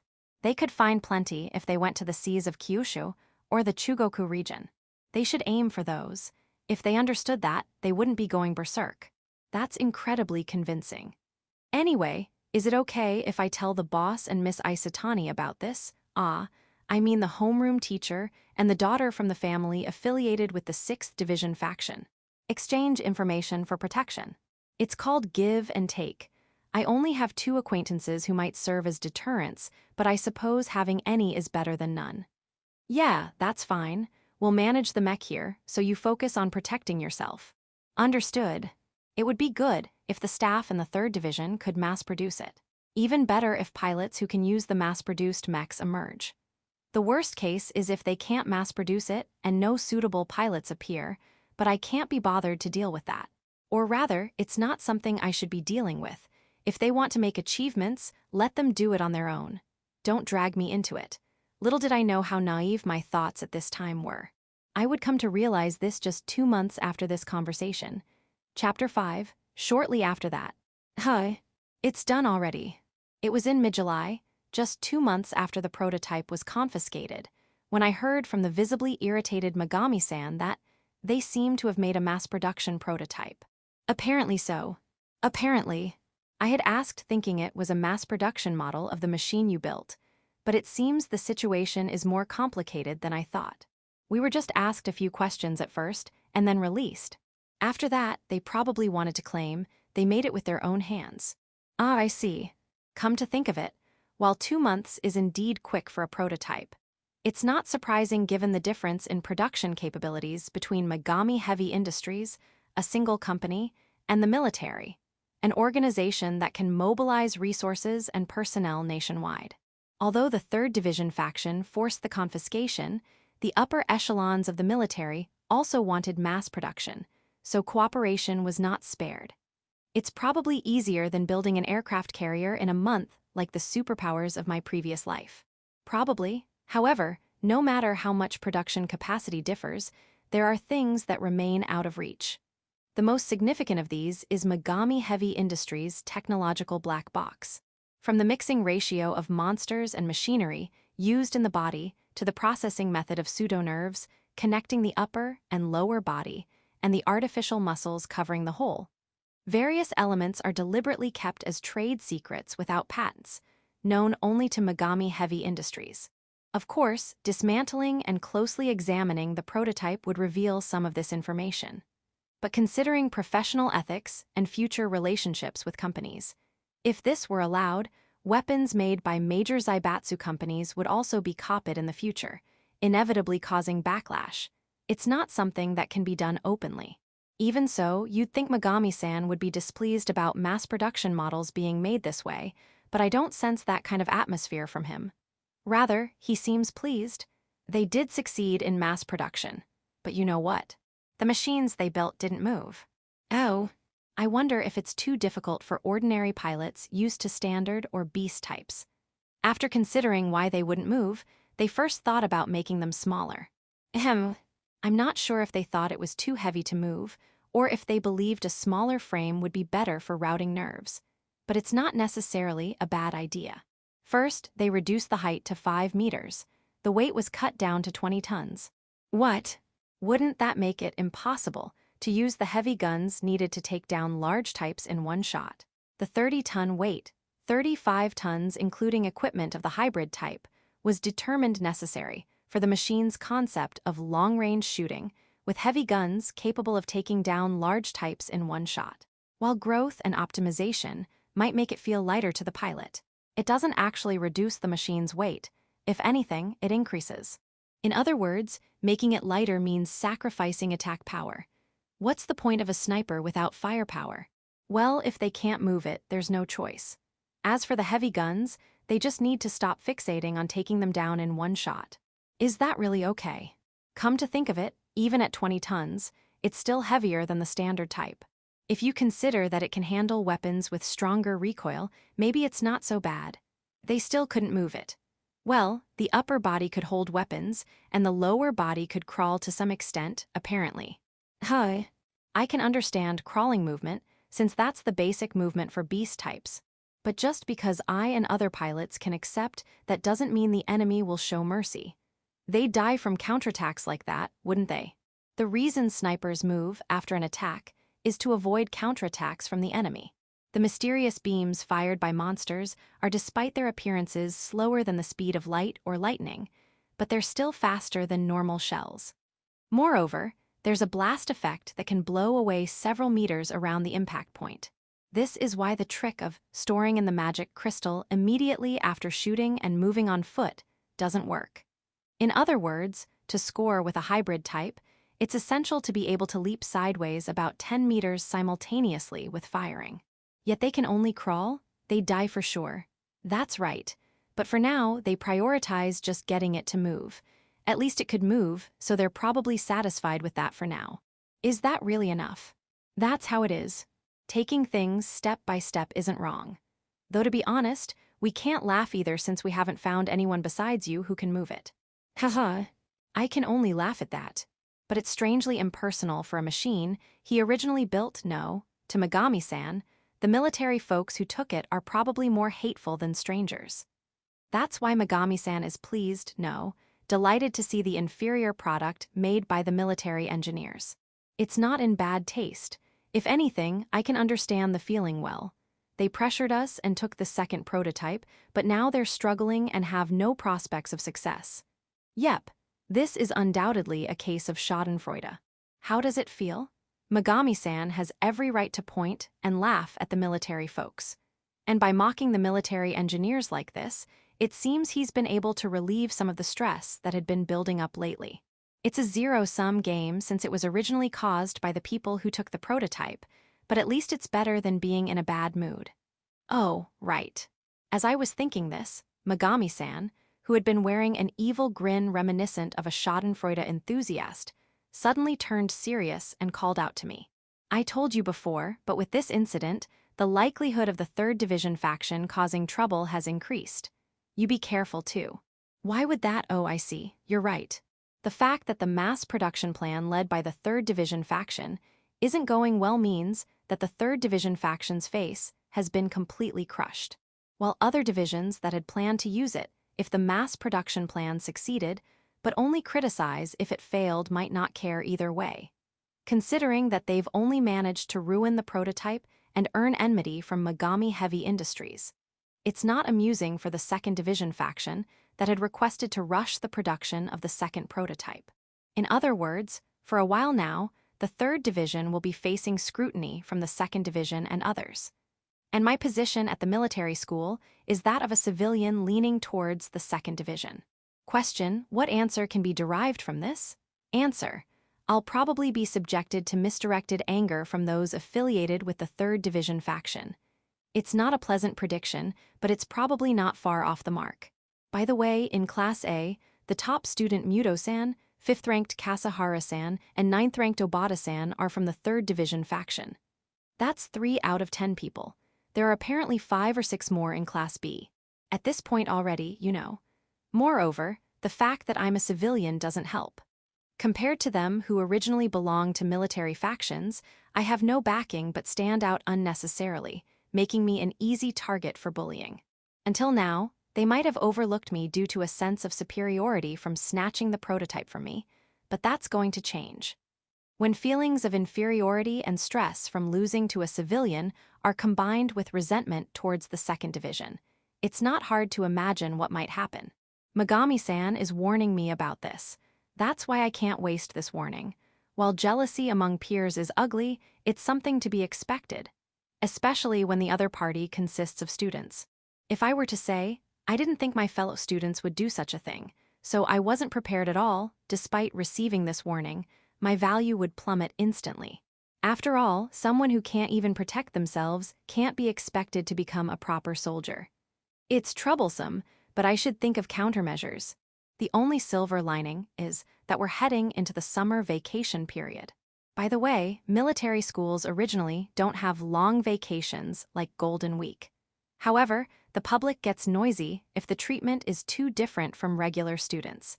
That's why there's a nominal summer vacation.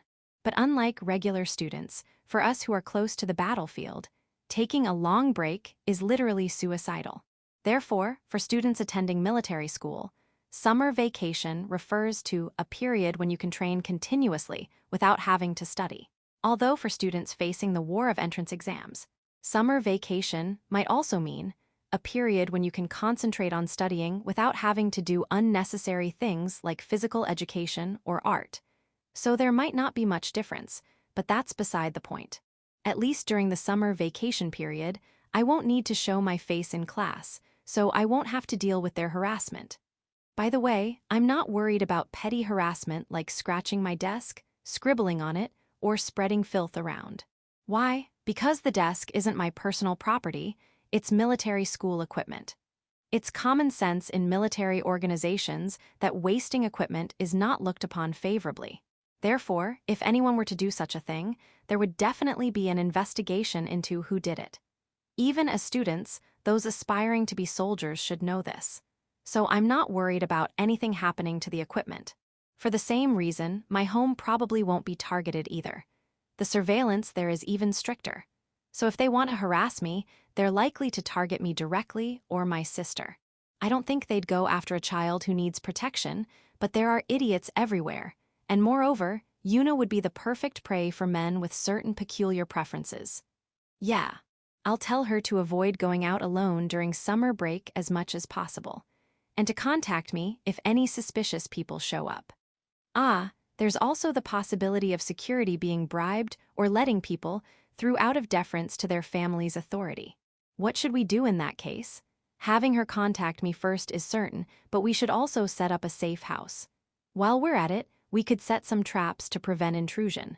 No, rather than that, it might be better to create an opportunity for intrusion and set up some deadly traps there.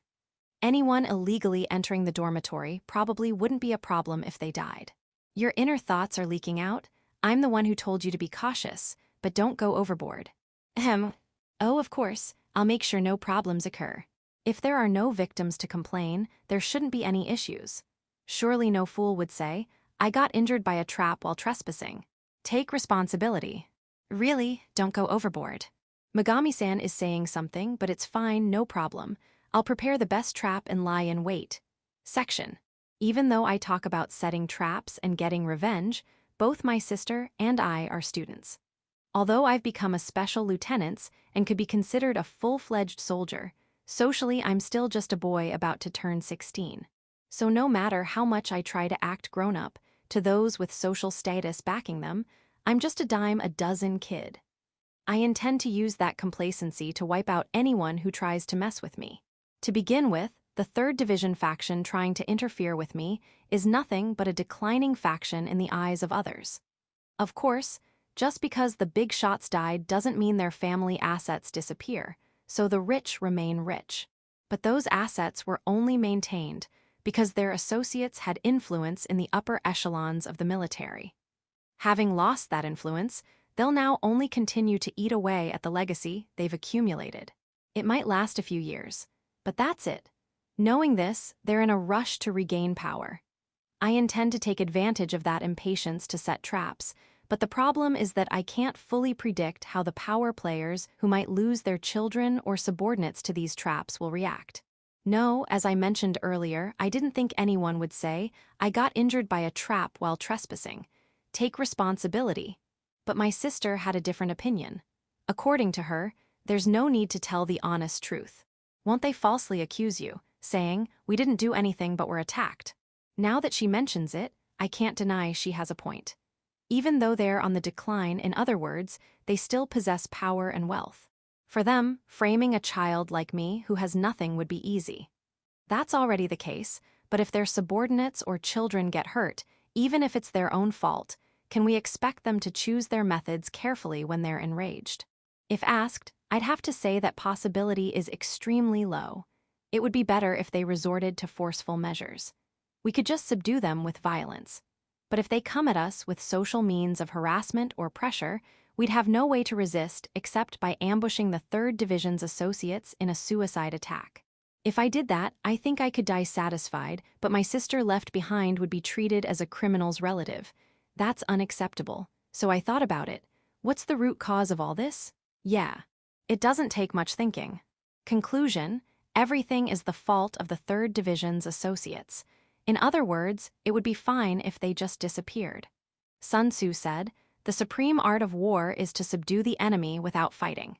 From the start, victory for me isn't about trapping and defeating the opponent. It's about not being messed with. If they don't hold a grudge and try to interfere, no one gets hurt. Once I realized this, things became simple.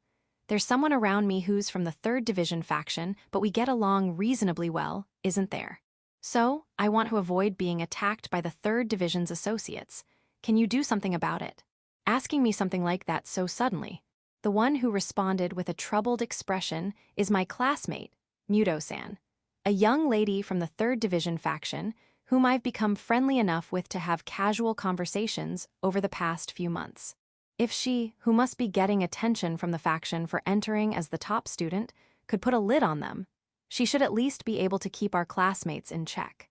I think it's a brilliant idea that would prevent harm to both sides, but somehow I can't help feeling the response is rather lukewarm. Could it be that Muto-san is on their side too? Well, even Sayori would be troubled if you said that right after talking about killing with traps or ambushing in a suicide attack. As I was wondering if I should deal with this more seriously, Isatani-san, who had been listening to the conversation, chimed in with some support. "Is that so?" "It is." "Well, I suppose you're right. It seems that's how it is. Even if we say 3rd Division faction as one word, there are various groups within it. Is it okay for me to say this?" "Yes, please do. There are things I can't say myself." "All right then. I think it would be quickest to hear directly from Muto-san, but that would mean she leaked information about her own people.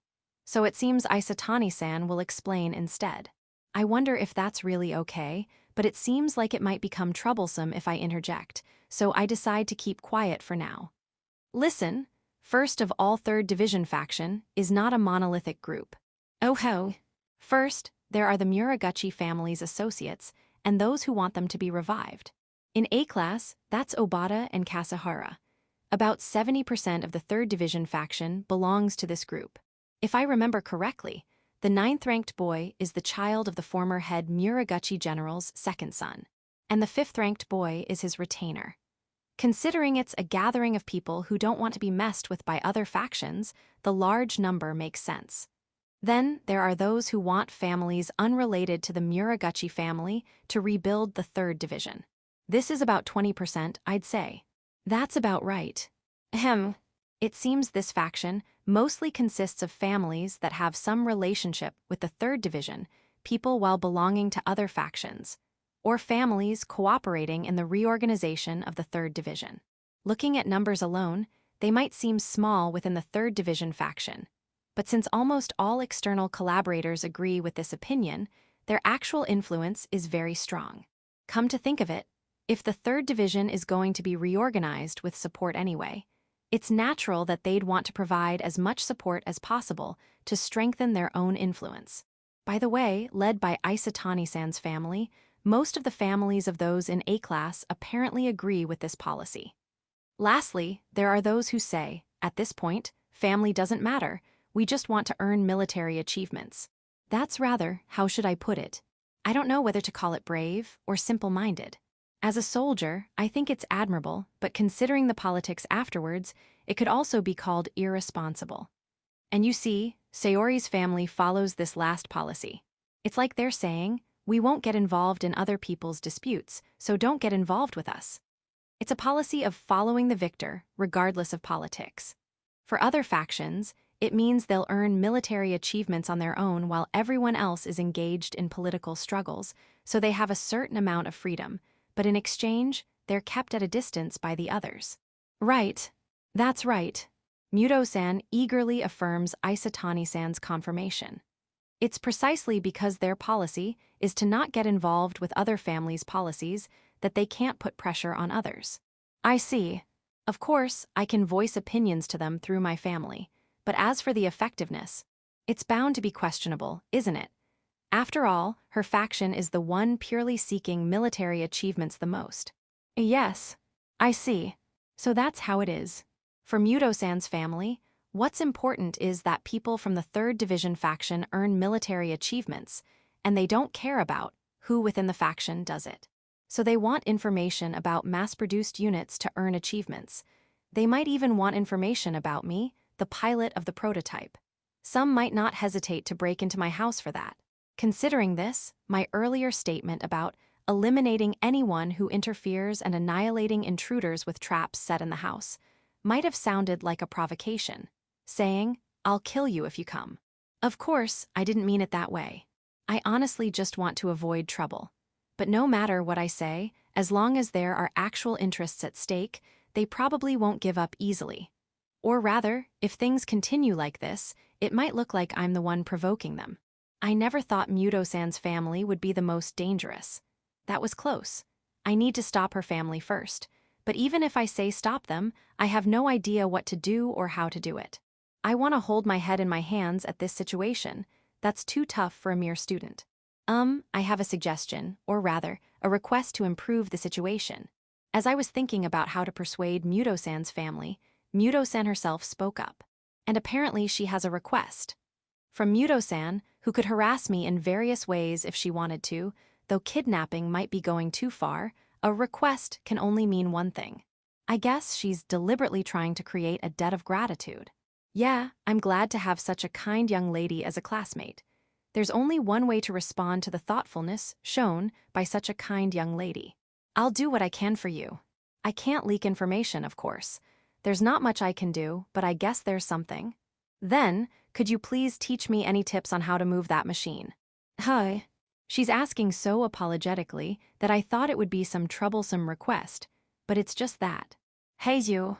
I'm fully aware that this is an ill-mannered, no, an unreasonable request.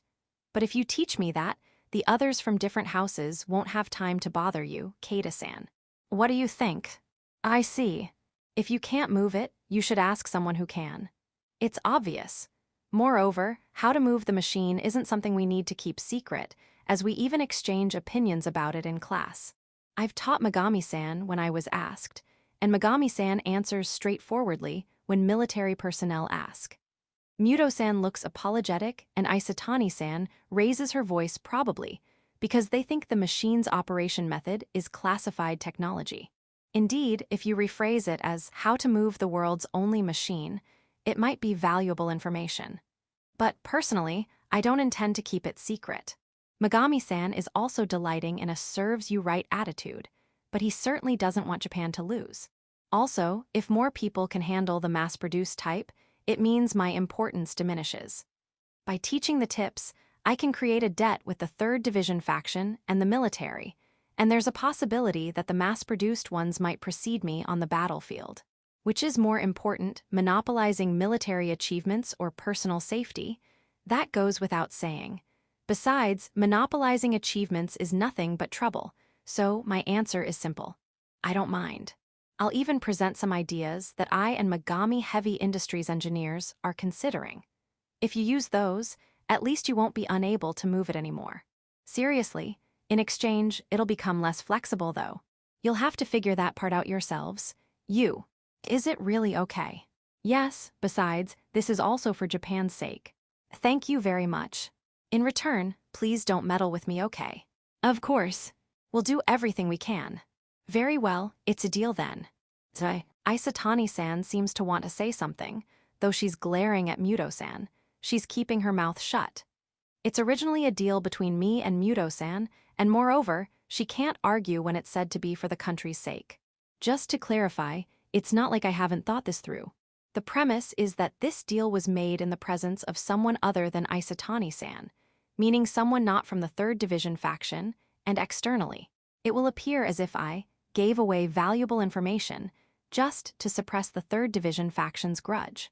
This will make the 3rd Division faction members feel like an ordinary person who doesn't know their place has obediently complied, which should somewhat reduce their frustration. To other divisions, I'll appear as a victim who was threatened by the 3rd Division faction. That reputation will benefit me in the future. Moreover, I'm also in trouble if the mass-produced type doesn't move. So, if you think about it, I'm buying my safety and future by providing information I was originally planning to offer anyway. It's a bargain. This should do for now. Well then, where should I start? And so, while secretly rejoicing in securing the safety of myself and my sister, I began selecting the information to provide to them. I might as well tell Isatani-san too, as I looked back and forth between Muto-san, who was happily smiling in front of me, and Isatani-san, who remained expressionless without moving an inch. Section, I can't believe using students to collect data. I seem to have underestimated your cunning nature. Takafumi, Megami muttered with an indescribable expression, upon receiving what was essentially a report under the guise of communication from Kada. That's not a very nice way to put it. I merely provided the technology they said they wanted. You approved it too, didn't you, Mr. Megami? Well, yeah. They took our machine, and now we're handing over technology we were still considering. We'd better get some information in return, or it won't be worth our while. While it's called technology provision, what's really happening is information leakage. Naturally, to disclose information about the machine, Megami Heavy Industries' permission is required. Even if it's about a pilot's domain, like tips for operating the machine, providing such information could affect the company's interests. Therefore, reporting, communicating, and consulting should always be done. When Kada consulted Takafumi about this technology provision, Takafumi initially showed reluctance. After all, unlike Kada, who as a mere student has no intention of monopolizing his achievements, Takafumi, being a company executive, needs to act in ways that generate as much profit as possible for his company. Despite this, giving technology to the other party for free, even with the promise of safety, which is too uncertain, is not something a sane person would do. It's only natural that Takafumi would show reluctance. However, the technology to operate the mass-produced model is undoubtedly important for Megami Heavy Industries, which is trying to build the 3rd prototype. Therefore, when Kada suggested, "Don't you think it's not a bad deal if the mass-produced model, which is essentially identical in its core components even if manufactured arbitrarily by the military, conducts tests first and accumulates data for us?" Takafumi agreed to allow the technology provision on the condition that they would also receive the experimental results. Even for the military, except for the 3rd Division faction that wants to monopolize the achievements, there's no objection to mass-producing machines capable of defeating large-scale enemies. Therefore, they had no problem providing Megami-heavy industries with test data using the technology incorporated into the mass-produced model. Of course, the same information would end up being passed to conglomerate companies as well, fueling their tech-obsessed engineers more than necessary, but that's beyond the scope of a mere student or company president to consider. Setting aside the health concerns of the engineers belonging to conglomerate companies who would have their sleep time and holidays forcibly reduced. Oh, it moved. On the monitor Kada and Takafumi were watching. They saw the mass-produced model side-jumping after firing a shot. Of course it did. The problem is what comes after. Considering they couldn't even move it before, this could be seen as a significant evolution. Takafumi thought this alone was valuable enough, but for Kada, who could already move it freely, this level of progress wasn't satisfactory. That might be true for you. Oh, it fell. As Takafumi smiled wryly at hearing the harsh opinion, his eyes caught the sight of the mass-produced model failing to land and falling over. Is it a problem with posture control or a side effect of lightening the lower body? What do you think, Mr. Megami? Both. There's certainly an issue with the stability of the lower body, but to some extent, that could be managed by balancing with the upper body. That machine isn't doing that. In other words, it's not using the upper body properly. Indeed. If this were a test conducted with an actual machine, it could lead to a major accident involving the pilot's life or death. Fortunately, what they're watching is a simulator video. Therefore, they have the luxury of discussing what happened before their eyes without worrying about injuries to those involved. With such luxury, both of them concluded that the operator is poor. Still, considering this is the first experiment, it's not a bad result. Your proposed command system has fulfilled its minimum role, hasn't it? The bare minimum, yes. Yes, the command system. That was the information Kada had given to Sayori Muto. To put it simply without beating around the bush, it's a system that performs predetermined movements when buttons are pressed. This is the method Kada, a FromSoft patient whose brain has been contaminated by those particles, uses when operating the hybrid type, but it was originally used for beast-type machines. Basically, beast-type machines don't carry side arms on their back or sides. Therefore, when a beast-type fires, the pilot imagines pressing a button, which pulls the trigger of the cannon it's carrying on its back, making it possible to fire. Based on this, what Kada came up with was a system where predetermined movements are performed by executing predetermined commands, like press the blue button to jump left, press the red button to jump right, press both for a special move. In Kada's case, he also adjusts speed and airtime by varying the duration and strength of button presses, and when landing, he imagines absorbing the impact through each joint while maintaining balance. However, he's aware that this is a matter of individual talent, so even Kada doesn't expect other pilots to be able to do the same at this stage. Therefore, this is truly just a system to make it move for now. When this method was announced, it met with opposition from many existing pilots as it directly contradicted the common sense that, to fully operate a machine, one must connect their nerves to the magic crystal. However, it was well received by non-pilot military personnel. That's not surprising. The weapons they use, whether tanks or fighter jets, basically turn right when you turn the control stick right, and left when you turn it left. Pull the trigger and bullets come out, press a button and missiles launch. That's the norm for them. Considering this, for a fighting force like these machines that have been considered unstable because they could only be operated based on the pilot's feeling, it now becomes possible to give detailed commands like move 2 steps to the right, then fire forward, then take 1 step back and fire again. With an upper body, it can also be used for setup work and debris removal as before. This is undoubtedly pleasing for a commander.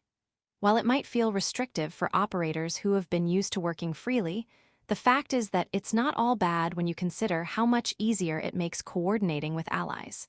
Of course, when operating multiple units, it would mean showing both friend and foe the sight of 4-legged machines jumping sideways all at once on the battlefield.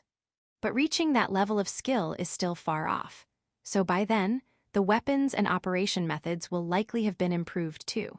Probably. By the way, Kada has also suggested the simplest idea of replacing the lower body with tank treads. Going back to the previous example, it might be like, Red button for forward, blue button for reverse, green for turning. This way, while jumping becomes impossible, moving forward and backward becomes easier. It also allows for handling heavier guns, and the operator only needs to focus on aiming and timing during artillery fire. If you make just the upper body rotatable, it becomes an excellent machine that can even move sideways easily. The downsides might be that visually it becomes exactly like gun tank, and close combat becomes more of an afterthought. The military is currently debating whether to prepare units with this modification as well, based on the proposal.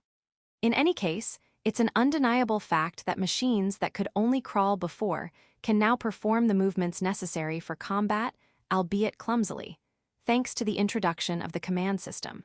However, what was important to Kada wasn't that mass-produced units could now move, but what this would bring to him personally. You look troubled, something worrying you. Well, I'm just wondering if this will be enough to satisfy the folks from the 3rd Division faction. After all, this technology transfer was done to curb their jealousy. So if they criticize it saying, sure, it moved, but it's too half-baked, it would be meaningless for Kada. They probably will be. After all, units that could barely move before can now even jump sideways. It's just a matter of improving proficiency now. That's how they'll see it. I hope you're right. The operators will be immersed in training to improve their skills, and the mechanical parts of the units will need a major overhaul. Additionally, the difficulty of using it in combination with other commands and methods of operation with deliberately reduced freedom will keep not only the operators, but also the technicians and officers busy. In such a situation, there's no time to bother with Kada. That's the normal way of thinking. Though Takafumi says this, Kada still harbored a sliver of anxiety. You still look worried. Yes. I heard from someone in the 3rd Division faction that my classmates, 5-kun and 9-kun. I mean, the first-year students Kasahara and Obata sent from the 3rd Division faction have volunteered to be operators for the mass-produced units. Oh, well, I can understand that. The 3rd Division faction is impatient for achievements. And it was none other than Kada and Takafumi who showed them a means to establish military merits. If I could do the same as Kada, if I could defeat multiple large units single-handedly, if I could achieve a feat that no one could criticize, it's only natural for them to think this way, and it makes sense to select students who don't already have their own units and can perform on the battlefield, rather than operators who are already used to their own machines to pilot the mass-produced units. The problem lies in the fact that these students are children impatient for achievements. Of course, they probably won't try to interfere with Kada, who provided the technology. Even if something were to happen, Muto Sciori would likely provide information before it could be carried out. So that's not what Kada is concerned about. Do you think they might try to go to the battlefield in that state? Yeah, that's what you're worried about. This experiment proved that using the command system could make the previously immobile mass-produced units move. Given this, the military's next step will be to research how to move the mass-produced units more smoothly, and to recreate the firepower and mobility they originally sought, in other words, to restore and test the operation of the 2nd prototype. There's a very high possibility that they, thinking, if we can jump sideways and fire, we can do the same as Kada, will try to enter actual combat. Of course, if they choose to go to the battlefield of their own will, it's their own business if they die there. It's not Kada's concern. But will they acknowledge that? That's extremely doubtful. If they had such self-restraint, Kada wouldn't have been wary of their resentment from the start, and Shoko Isatani and Muto Sciori, who heard about this from Kada, would have laughed it off as needless worry. We can't say there's no possibility. In that case, you'll probably be sent to the battlefield as well, for comparison. I suppose so. From my standpoint, too. I don't care about the 3rd Division brats, but I'm honestly curious about how your unit will move. So well, give up on avoiding it. By now, Takafumi understands that Kada's wish is not promotion, but to live a peaceful life with his sister. However, even understanding this, as both a technician and a businessman, Takafumi had no choice but to utilize the number 1 unit and its operator, Kada. I guess so, I'll use the simulator too. Sure thing. While it seems he might avoid the attack from resentment, he wanted to avoid the most. It doesn't look like he'll be able to avoid the field training on the battlefield he wanted to avoid next. Feeling the harshness of reality, Kada repeatedly trained in the simulator to increase his chances of survival in the coming actual combat. Interlude. This and that about demons and monsters. It's been several days since the muscular macho fired Dragon surprising response of "Don't think. Just move with buttons" to the request, "Please teach me the secrets." Now that it's been confirmed that mass-produced units can perform combat maneuvers, albeit awkwardly, by installing the command system, the military has begun developing an OS, something that had been relatively neglected until now due to reliance on pilots' abilities. This is expected to allow mass-produced units, which at first could only perform simple actions like jump right when the red button is pressed, to move in more complex ways. So far, so good. For Kada, there's no problem with increasing the number of meat shields, reliable comrades. However, reality is cruel, and even if Kada provides good ideas, the sheer number of monsters remains unchanged. In the current situation where Japan is barely managing to defend its territory, it doesn't mean that mass-produced units can move in complex ways equals my opportunities to shine will decrease. Rather, now that the issue with mass-produced units has been resolved, deployment requests are coming in as if to say, "You did well with the mass-produced machines. You're next." Until now, Takafumi had been protecting him with reasons like maintenance of the unit and checking its growth rate. But this time, even Takafumi is looking forward to the field test. There's nothing to stop Kada from heading to Kyushu as soon as summer vacation starts. The only consolation might be that the 3rd Division faction members will also be engrossed in control training for their units, making it extremely unlikely that Kada's sister, Yuna, will be attacked while he's away. Well, for me, that's the best reward of all. In a sense, he's a very cheap man. Last time, after one battle, he immediately returned for various checks and to compile reports before going back to Tokyo. This time, he's scheduled for at least 2 weeks of military action. On the flip side, if I work hard for 2 weeks, I can rest for the remainder. I'll do my best in the first half, and then play with Yuna for the rest. Considering his sister, who was separated from her friends due to a sudden move, and is now forced to live alone during summer vacation, separated from her only blood relative, it's not something he could say even if his mouth was torn that ensuring her safety is enough. So, unaware that he's following the so-called death flag of, "When I return alive from the battlefield, I'll do this and that," Kada sets off for Kyushu, where monsters constantly attack. Section: First of all, what kind of beings are monsters? Thanks to the demons who cooperated with the first Messiah plan and the boy who became the key to the second Messiah plan and worked himself to the bone, literally, until his body and bones turned to dust, surprisingly, much has been discovered about this. Although this information is from over 10 years ago, so there's no guarantee it's still the same now, it's not like we know nothing at all. First, demonkind are humans who were implanted with a mysterious factor by devils but weren't completely consumed by it. Appearance-wise, their skin often turns purplish, their eyes turn red, they grow black wings, basically. They look like what humans imagine devil-like to be. This is apparently the result of the implanted humans' image of devils and demonkind being reflected. Unlike monsters, demonkind retain their intelligence and memories from when they were human. Basically, humans who gain power tend to become very cruel to those who don't, and demonkind are no exception to this, having extremely cruel personalities. In areas ruled by them, humans are treated as slaves and food, with no proper human rights. The local humans are sometimes hunted for sport, sometimes used as targets for magic just for fun, subjected to all kinds of atrocities.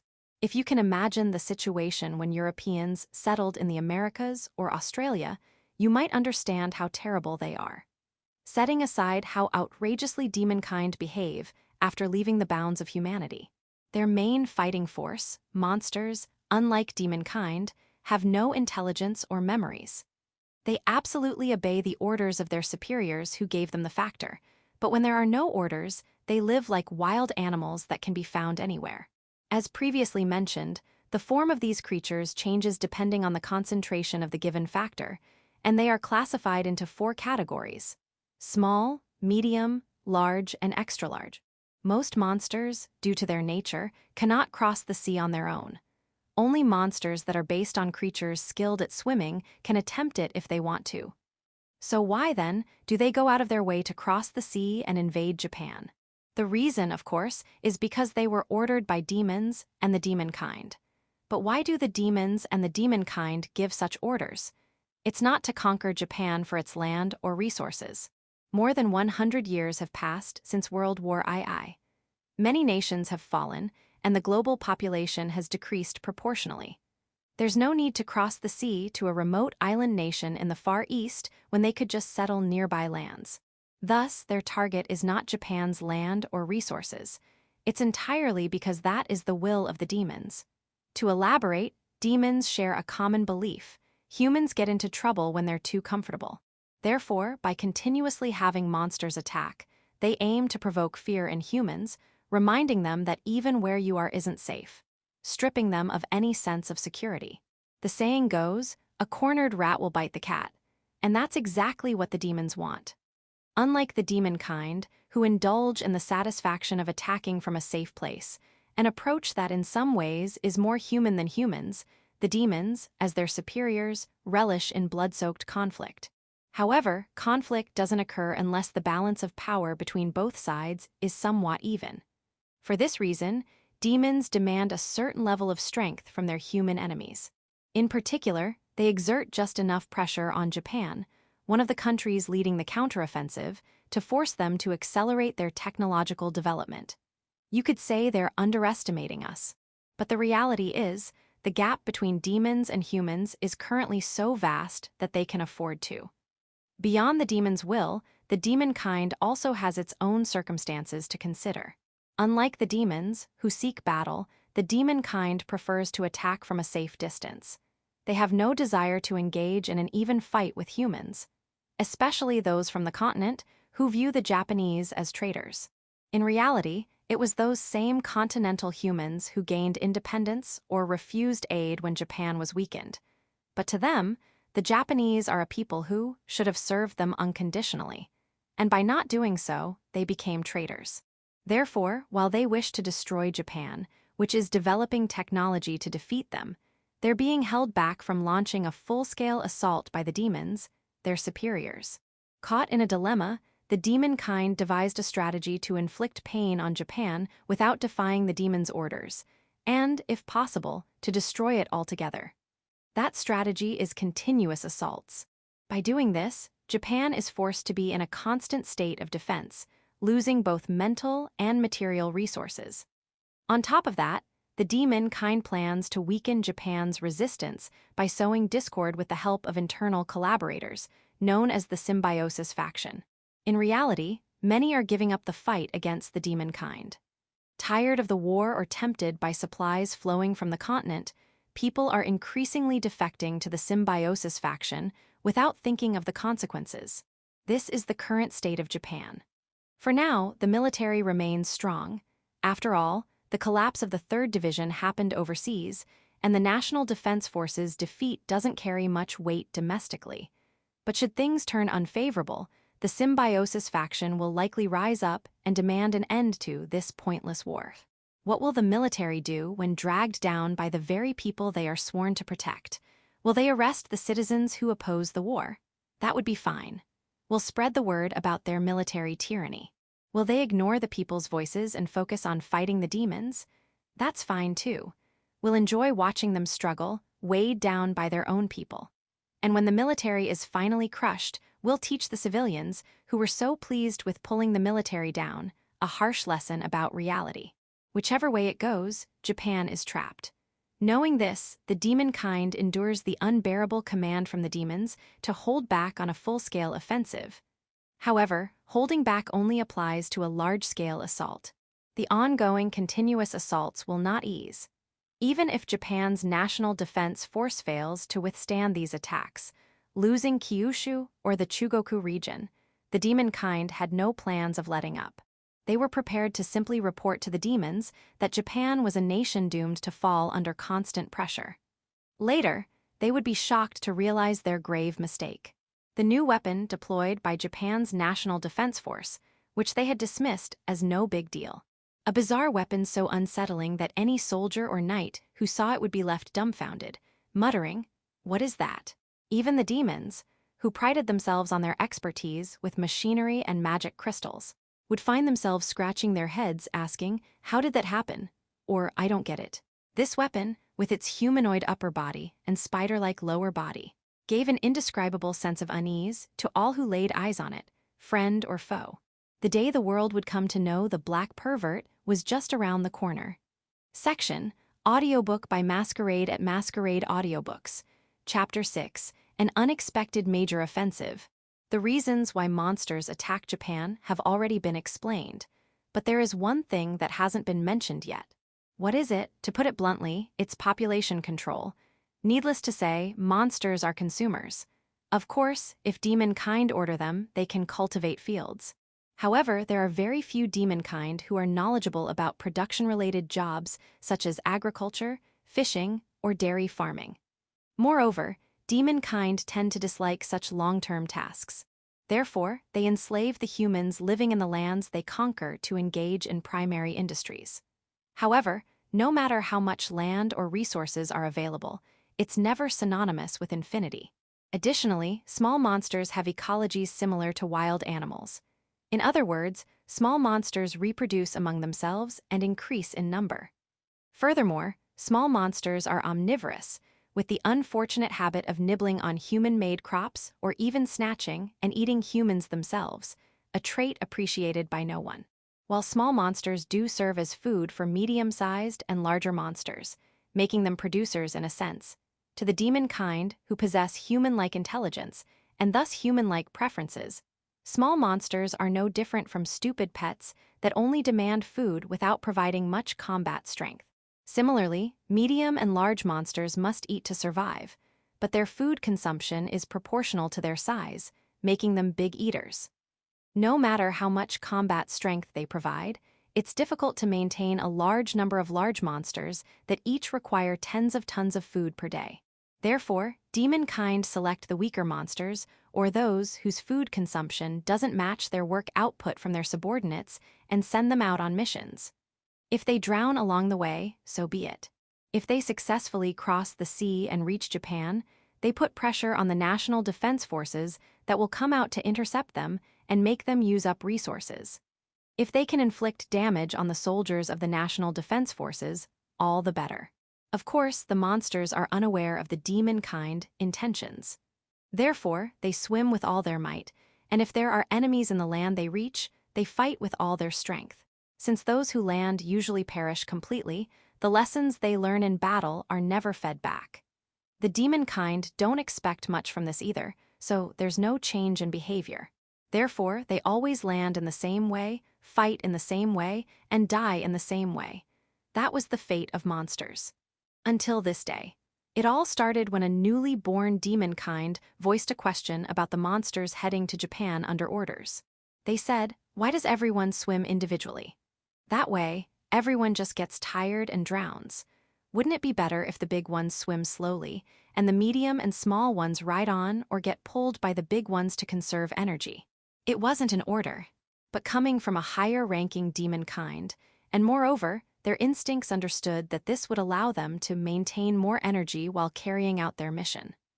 Although they lack intelligence, their instincts probably made them think, "I don't want to die in vain. I want to fight as ordered." From this point on, the tank descent tactic, previously seen only in extra-large monsters, was adopted by large monsters as well. It was like how migratory birds form a formation to manipulate air currents and reduce overall energy consumption.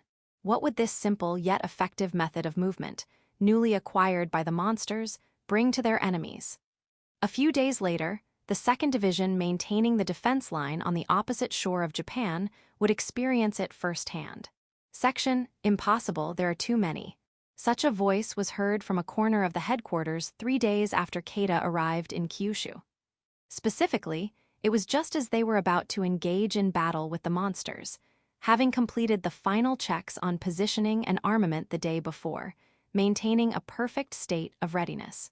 In this world, where demons were summoned during World War II, surveillance systems using artificial satellites, which were commonplace in the previous world Kada knew, don't exist. Surveillance primarily relies on radar-equipped patrol ships and large ground-based radars for detection. The ratio of patrol ships to radars is about 1 to 9. Ideally, the military would like to organize surveillance units with multiple ships and skilled observers. But the fact that the crew would certainly die if attacked by monsters at sea was a major drawback. It's natural that the number of patrol ships requiring crew is limited, as they can't afford to lose specially trained sailors in just 1 or 2 reconnaissance missions. Therefore, the military placed disposable radars at several points and estimated the invasion direction and arrival time of monsters by calculating backwards from the location and time these radars were destroyed. The downside of this method is that it doesn't reveal the exact location, time of landing, or number of enemies. Consequently, when a confirmation radar is destroyed by the monster's advance, the interception unit starts moving to the expected landing point, completes deployment before the monsters arrive, prepares for interception, and then tries to determine the number of enemies. Given this sequence of actions, it's understandable that confirming the number of monsters is delayed to some extent. Moreover, the detection range of the large ground-based radars used to search for monsters is about 300 kilometers, which is another reason for misidentifying the number of enemies. This is because it takes about a day for monsters to swim 300 kilometers, and the military assumes that a certain number of monsters will drown during this time. The number of drowning monsters is calculated based on past experience. In this case, of course, the drowning rate may be lower depending on sea conditions, so it's recognized that the number of monsters successfully landing may be higher than expected is not uncommon. Therefore, experienced commanders wouldn't normally raise their voices just because the number of monsters is slightly higher than expected. Under normal circumstances, what is that number? What on earth is going on? Colonel Yuhei Shibano, the commander of the interception unit, was raising his voice at the number of monsters appearing within visual range. For the reasons mentioned earlier, some fluctuation in the number of monsters is to be expected. Shibano understands this as well. What he couldn't understand was that the number of monsters wasn't just slightly higher, it had increased significantly. I understand if it decreases, but why does it increase? The number of monsters previously observed by radar was about 300 in total. 15 large ones, 62 medium ones, and just under 200 small ones. This was already the largest scale that the 2nd Division had observed so far. Therefore, as soon as the enemy's scale was determined, Shibano had requested support from other units and even called in soldiers who were scheduled for leave. In addition, he had mobilized test machines that were originally supposed to be undergoing trials in the rear. It was truly a situation where they needed all hands on deck. The breakdown of the interception force thus assembled was 20 pilots using standard-type machines, 40 pilots using beast-type machines, and about 100 artillery pilots, using artillery specialized for bombardment. In terms of conventional weapons, there were 400 tanks and 4,000 infantry artillery soldiers, which is about 50% of the 2nd Division's combat power. For pilots, almost all of the 2nd Division's available force had been mobilized. The number of pilots might seem small, but it's inherently difficult to increase the number of pilots as a military branch. Indeed, due to the Second Messiah project, the number of magic crystals and pilots in Japan has increased. However, as indicated by the number of students entering the military academy that Kada attends, it's only about 100 people per year. It's been about 50 years since the Second Messiah project was initiated, and only about 30 years have passed since the first counteroffensive operation, which was carried out after it was judged that a certain number had been gathered through this project. Simply calculated, 100 people times 30 years equals 3,000 people. Among these, only about 30% have a high enough compatibility rate with magic crystals to use standard or beast-type machines. This means there are 900 pilots who can use standard or beast-type machines and 2,100 artillery pilots. Of course, there are non-commissioned officers who haven't attended the military academy but have high compatibility rates with magic crystals, so there's a slight increase in both pilots and artillery pilots. But even then, it rarely exceeds 30 people per year. The 900 pilots and 2,100 artillery pilots are distributed and deployed among 9 divisions, so by simple calculation, each division has 100 pilots and 230 artillery pilots. However, the 2nd Division, which guards Kyushu and the Chugoku region, has more personnel deployed compared to other divisions. In reality, the number of pilots actually deployed is a bit higher. But in recent years, many newly deployed pilots have been prioritized for the expeditionary forces of the 3rd, 4th, and 5th Divisions. Moreover, over the 30 years, some pilots have retired due to age or injuries, and some have died in battle. As a result, the current number of pilots assigned to the 2nd Division is 70 for standard and beast type combined, and 130 artillery pilots. Therefore, the current mobilization of 60 pilots and 100 artillery pilots is the absolute limit, excluding the forces kept in reserve in case of landings in other locations. However, even with this much force, it's hard to say that they can handle 15 large and 62 medium-sized monsters. We might be able to win, but we'll lose a considerable number of artillery pilots and pilots in the counterattack. Not only Shibano, but all the upper echelons of the 2nd Division thought so. However, faced with the monsters landing, they, especially Shibano, were made to realize with despair that their assumptions had been wrong. Why? Because the baseline numbers were different. According to visual confirmation by observers, using binoculars, the number of monsters likely to successfully land was 10 large ones, 133 medium ones, and over 500 small ones. Why? Although the number of large ones has decreased, the others have increased. They've grown to nearly twice the expected number. This is truly an unprecedented and abnormal situation. How could such a discrepancy occur? A group of over 100 medium-sized monsters is something you'd rarely encounter, even with the 4th or 5th Divisions engaged in counteroffensive operations on the continent. It's not a situation you'd come across often. Even those 4th and 5th Divisions can handle such numbers without significant casualties because they're working in cooperation with local forces. This scale is not meant for a single division to handle alone. What's more, among the large ones, there are reportedly multiple 30 M-class creatures, the largest known size. When we observed them on radar, there definitely weren't this many. We calculated the numbers based on observations from multiple radars at different locations, not just one radar from one direction, so there's no mistake. And then there's the number and types of large ones. We've never seen 30 M-class before. Now they've suddenly appeared, and in multiple numbers, there's no doubt. The demons or magic races must have done something. Shibano contemplates the reason for the increase in monsters. Indeed, if there's nothing wrong with the radar, it's most natural to think that demons or magic races used their mysterious power of magic to deceive the radar. However, Shibano's speculation misses the mark. To put it simply, it's not that demons or magic races consciously carried out deception. The increased numbers of medium and small-sized creatures were simply those that had been riding on top of the large ones and thus weren't counted, or groups of monsters that were mistaken for a single entity as they were being pulled along by the large ones. The presence of the previously unseen 30 M-class is just because the monsters swam in a way that conserved each other's stamina, allowing individuals that would have normally drowned from exhaustion due to their size to reach the shore safely. Colonel, damn. Nevertheless, regardless of the reason, the monsters are right in front of them. As such, Shibano must make a decision. That is, to retreat or to fight. What should I do? What's the right choice? Shibano, the commander of the interception force, was forced to make a decision. Section, can we win if we fight? It's impossible. After running a simulation in his mind, Shibano imagined the scene where, immediately after the deployed forces launched a full-scale bombardment, the surviving medium-sized monsters would counterattack, vaporizing the majority of the gunners and artillery. Originally, the machines used by gunners have no defensive capabilities or mobility.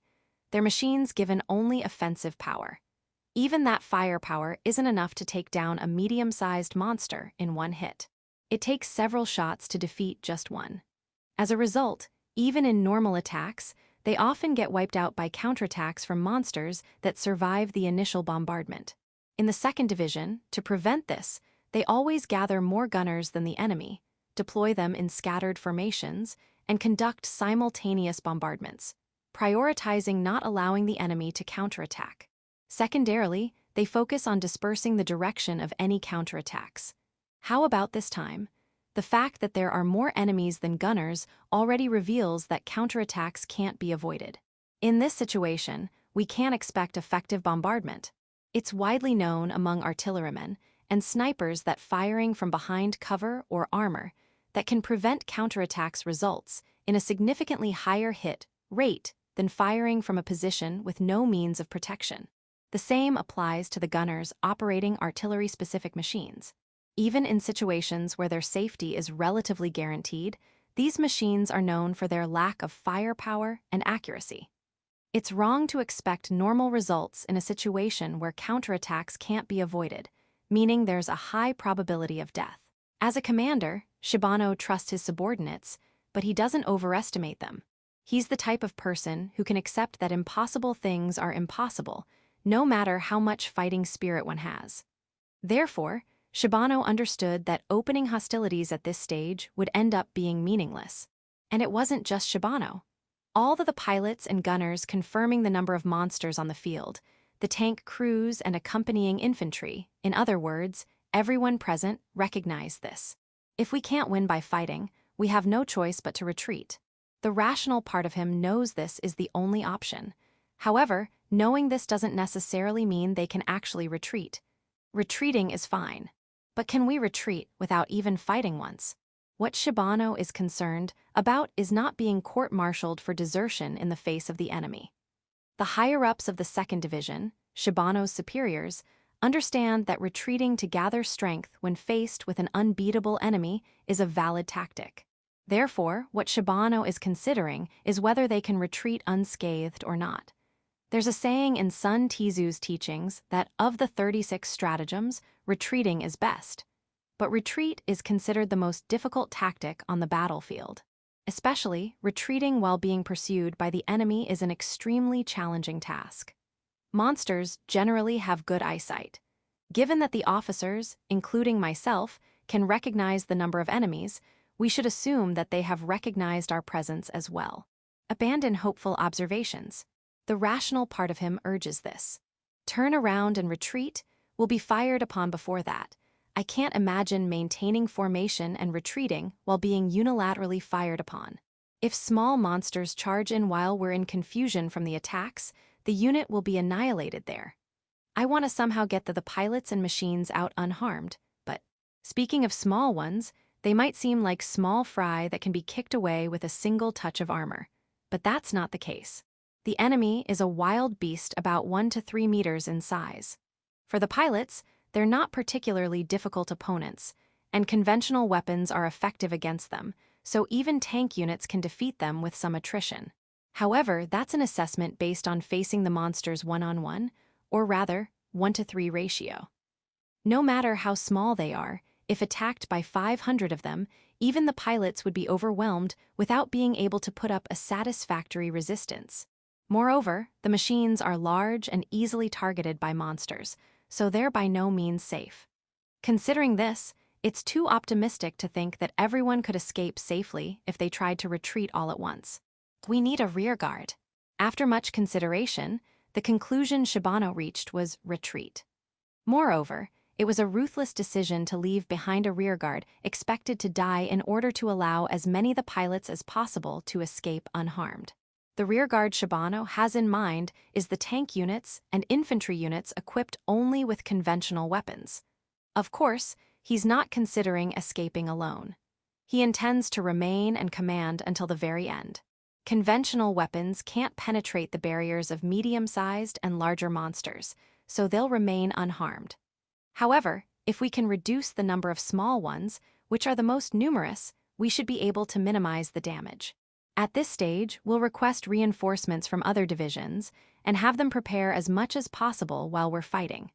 The 6th and 8th, which were originally scheduled to support us, shouldn't take too long. If 3 divisions attack together, we can win. The rest depends on how much time I can buy. Shibano was the kind of man who, if he thought he could buy even a little time by making a fool of himself in front of the enemy, would be willing to strip down to his underwear, charge into the enemy ranks, and blow himself up with dynamite hidden in his underwear. "All right," announced to all troops. "Die with me for the future of this country." It's an order that would plunge his subordinates, who are likely already sinking into despair, into hell. I don't want to kill them. I don't want them to die. But give up. I've given up too. It was just as Shibano, having steeled himself with such resolve, was about to issue this merciless order. This is Special Lieutenant Kawakami of the 2099 Special Operations Squad. As the operation start time has arrived, I will now begin the situation. Everyone in the command post, including Shibano, who had resigned himself to dying with his subordinates, couldn't help but exclaim. All the interception forces deployed here are under Shibano's command. Therefore, even bombardment cannot be carried out without Shibano's permission. Normally, it wouldn't be strange if someone were to act out of fear, but the patience of the officers and men of the 2nd Division, waiting silently for orders, proves their endurance and excellence. In the midst of this, someone suddenly declared the start of the operation. Even if it wasn't Shibano here, anyone would have been stunned by this declaration. The problem is who made this declaration that could be seen as insubordination. 2099 Special Operations Squad. The 99 series is the code for the military academy. We shouldn't be accepting trainees yet. It's that prototype. Impossible. A student committing insubordination. Did they snap from fear? I understand their feelings. Even the elite troops of the 2nd Division might act out of fear in this situation. It's not unreasonable for a student to be unable to endure. The members of the command post thought so, but that was a misunderstanding. No, he said this, as the operation start time has arrived. Kada, who belongs to the Special Operations Squad, is broadly under Shibano's command, but his original superior is the commander of the 2nd Division. Therefore, even if he opened fire without Shibano's order to do so, it wouldn't be insubordination. Rather, not taking action at the predetermined time would be insubordination. So no matter how scared he was, no matter how desperate the situation in front of him seemed, Kada had to move once the scheduled time came. To stop this, Shibano would have had to order Kada. The situation has changed, so we're changing the plan. Stand by until further orders. It's simple. Kada just acted because the scheduled time came, while the members of the command post were flustered by unexpected events. In other words, he's just faithfully carrying out his military duties. What have I done? My lack of resolve has led to the death of the children I was supposed to protect. Moreover, the interception unit, unable to fight or retreat without orders from Shibano, is now suffering casualties due to the enemy's counterattack.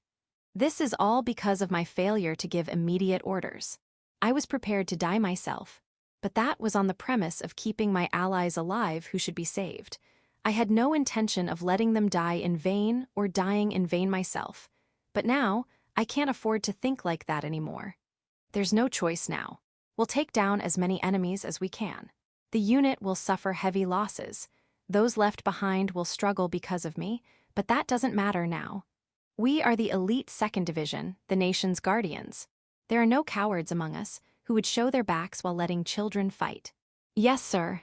As soldiers, no, as adults, we have things we must protect. If we're going to die anyway, shouldn't we die embracing that duty? Just as Shibano, with a newfound resolve different from moments ago, was about to give the order, the command center staff witnessed something beyond their comprehension. All units prepare to at 30 M-class silenced. Special Lieutenant reporting, the prototype sniper fire has silenced a large one. Furthermore, while evading, it counterattacked. The 20 M-class is silenced. After sniping, it jumped to avoid enemy counterattack, and not only that, it struck while evading. Then it struck again upon landing. It's adding another hit while leaping backward. 30 M-class and 25 M-class silenced in succession. Another 25 M-class silenced. That's incredibly fast sniping. It's countering their counterattacks. The enemy's attacks, they're not hitting. It accelerated suddenly mid-jump. How? It seems to be using an anchor to pull the machine. Another sniper shot. The enemy is in attack formation, so they can't evade or defend. It's targeting that weakness. Even large ones will die if they take a magic-infused thermite armor-piercing round from a 120mm glide cannon to the head. I understand the logic, but it doesn't make sense. 20M class silenced. He's strong.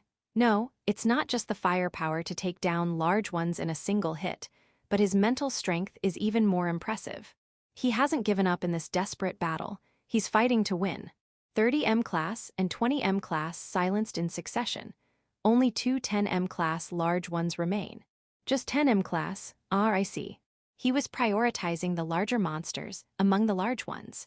It's natural, but even within the large category, the threat level of a 10M class monster is completely different from that of a 30M class monster.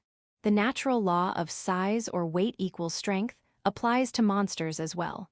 Between 10M class and 30M class monsters, the muscle mass is different. The armor thickness is different. The intimidation factor is different. The magic power they contain is different. The power and scale of their attacks are different. That's why when faced with a 30M class monster, everyone prepares for death. Shibano was no exception. That's how formidable these enemies were. But now, those mighty foes are gone. The intimidation emanating from the 30M class giants. Some might have been frightened by the anticipated scale of their counterattacks. But thanks to him, those worries have been wiped away. 10M class is not a problem. Well, I wouldn't go that far, but at least the pilots and gunners have experience with attacks from monsters of that scale. They should know how to handle them. Moreover, it's hard to believe that he, who so easily disposed of the 30M class, would struggle with 10M class monsters. As if to prove this point, two 10M class silenced. Say, I can't help but smile wryly at this casual report of the downing. To take down 10 large ones in less than 10 minutes. No hits taken. All that's been consumed is ammunition and a scorched gun barrel, What an incredible machine. No, this isn't something that can be done with machine performance alone. That's right. It's the combined skill of both the machine and the pilot that made this possible. Have they been inspired by his fighting? I can understand why. No, I'm probably the one most affected by the heat of the moment. Normally, a commander doesn't need such passion, but this time is different. We can win now. Am I the only one who thinks so? Colonel, the air of desperation that had enveloped the command center until moments ago no longer exists. The kid, no, the special lieutenant has annihilated the large ones for us. He'll likely take care of the medium-sized ones next. So what are we doing? Just watching the lieutenant's exploits from here. Of course not. Absolutely not. Let's go.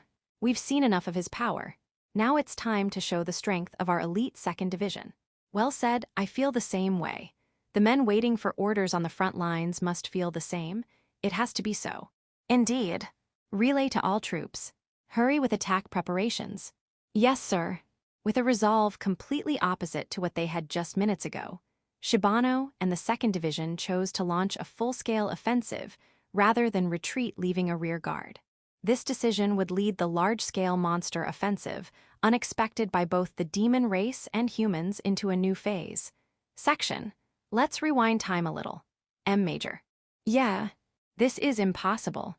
While Shibano and the others in the command center were holding their heads, the expressions of the pilots who were witnessing more monsters than expected attempting to land at a closer position were even more distorted with fear than those of Shibano and his staff. This is natural. Unlike Shibano, who as a commander doesn't directly engage with monsters, these pilots who have been fighting monsters directly know the terror of monsters better than anyone else. As common knowledge among pilots, medium-sized monsters are considered weaker compared to large ones. The strength ratio given by the staff is that one 20M class large monster is equivalent to 10 6M class medium monsters. However, if you ask a pilot who knows actual combat, which is scarier, one large monster or 10 medium monsters, they would answer without hesitation that the latter is scarier. Numbers are strength in battle, numbers are power. Indeed, a wise saying. By the way, the kill-to-death ratio between standard types and medium monsters is originally 1:2, and between beast types and medium monsters, it's 2:1. If this is taken favorably, It means a standard type can defeat 2 medium monsters, while 2 beast types can defeat 1 medium monster. But conversely, it also means that 2 medium monsters can defeat 1 machine, and when facing beast types, 1 medium monster can defeat 2 machines. Now, let's look at the current situation. There are 133 medium-sized monsters, while the interception unit has 20 standard-type machines and 40 beast-type machines. Looking at the numbers alone, the interception unit should be able to defeat 40 medium monsters with standard types and 20 with beast types, totaling 60. This doesn't even cover the originally confirmed 62 monsters, but with a few ace pilots and supporting fire from nearly 100 gunners, it was thought they could just barely manage even including the large monsters. At least until they saw the actual number of monsters that had landed. With 10 large ones plus over 100 medium ones as opponents, there's nothing we can do. Without even mentioning Lanchester's square law, the initial difference in force directly translates to survival rates. In other words, if 62 monsters fought against 60 machines, it would be a close battle with casualties on both sides. But if 133 monsters clash with 60 machines, the 60 machines would be one-sidedly crushed. With large ones on top of that, it's even worse. Of course, it's possible to inflict a certain amount of damage on the enemy through tactics, individual skill, or coordination. It's possible, but severe damage to the interception unit is unavoidable. In that case, not only this battle but also future defense battles would become impossible. Considering that, retreat is the only option. And that too, with the regular tank units as the rear guard.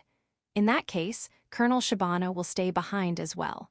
Major Yasuaki Sato, the commander of the pilot unit, traced the thoughts of Shibano, the overall commander, and came to this conclusion.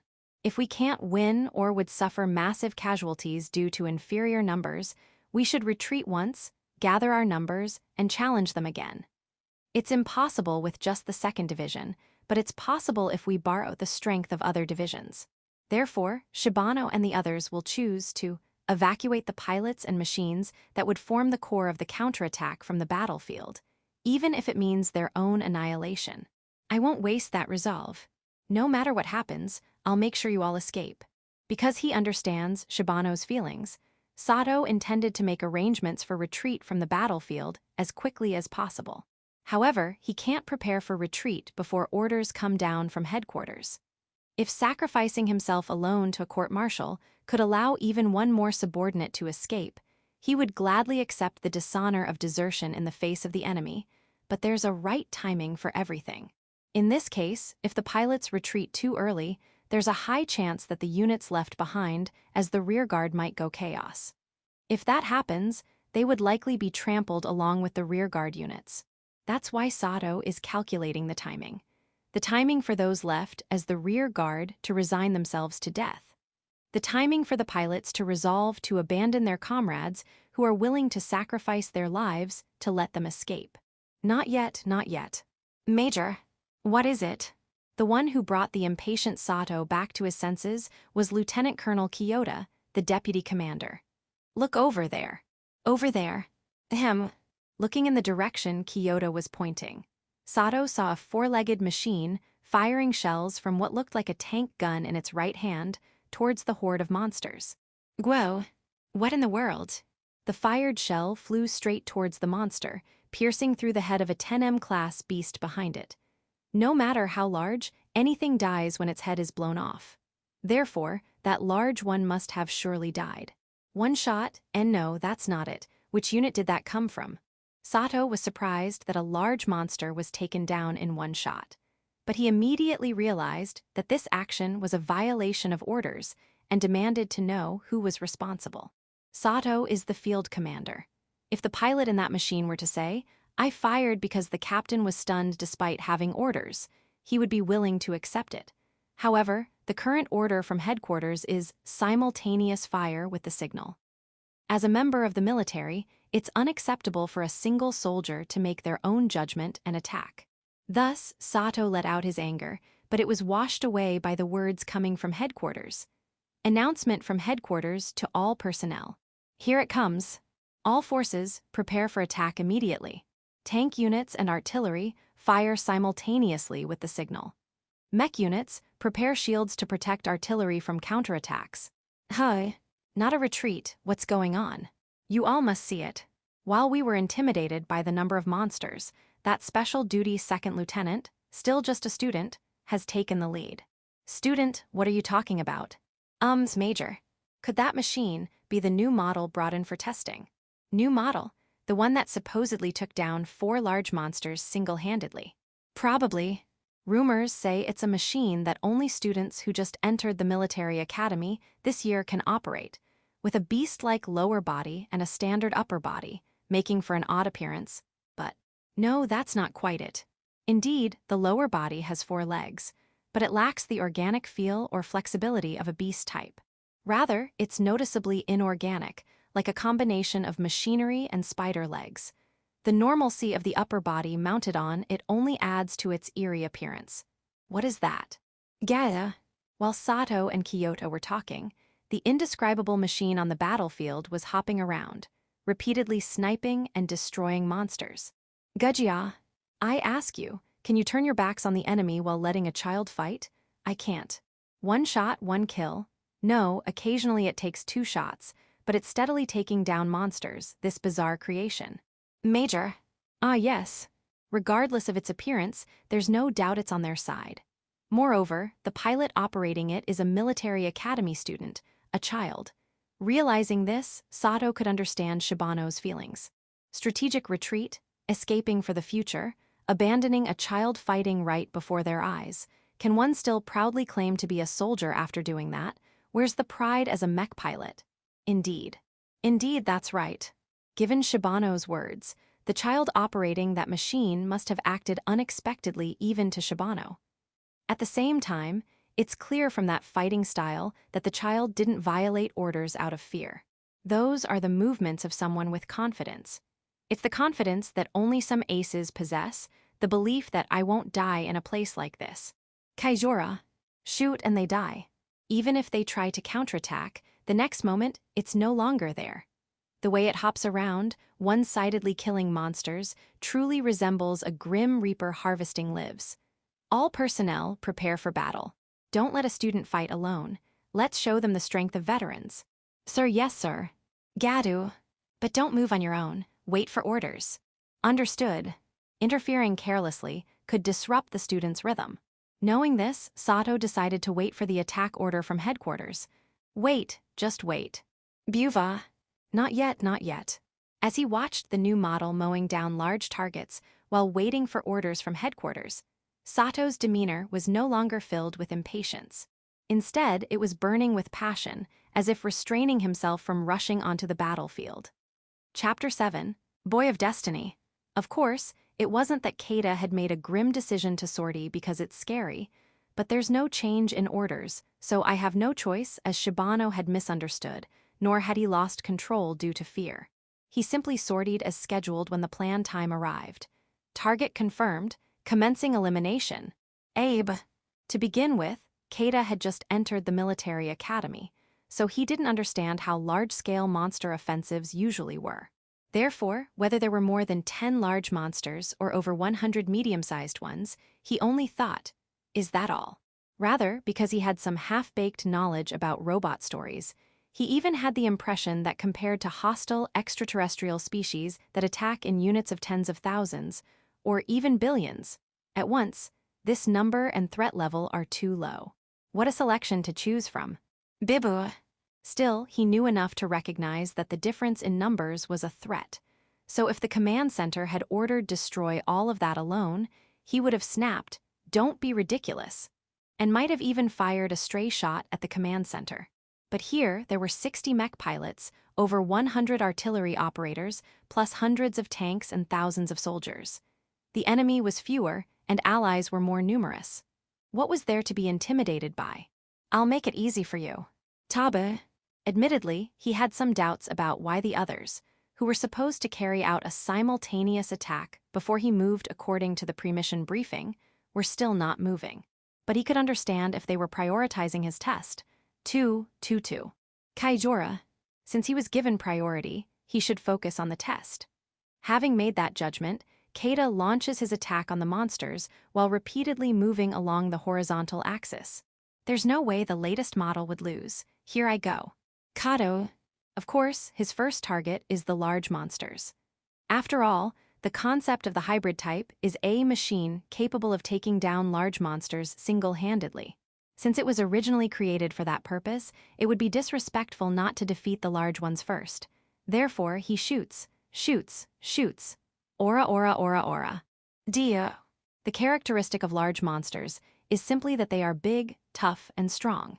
Their already muscular bodies, needed to support their huge frames, are further enhanced by magical power. On top of that, they constantly deploy a force field called a magical barrier, making their defense extremely high. In addition to this defense, they also possess an offensive power capable of vaporizing mechs or tanks in a single hit. There's no way they could be weak. You don't deserve to live another day. Myugi. They shouldn't be weak, and yet they're being hunted down one-sidedly. On paper, such a one-sided crushing shouldn't be possible, but in reality, Kada is hunting down the large monsters one-sidedly without a scratch. The reason this is possible is simply because Kada and his mech have been growing, while the monsters haven't grown at all. Your aim is weak. Uraba. Even after the previous battle, Kada had been training with simulators to get more accustomed to his mech. The mech, too, when not being maintained, was always stored in Kada's magic crystal, constantly growing and optimizing to move according to Kada's image. As a result, various aspects have been strengthened, such as how to suppress recoil when firing, how to balance and absorb shock when landing, and how to brake while jumping. How about the monsters, on the other hand?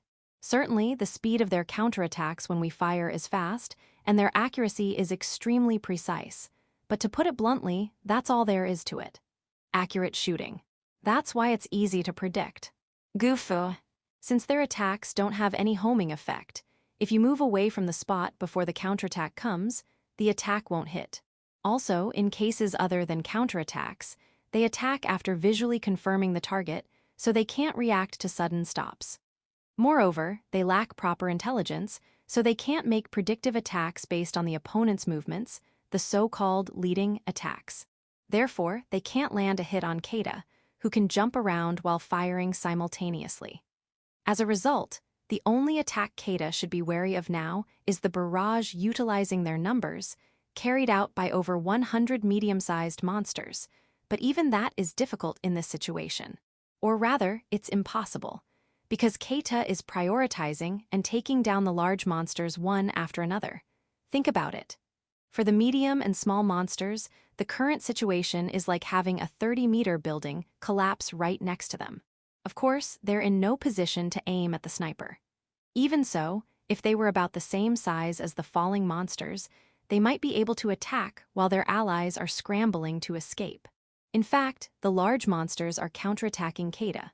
But being large enough not to be obstructed by allies also means that they're easier targets with clearer lines of fire. That's the last of the large ones. Dawa. All right.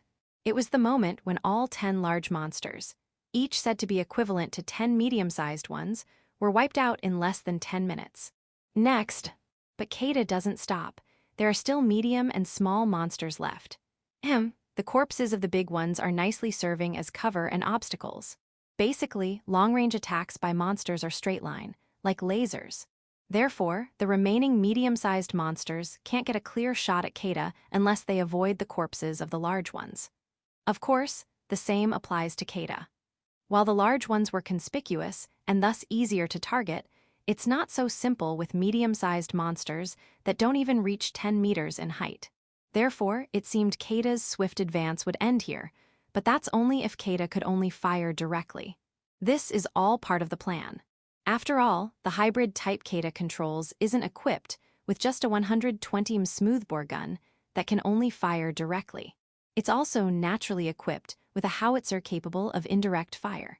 Originally, it was just a spare meant for whittling down medium and small monsters, but whether due to a change in mindset after its unexpectedly good performance in the first battle, or because the significant growth of the mech after the previous battle's experience allowed it to carry heavier guns.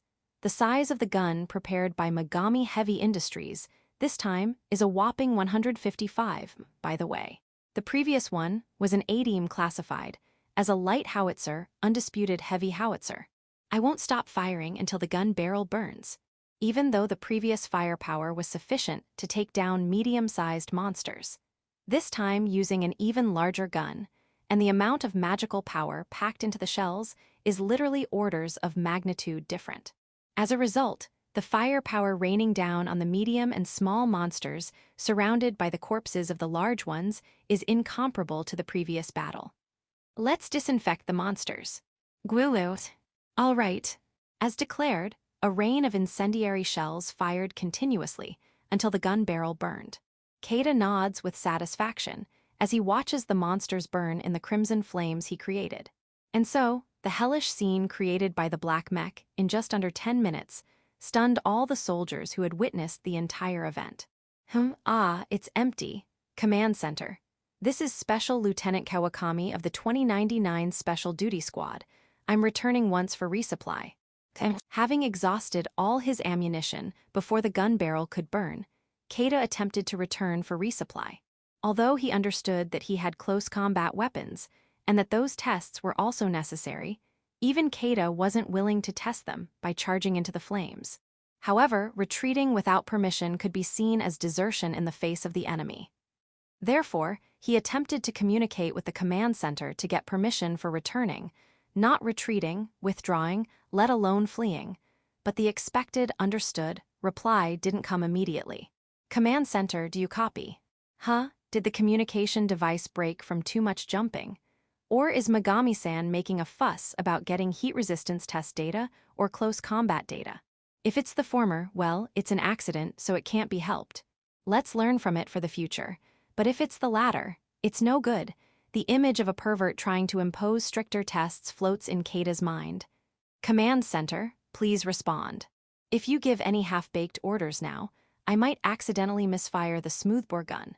While suppressing his murderous intent towards the pervert, Kada inquires again, but of course, there is no such fact. The command center as a whole was simply stunned by the results Kada had achieved. And fortunately for everyone, even such astonishment tends to fade a bit after some time and 3 calls. Yes, understood. Leave the rest to us. Oh yes, understood. Unaware of their own mistake, the command center issues further orders. All units commence attack. However, standard types maintain defensive positions in case of counterattack. Beast types surround the battlefield, don't let even one escape. Yes, sir. The interception units that had been waiting for their turn also start moving, swallowing their astonishment as they receive orders. The excited command center didn't realize that they had given an order to keep Kada, who was planning to sortie again after resupplying, away from the battlefield by saying you don't need to sortie again. If Kada were a person seeking military achievements, he might have been angered, thinking you're trying to prevent me from monopolizing the accomplishments. But fortunately, Kada, who fundamentally desires peace, has no such noble thoughts. I'll leave the rest to you. In other words, I can go home now, right? What might seem like a desperate battle from the outside is nothing more than a part of the test from Kada's perspective. And again, as repeatedly mentioned, the time Kada moved around this time was just about 10 minutes. In other words, for Kada, the command center's words, leave the rest to us, were equivalent to going to work, but after just 10 minutes being told, good job. You can go home for the day. If it were an hourly wage, he might have complained, but the military operates on a monthly salary with rare bonuses. I don't really get it, but lucky me. With his off-duty status officially approved by the command center, Kada took out some water stored in his magic crystal. As he listened to the incessant boom of artillery shells and the screams of monsters, he muttered, "Water tastes so good when you're watching other people work," while leisurely quenching his thirst. It was quite an inappropriate thing to say. Section a little before Kada's sortie. Impossible, there are too many. So it was as I feared. Inside the maintenance hangar set up a short distance from the command center, Takafumi muttered to himself. Despite his position giving him some battlefield experience, even Takafumi had never participated in a defensive battle of this scale. He had thought this scale of defense was normal for the 2nd Division. However, when he heard the scream-like shout, echoing from a corner of the command center over the communication device, Takafumi realized his assumption was wrong. Of course it was. After all, the enemy numbers were more than double what was originally expected. Specifically, there were 10 large types, 133 medium types, and over 500 small types. How could such a situation be considered normal? Moreover, the defensive forces were also problematic. Only about 70% of the 2nd Division's total strength was deployed here. It would be a mistake to think this level of force could defeat such a large horde. Well, if the enemy had landed in the expected numbers, this force might have been sufficient.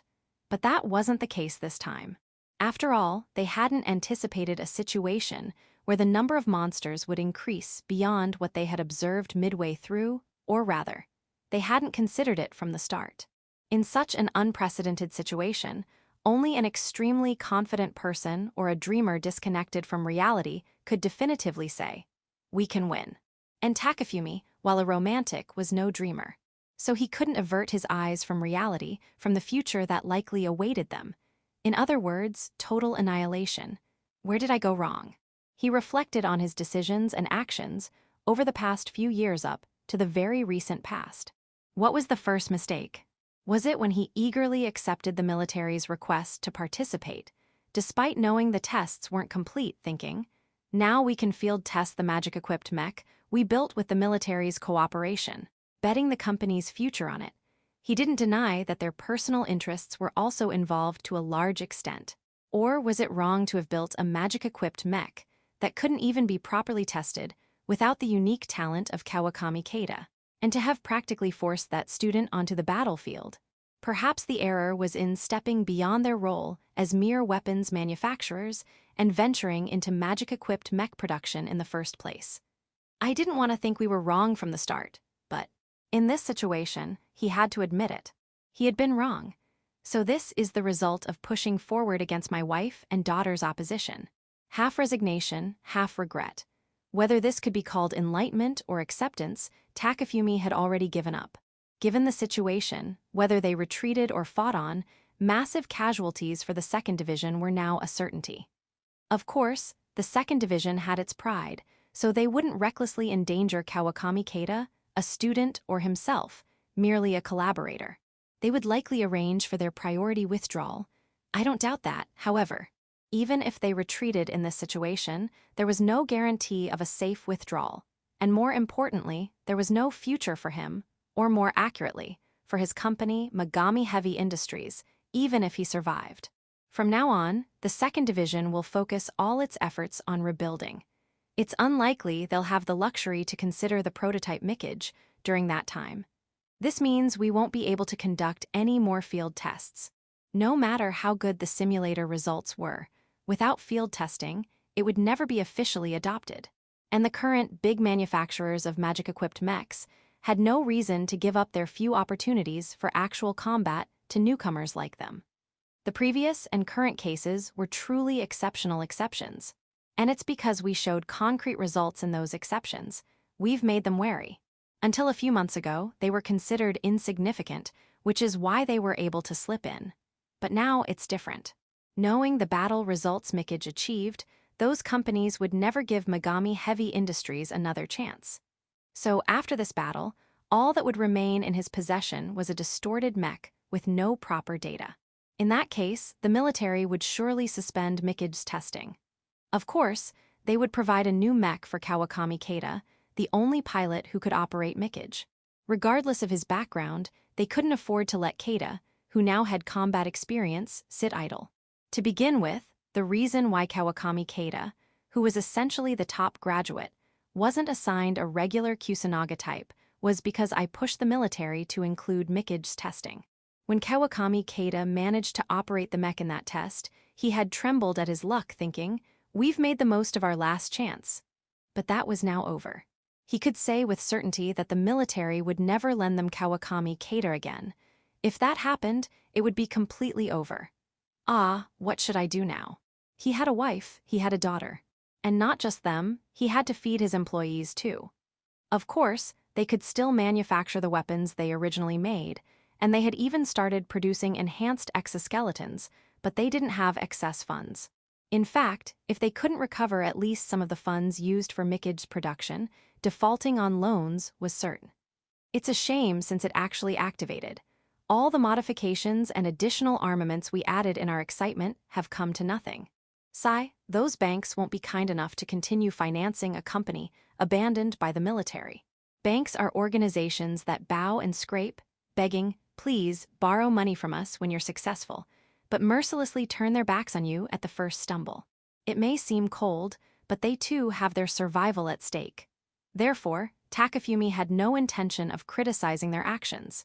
He only regretted his own naivety. If we could have performed as well as last time, well, even if not quite that well, if we could have taken down 1 or 2 large types in this battle, Mickage would have been officially adopted. We were just 1 step short. Really, just 1 step away. There were regrets aplenty. He would have to apologize to his wife, daughter, and employees. To be frank, it was depressing. He even felt that dying might be preferable. For a moment, he even thought, if I died here, wouldn't there be insurance money or compensation? But he quickly reconsidered, realizing it was too inappropriate. If it were just him, that might be fine. But there were subordinates he had brought here, and more importantly, there was a child fighting on the battlefield in the mech they had built. Kawakami Kada was a boy who, despite his aptitude, had been practically forced into becoming a pilot and dragged onto the battlefield by Takafumi. He had even heard from Kada himself about his parents' death and his desire to become a soldier to support his younger sister. How could I, the very person who sent such a child, who's only trying to support his young sister, to the battlefield for my own convenience, even joke about dying together for the insurance money? That's not something that should be said even in jest. The future looks bleak, and I do think dying might be easier. But I have enough discretion not to involve someone else's child in that. So if evacuation orders come, I'll obediently comply. Even if they ask us to fight, I'll refuse. I'll prioritize getting that kid back to the home where his sister is waiting. Whether this was adult pride, dignity, or perhaps a backward resolve that dying can wait, Takafumi himself wasn't sure. At the very least, he had no intention of dying needlessly here out of stubbornness. That being said, it didn't change the fact that his future looked pitch black. What should I do now? A sigh escaped along with words tinged with resignation. I guess I'll at least make preparations. Takafumi was about to give instructions to prepare for withdrawal before the order came from the command center. He was prepared to take responsibility if anything went wrong. All this was to avoid shaming his own pride. More importantly, it was a decision to ensure the safe return of the employees who had followed him this far and the boy he had dragged onto the battlefield. One wrong step, and instead of receiving insurance money, he might be sued for damages by the military. If he had actually voiced these thoughts, the situation surrounding Megami Heavy Industries might have become even more severe. However, for better or worse, those instructions never left Takafumi's mouth. Did he realize the gravity of the situation and lose his nerve? No, Takafumi's thoughts hadn't reached that far yet. Did he try to escape the inevitable situation through death? No, the resolve he had just made hadn't wavered in the slightest. Did he realize there was a possibility of surviving and securing a bright future? No, there was no such thing. There was only one reason why Takafumi didn't give the order to prepare for withdrawal. Words that no one had anticipated were spoken by someone no one had expected. This is Special Lieutenant Kawakami of the 2099 Special Operations Squad. As the operation start time has arrived, I will now begin the situation report. For someone about to face death, there was no sense of determination or tragedy in those words. It was more like saying, lunch break is over, so I'm going to afternoon class. In other words, it was a declaration of I'm going to act according to schedule because it's time. What does he know? I see. Takafumi wasn't stupid. In fact, anyone with even a little military knowledge wouldn't have found it difficult to reach the same conclusion as Shibano at headquarters. Even now, headquarters hasn't issued any orders to change the operation. That's why he had no choice but to act as planned. No matter what changes occur in the situation, a soldier must act according to the original orders unless new orders are issued from headquarters. Even if the enemy numbers twice as many as expected, changing the plan of action is not allowed. If one were to act on their own, it would be a violation of orders. For a pilot operating a special weapon like a magical mech, it's not unthinkable that they could be shot on the spot. Damn it, I was careless in considering his situation. Looking at Kada's circumstances, it was understandable. No matter how much he valued his life, he had to obey orders. He couldn't afford to be accused of violating orders under any circumstances. Perhaps he thought it would be better to die following orders. After all, if he died fighting monsters, it would be in the line of duty. While it's unclear whether he would be promoted 2 ranks posthumously, it's not hard to imagine that the military would provide a considerable sum to his orphan sister if a student like him were killed.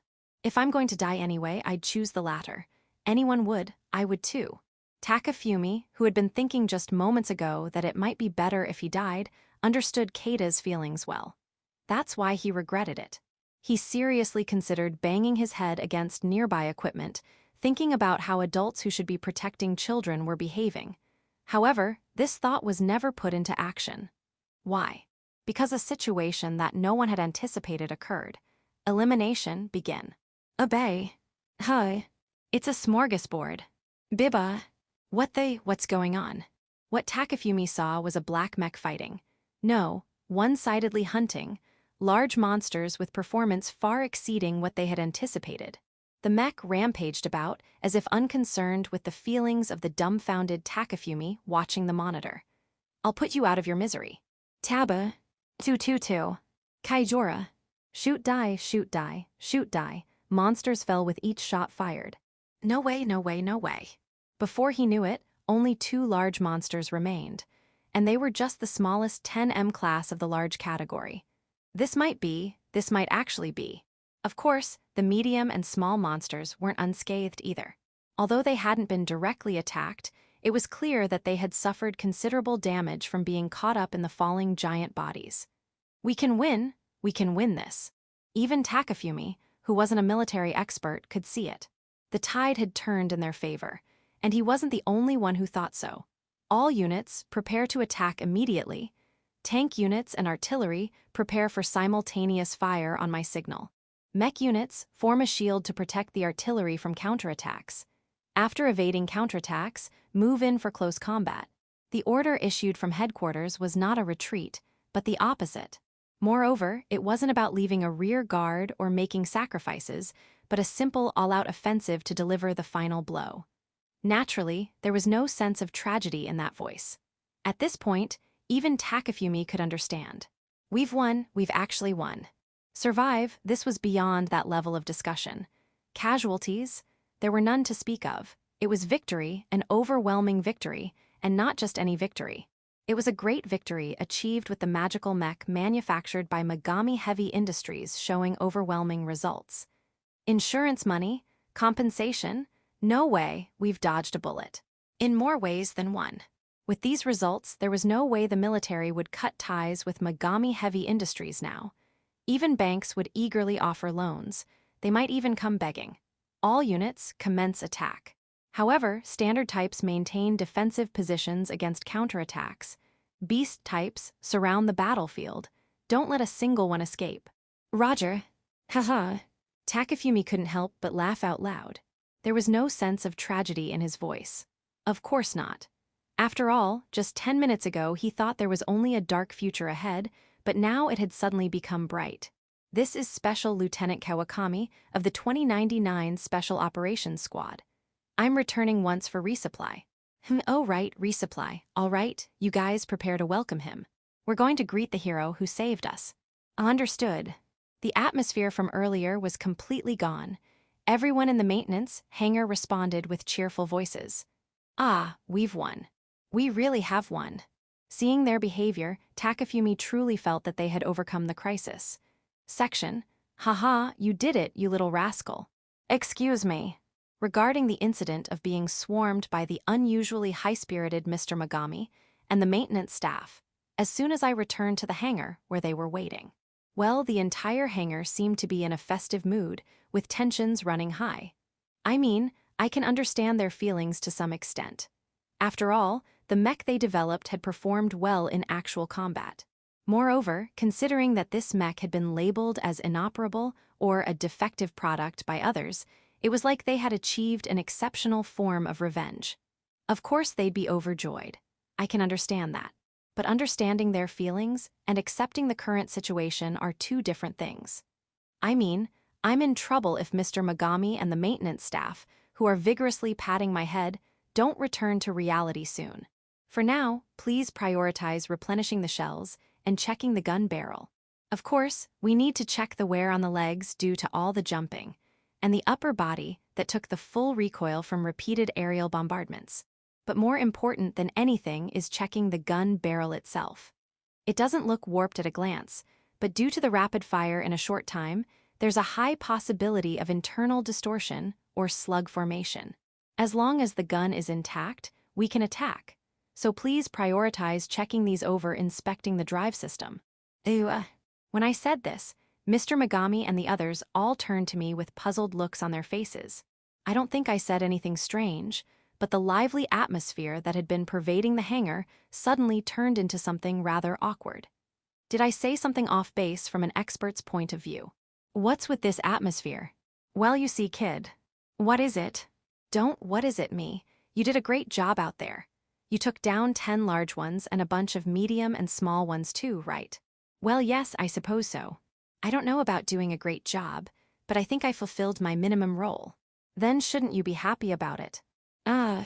I see, so that's what this is about. I understand now. In their minds, this battle is already over. That's why they're purely happy and exaggeratedly excited. Indeed, we should rejoice when we win.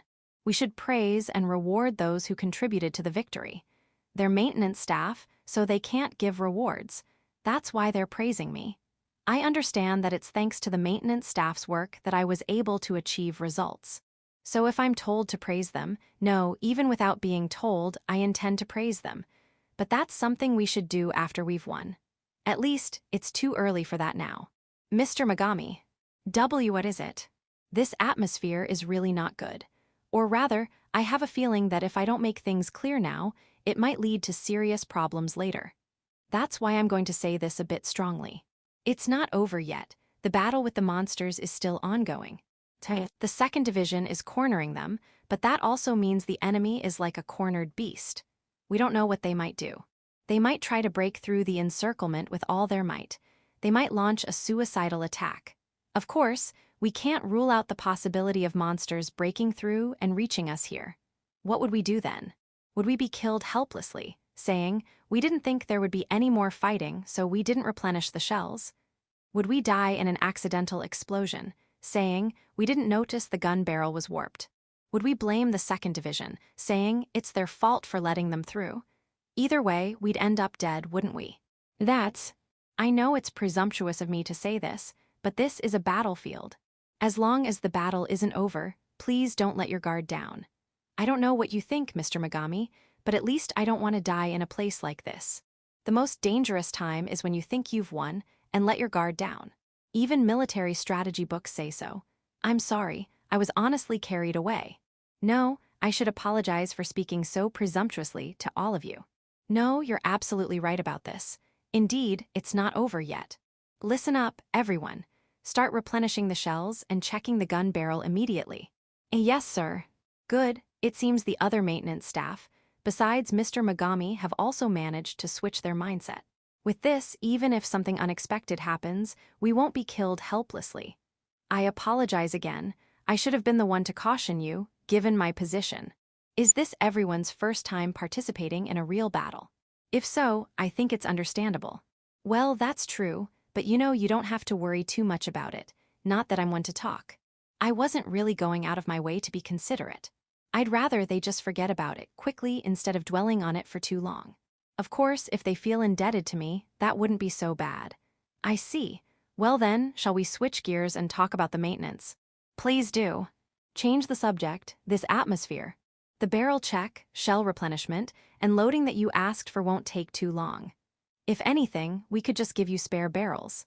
That's true. Come to think of it, that's right. We could just do the maintenance after replacing them. So that atmosphere earlier was about that. Maybe he was also exasperated by my unnecessary request to look cool. Of course, It's better if we can avoid using spare parts. So I plan to do maintenance as much as time and circumstances allow. Thank you very much. Isn't this consideration? I'll gratefully accept it though. That being said, what I'm concerned about are the legs, or more accurately, the back as well. What do you mean? I don't understand what he's trying to say. Could you please be more clear? Well, you were flying, weren't you? Moving up, down, left, and right in the air, right? And changing your speed too, right? Now that you mention it, I guess I did feel like I was moving in all directions. Well, yeah, I was definitely moving around a lot. I think I was boosting my speed too. Hey, don't tell me you were doing it unconsciously. Well, yes, to be honest, I wasn't aware of it. Seriously, I wasn't. Then, you weren't aware of the strange light coming from your legs and back when changing direction or speed either. Strange light. Yeah, it was kind of a greenish blue, or maybe a bluish green. Isn't that something I shouldn't be emitting? What's with that reaction? Do you have any idea what it might be? An idea, huh? Well, I do have one, but no, it can't be those particles. Surely, probably. If it's not that, there's only one other possibility. Could it be magic? Magic? Yes, I don't know the exact name, but it's the power that large and medium-sized monsters use. The machine and magic crystals should have stored up power from defeating large monsters before, right? If you consider that it's being released like the monster's attacks, doesn't it make sense? It does make sense, right? Say it does. I see. Since there's no precedent of someone defeating as many monsters as you have, I can't say for sure, but it's certainly a possibility. Yes, we'll need to confirm it eventually, but for now, let's consider that theory as the most likely candidate. Now, about you flying in the air. I have a bad feeling about this. I'm going to have to firmly deny this. That was jumping, of course. Yes.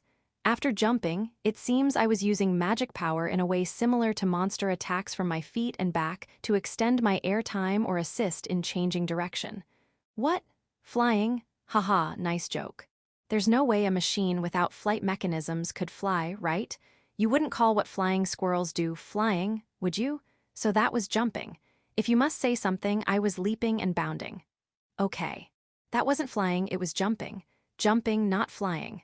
Why are you so desperate? Of course I'm desperate. Well, if the higher-ups misunderstand and think I can fly, they might make me do something like a drop test from 1,000 meters altitude. That would be trouble. Mr. Megami would be in trouble too, right? If the machine gets damaged in such an experiment. That's true. Regardless of the higher-ups, there are probably plenty of people who want to cause trouble for Mr. Megami. We should eliminate the possibility of unreasonable demands. And also, actually, I'm doing this unconsciously, you know. I don't know how long or how much weight I can support.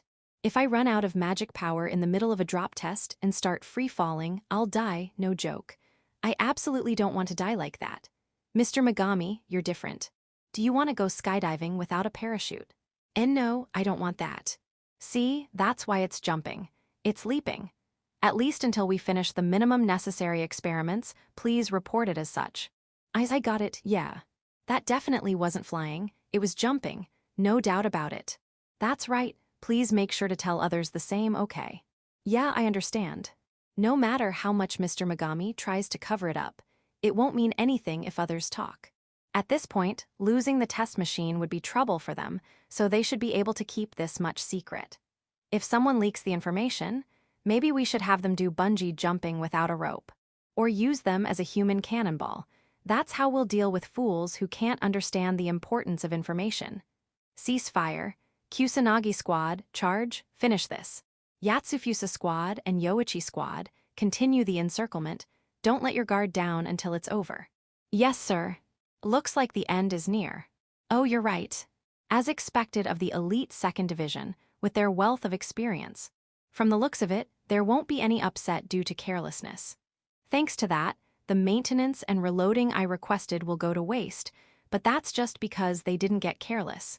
It's no reason for us to let our guard down. If anyone says anything, I'll just say, getting to do maintenance and reloading in the field is a valuable experience, isn't it? That should work, right? Putting aside the mechanics' complaints. At this point, my job in this operation is over. All that's left is to go home. Crap, I forgot something important.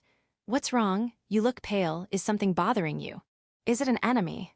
Mr. Megami looks around with a panicked expression, probably on guard for an ambush because I suddenly raised my voice, but it's okay. Nothing is approaching. I just remembered about my little sister. I almost forgot to buy a souvenir for my sister. During the last test, when I came to Kyushu for the first time, I forgot to buy a souvenir, which made my sister a bit unhappy. Back then, I was flustered because I was suddenly put on a transport plane, but this time it's different. As a brother, I can't make the same mistake twice in such a short period. Huh. You made such a serious face that I thought you were going to say something terrible, but it's just about souvenirs. There was a time when I wanted to shout, "What's wrong with buying a souvenir for my sister waiting at home? Say whatever you want. I'll pay for everything." What? Anything? That's what you said, right? I definitely heard that. You can't take it back now. Within reason, of course. Hattie. Hey, what's with that smirk? You understand, right? Don't buy anything weird. Hahate. Of course I understand. Buying something weird would just make her angry anyway. After that, I really did buy a lot of things. In the end, it looked like it would cost tens of thousands of yen, which made me feel a bit guilty. But when I checked, it seemed totally fine for Mr. Megami, so I bought without hesitation. Come to think of it, this guy was a company president. Long live the rich. So, while I initially thought, a summer expedition, leaving my sister behind, are you telling me to die? When asked about this job, once it was over, I got tens of thousands of yen worth of souvenirs for just over 10 minutes of actual work. The balance isn't bad. Actually, it's a big win. I hope they'll call me again for future jobs. When I said something like that on the flight back, Mr. Megami made a rather ambiguous face and said, "Eat a lot," giving me his own souvenir. I wonder what that was all about? Well, whatever. I have more important things to worry about now. Welcome home, big brother. I'm back, and this time I brought souvenirs. Yay. I love you, big brother. Haha, you little rascal. This is the scene of me catching my sister as she jumps at me with a big smile on her face. Even if that smile is directed at the souvenirs, I could fight for another 10 years to protect this smile. Yeah, I'll keep doing my best. It was a summer of my first year in high school where I renewed my resolve to fight in front of that radiant smile. Interlude, a story about results. 1 week after the unprecedented large-scale offensive, Major General Katsutoshi Agata, commander of the 2nd Division, who had compiled the aftermath and lessons learned from the battlefield, left his post in Kyushu and visited the National Defense Force headquarters in Ikigaya, Tokyo, to report. I see. So his final score was 10 large type, nearly 50 medium type, and over 100 small type. Yes, sir. While some might argue that we should have confirmed the effects of the incendiary shells before commencing artillery fire. In that situation, the priority was to prevent the monsters from escaping. I am confident that Colonel Shibano's judgment was correct. Yes, well, we don't intend to disregard individual achievements, but it would be counterproductive if prioritizing personal accomplishments led to monsters escaping. There's no objection to prioritizing the annihilation of monsters. Thank you for your understanding. The person to whom Agata bowed was General Ryoko Asaka, a member of the imperial family and the head of the coordinating headquarters. Although both held the rank of general, due to Asaka's imperial status and the difference in their positions, one being the 2nd Division commander and the other the head of the coordinating headquarters, Agata needed to show deference. Incidentally, in the National Defense Force, the positions of 1st Division commander, head of the coordinating headquarters, chief of staff, and the highest commanding officer, the Minister of Defense, are all occupied by members of the imperial family. This is because each division forms its own faction, and these factions have strong local ties. There were concerns that if a division member became the commander-in-chief, they might not be able to lead the entire force impartially. Additionally, there had been repeated covert conflicts between divisions over vested interests in the past. Eventually, several high-ranking officers, tired of power struggles, suggested that only imperial family members capable of treating everyone fairly should be military commanders. They almost forcibly implemented this idea, which became the official system. While the imperial family tends to prioritize the Kanto region, where they reside, and the Kinki region, which includes Kyoto, the capital for the past 1,000 years, Prioritizing the economic zones of the capital and Kinki makes perfect sense from a national defense perspective. Moreover, there's no doubt that they are capable military administrators, so no one has complained so far. Setting aside the matter of high-level military personnel, I understand the field's opinion, but that doesn't mean we won't recognize his individual achievements.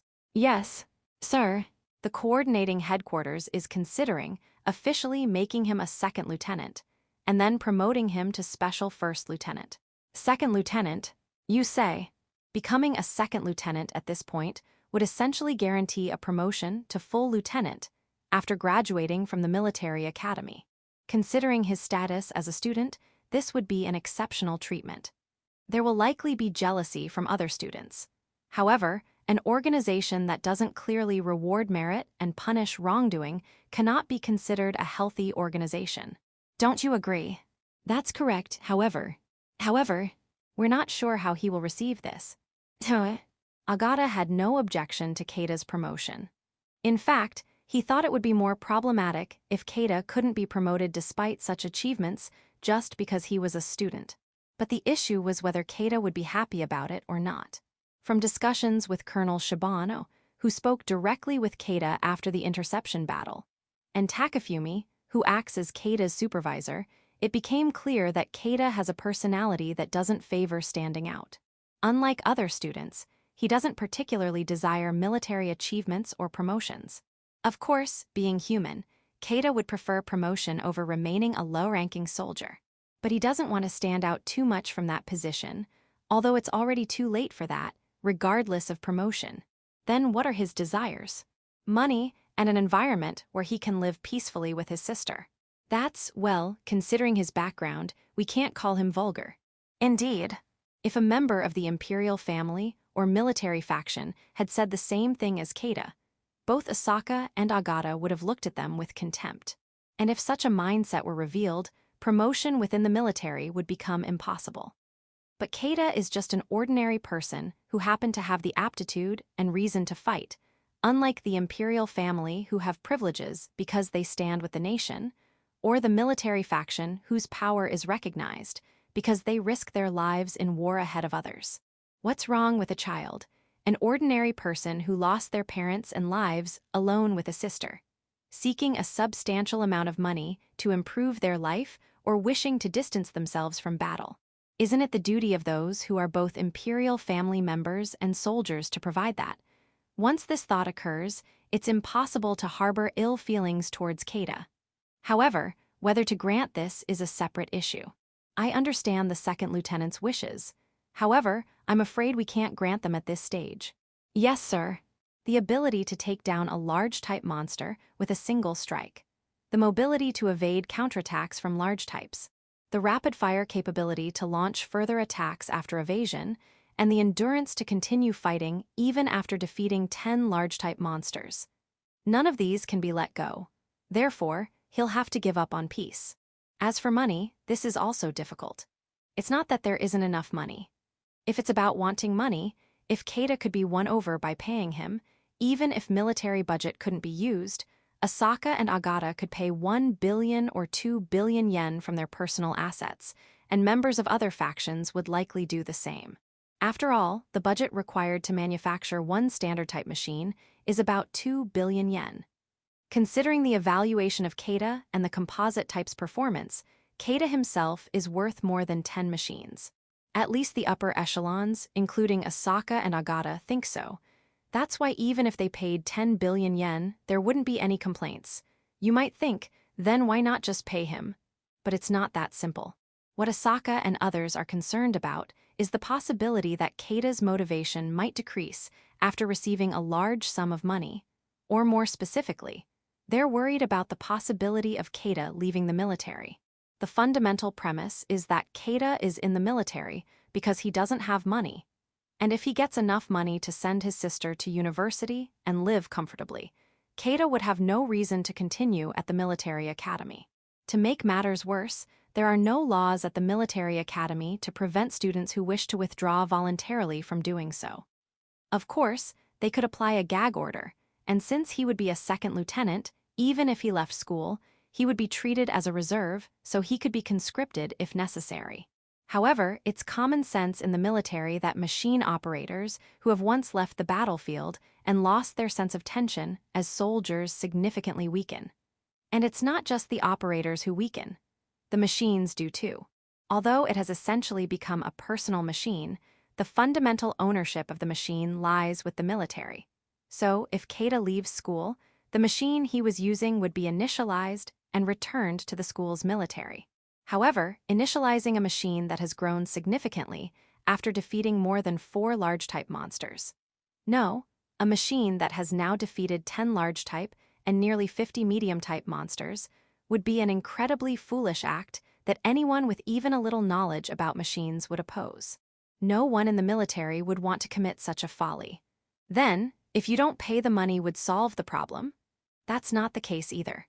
If they only promote him without paying any money, in the worst case, Kada might think he's not being valued enough and respond to recruitment offers from other countries. It might be fine now since his sister is like a hostage, but what would Kada do if agents from another country secured his sister's safety and offered him a large sum of money?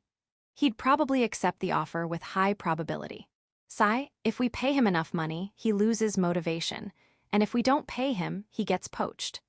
Really, when someone who has neither pride as a soldier nor a sense of duty as royalty or nobility gains power, they become this troublesome. Well, let's put him aside for now. I'd like to hear from Miss Kuga, his homeroom teacher, as well. Indeed, this was the moment when an extremely inconvenient interview was decided for the boss, homeroom teacher Shizuka Kuga. Now, regarding the request from the 2nd Division, the dispatch of personnel from other factions. Yes. We'll dispatch personnel from other divisions as requested, starting with the 6th and 8th Divisions. Yes. Originally, neither Asaka nor Agata considered the National Defense Force to be a group of weaklings who couldn't maintain the front lines without relying solely on Kada. In the recent battle, they had to be cautious of counterattacks from monsters because they had fewer or about the same number of troops as the enemy. It was the fear of damage from those counterattacks that prevented Shibano from making an immediate decision. Their experience-based conclusion, which was indeed true, was that there was nothing inherently wrong with the 2nd Division's original style of gathering more than twice the enemy's troops and conducting bombardments. Therefore, when Agata compiled the battle lessons, he agreed with the policy stated by Shibano, the field commander, to recruit personnel from each division and increase the absolute number of defensive machine operators, preferably artillery operators, and decided to report it to Asaka. And Asaka's response to the report was affirmative. Asaka had no intention of making the foolish decision of losing the 2nd Division by being stingy with personnel dispatch, especially when they were already short-handed due to the annihilation of the 3rd Division. Additionally, one of the factors that led to the approval of this large-scale dispatch was that members of other divisions, upon learning about the contents of the major offensive, urgently recognized that we need to gain practical experience too. Good. Regardless of the intentions of other divisions, this should at least prevent a situation where he alone has to risk his life in a solo charge. Can we end the formal talk here for now? Yes. Seeing Agata inwardly sigh with relief as his biggest concern was resolved, Asaka also decided to relax his shoulders. So, Agata-kun, there's one thing I want to ask you. Yes, well, I understand what you want to ask, Senior, but I don't really know either. Oh, you too, but let me ask anyway after hearing that. What is this? Returning to their senior-junior relationship, what Asaka pointed to was footage of the special duty 2nd lieutenant, namely Kada, who had shown lion-hearted bravery in the recent defensive battle. The hybrid type that Kada was operating in the footage was clearly behaving strangely, in a way that didn't fit into the common sense Asaka had cultivated so far. That is, it's flying right, this is definitely flying right. Yes, it was flying. A machine that should weigh over 30 tons. A machine with an indescribable design that looked like a muscular upper body mounted on insect-like 4 legs, black and unpleasant to look at, was flying through the air. What's going on? Of course, Asaka had heard beforehand that this machine would use jumps extensively for lateral movement. And he was also aware of the command system that was provisionally adopted as an effective means to operate the mass-produced version of this machine. However, he had never heard anything about extending airtime by emitting strange light from the back or legs after jumping, changing direction in midair, or suppressing the recoil of heavy artillery. At least no such reports had reached Asaka. When he first saw the footage, he even forgot his character and muttered, "What's going on?" Asaka, faced with an impossible sight, resorts to questioning. But Agata had been down this road before. Well, according to President Megami, the hybrid type doesn't have any flight mechanisms.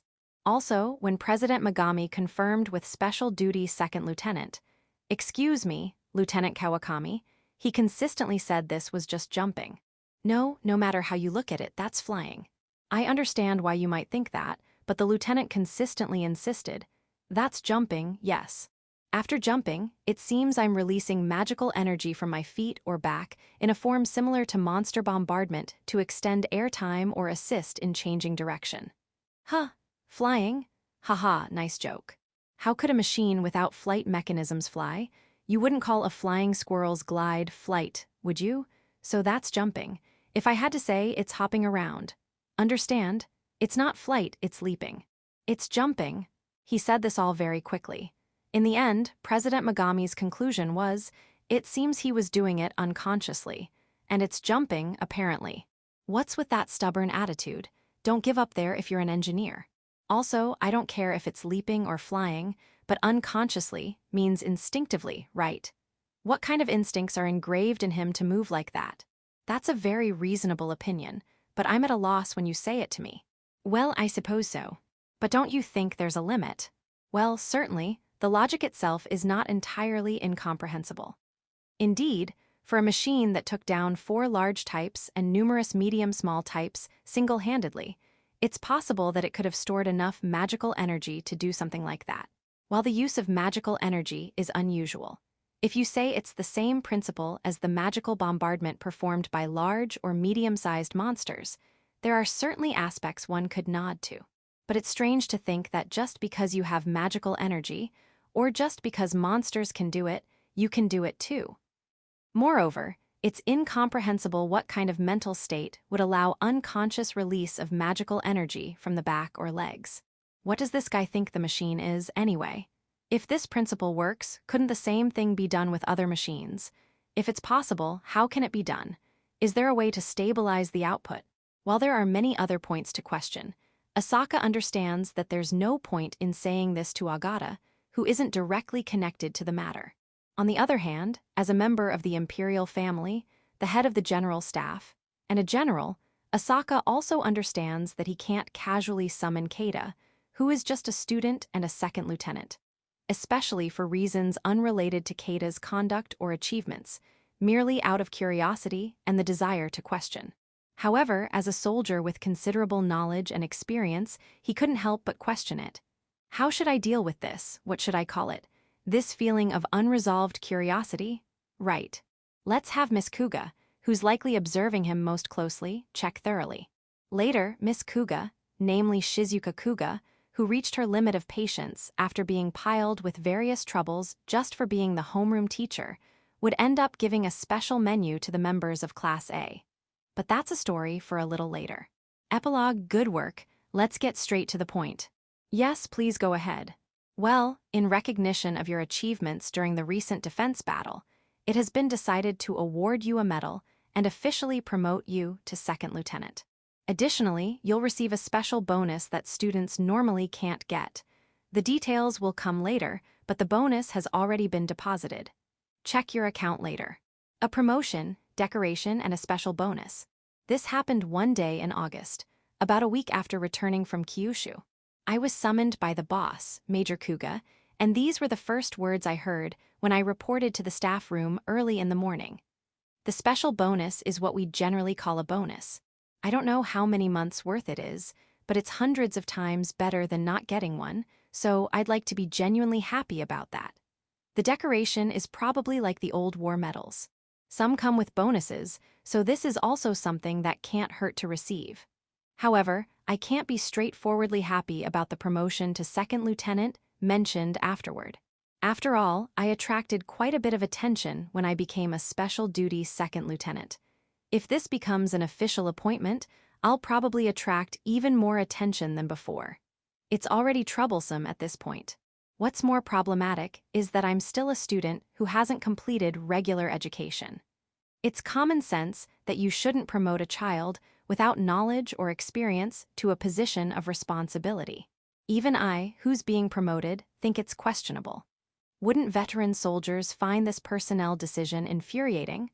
Honestly, I'd be troubled if a situation was created where I could be shot in the back, but I wonder how that's being handled. Of course, even though you're officially becoming a second lieutenant, we won't entrust you with a platoon since you haven't completed sufficient education. You can rest easy on that point. I see. So, there won't be any poor soldiers led by a student who's barely been educated, or any students shot by such soldiers. Is that okay then? No, not yet. I have one question.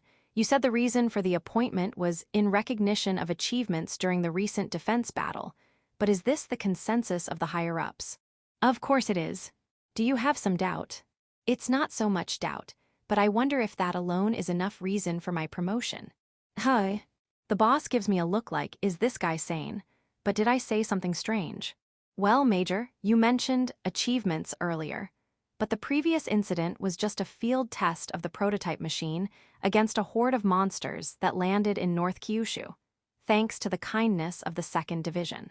Of course, I'm not saying that defeating large and medium-sized monsters single-handedly doesn't count as an achievement, but those were accomplished thanks to the performance of the test machine. Considering that premise, isn't it unnatural for me, who was just coincidentally the test pilot, to receive special treatment? I see. Right, what's amazing is the machine built by Megami-san, not me. Extremely speaking, anyone could do the same thing with that machine. Considering that, if we promote pilots every time they do the same thing I did, won't we end up with an overflow of commissioned officers? As common sense in the military, it should be a nightmare to mass-produce commissioned officers without proper education. Of course, I'm not saying I have no merit in being the first to operate a machine generally considered eccentric and achieving decent results. But is that enough to officially appoint a student with no backing? Isn't it questionable to easily promote someone for something anyone could do if they had the machine? Will everyone who does the same thing as me in the future be promoted? If they're not promoted, won't they harbor ill will towards me for receiving special treatment?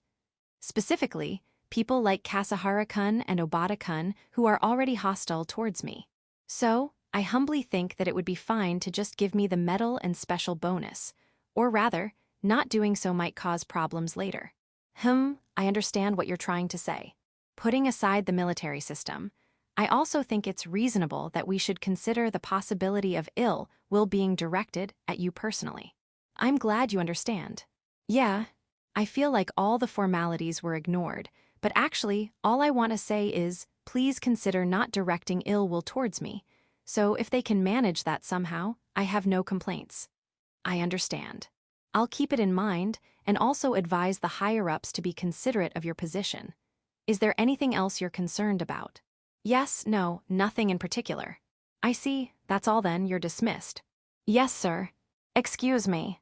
Despite everything, I've succeeded in getting cooperation from the boss, who is a nobleman and an active field grade officer, after my promotion.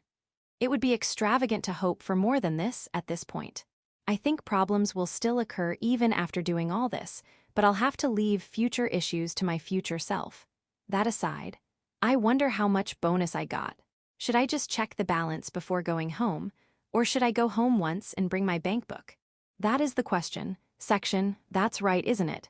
I was listening to the conversation in a corner of the staff room, and what a lack of desire. No, it's not a lack of desire, it's just a lack of interest.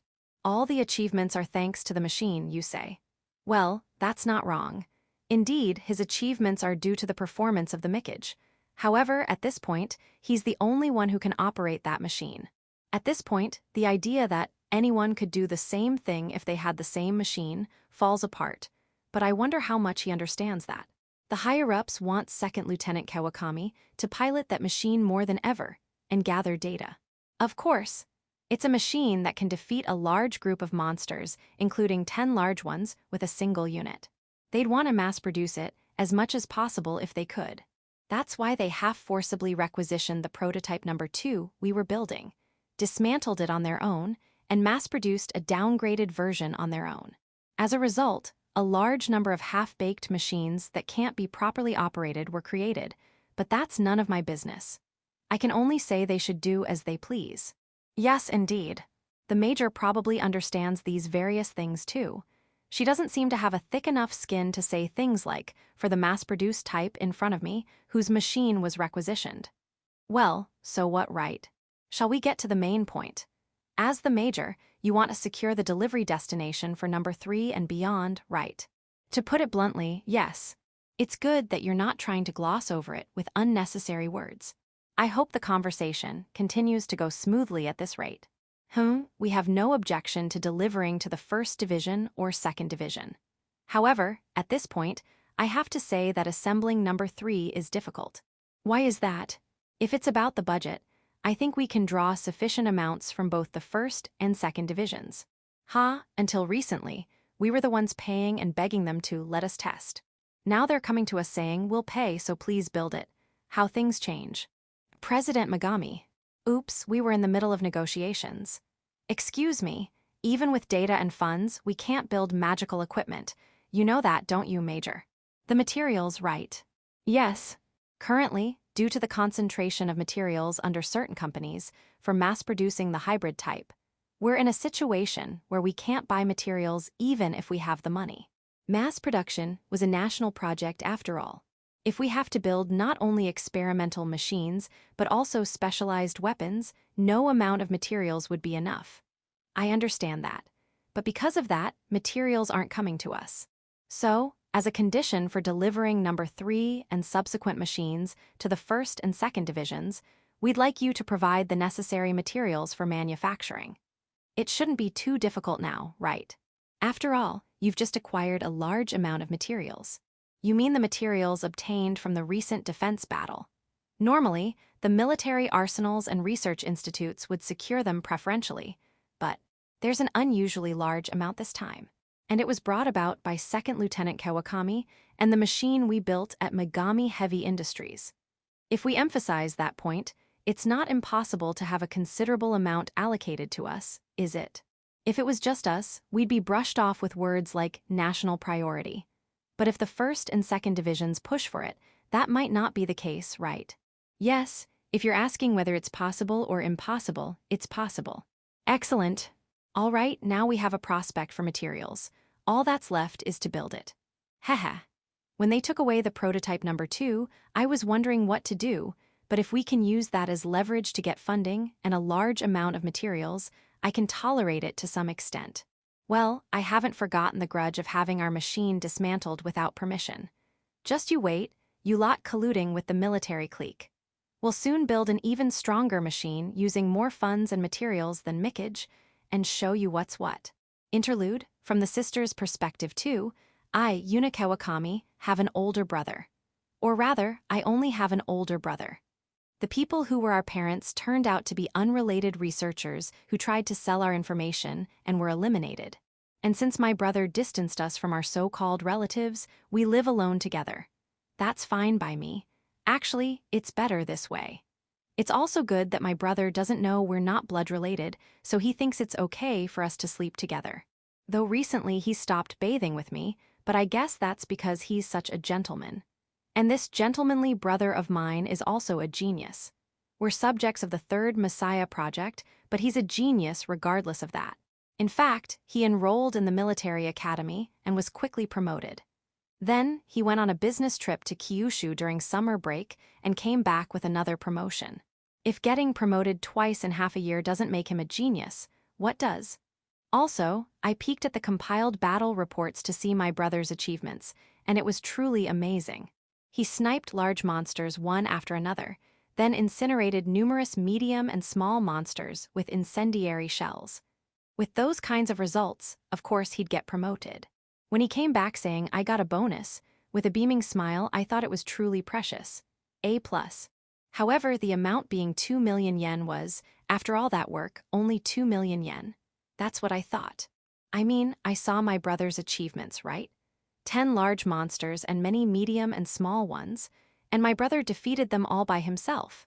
No matter how conservatively you estimate it, it should be worth at least several billion yen, right? Well, I suppose it's not fair to say it's solely my brother's achievement, since he was able to perform so well thanks to the military-provided mechs capabilities. Of course, I understand that the military's upper echelons have various considerations. Still, I don't think it's wrong to think, couldn't it be a bit higher? I made my brother dejected by saying, isn't that too cheap?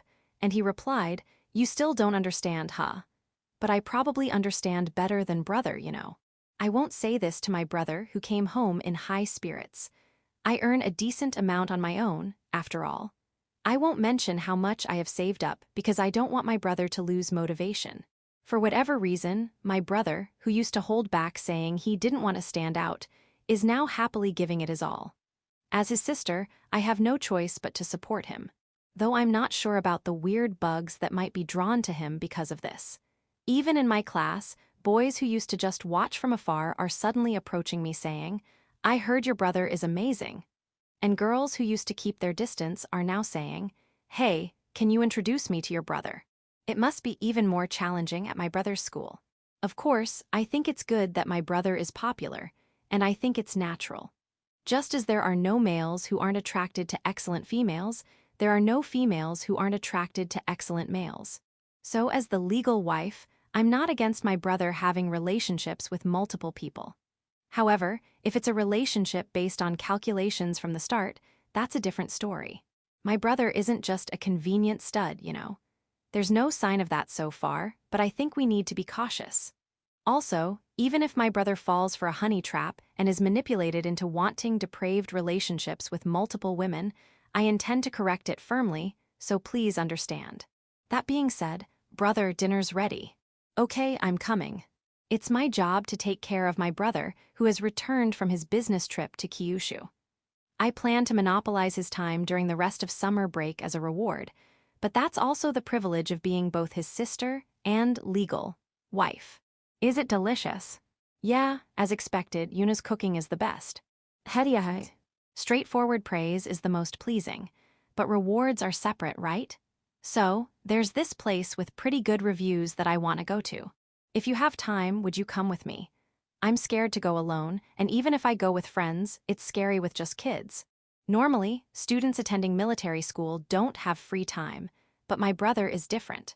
I know that he even skips training for the growth and optimization of his mech. So if I ask like this, my kind brother will surely. Of course, that's fine. If anyone tries to do anything weird to Yuna, I'll turn them into Swiss cheese with the machine gun. Yes, ahaha. I think Swiss cheese is going too far, but I feel safe with you, brother. Of course. I'll protect you no matter what happens. Thank you, I love you, brother. Gratitude plus a love appeal, my brother will die. Haha, I love you too, Yuna. Gah, I didn't expect such a straightforward counterattack. Ah, I'm so happy it hurts. But I'm going to be even happier from now on, so I need to get used to this much. For now, I'll definitely make this date a success. To do that, I need to pick a place where we definitely won't be interrupted by my classmates or my brother's classmates, and where my brother can enjoy himself. Ah, what should I do?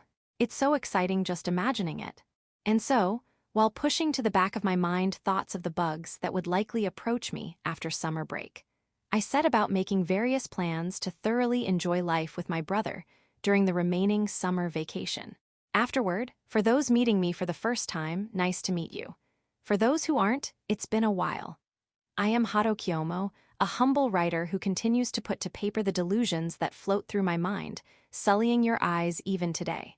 I sincerely thank you for reading. This work was originally born from the author, heavily influenced by certain robot games and anime, running wild with the thought, I want to see a combination of school stories and robot stories. If it doesn't exist, I'll have to write it myself.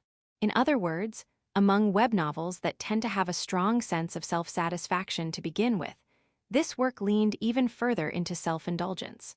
Moving on to the content itself, in terms of timeline, it covers the few months from before the protagonist Kada Kawakami's enrollment to summer vacation.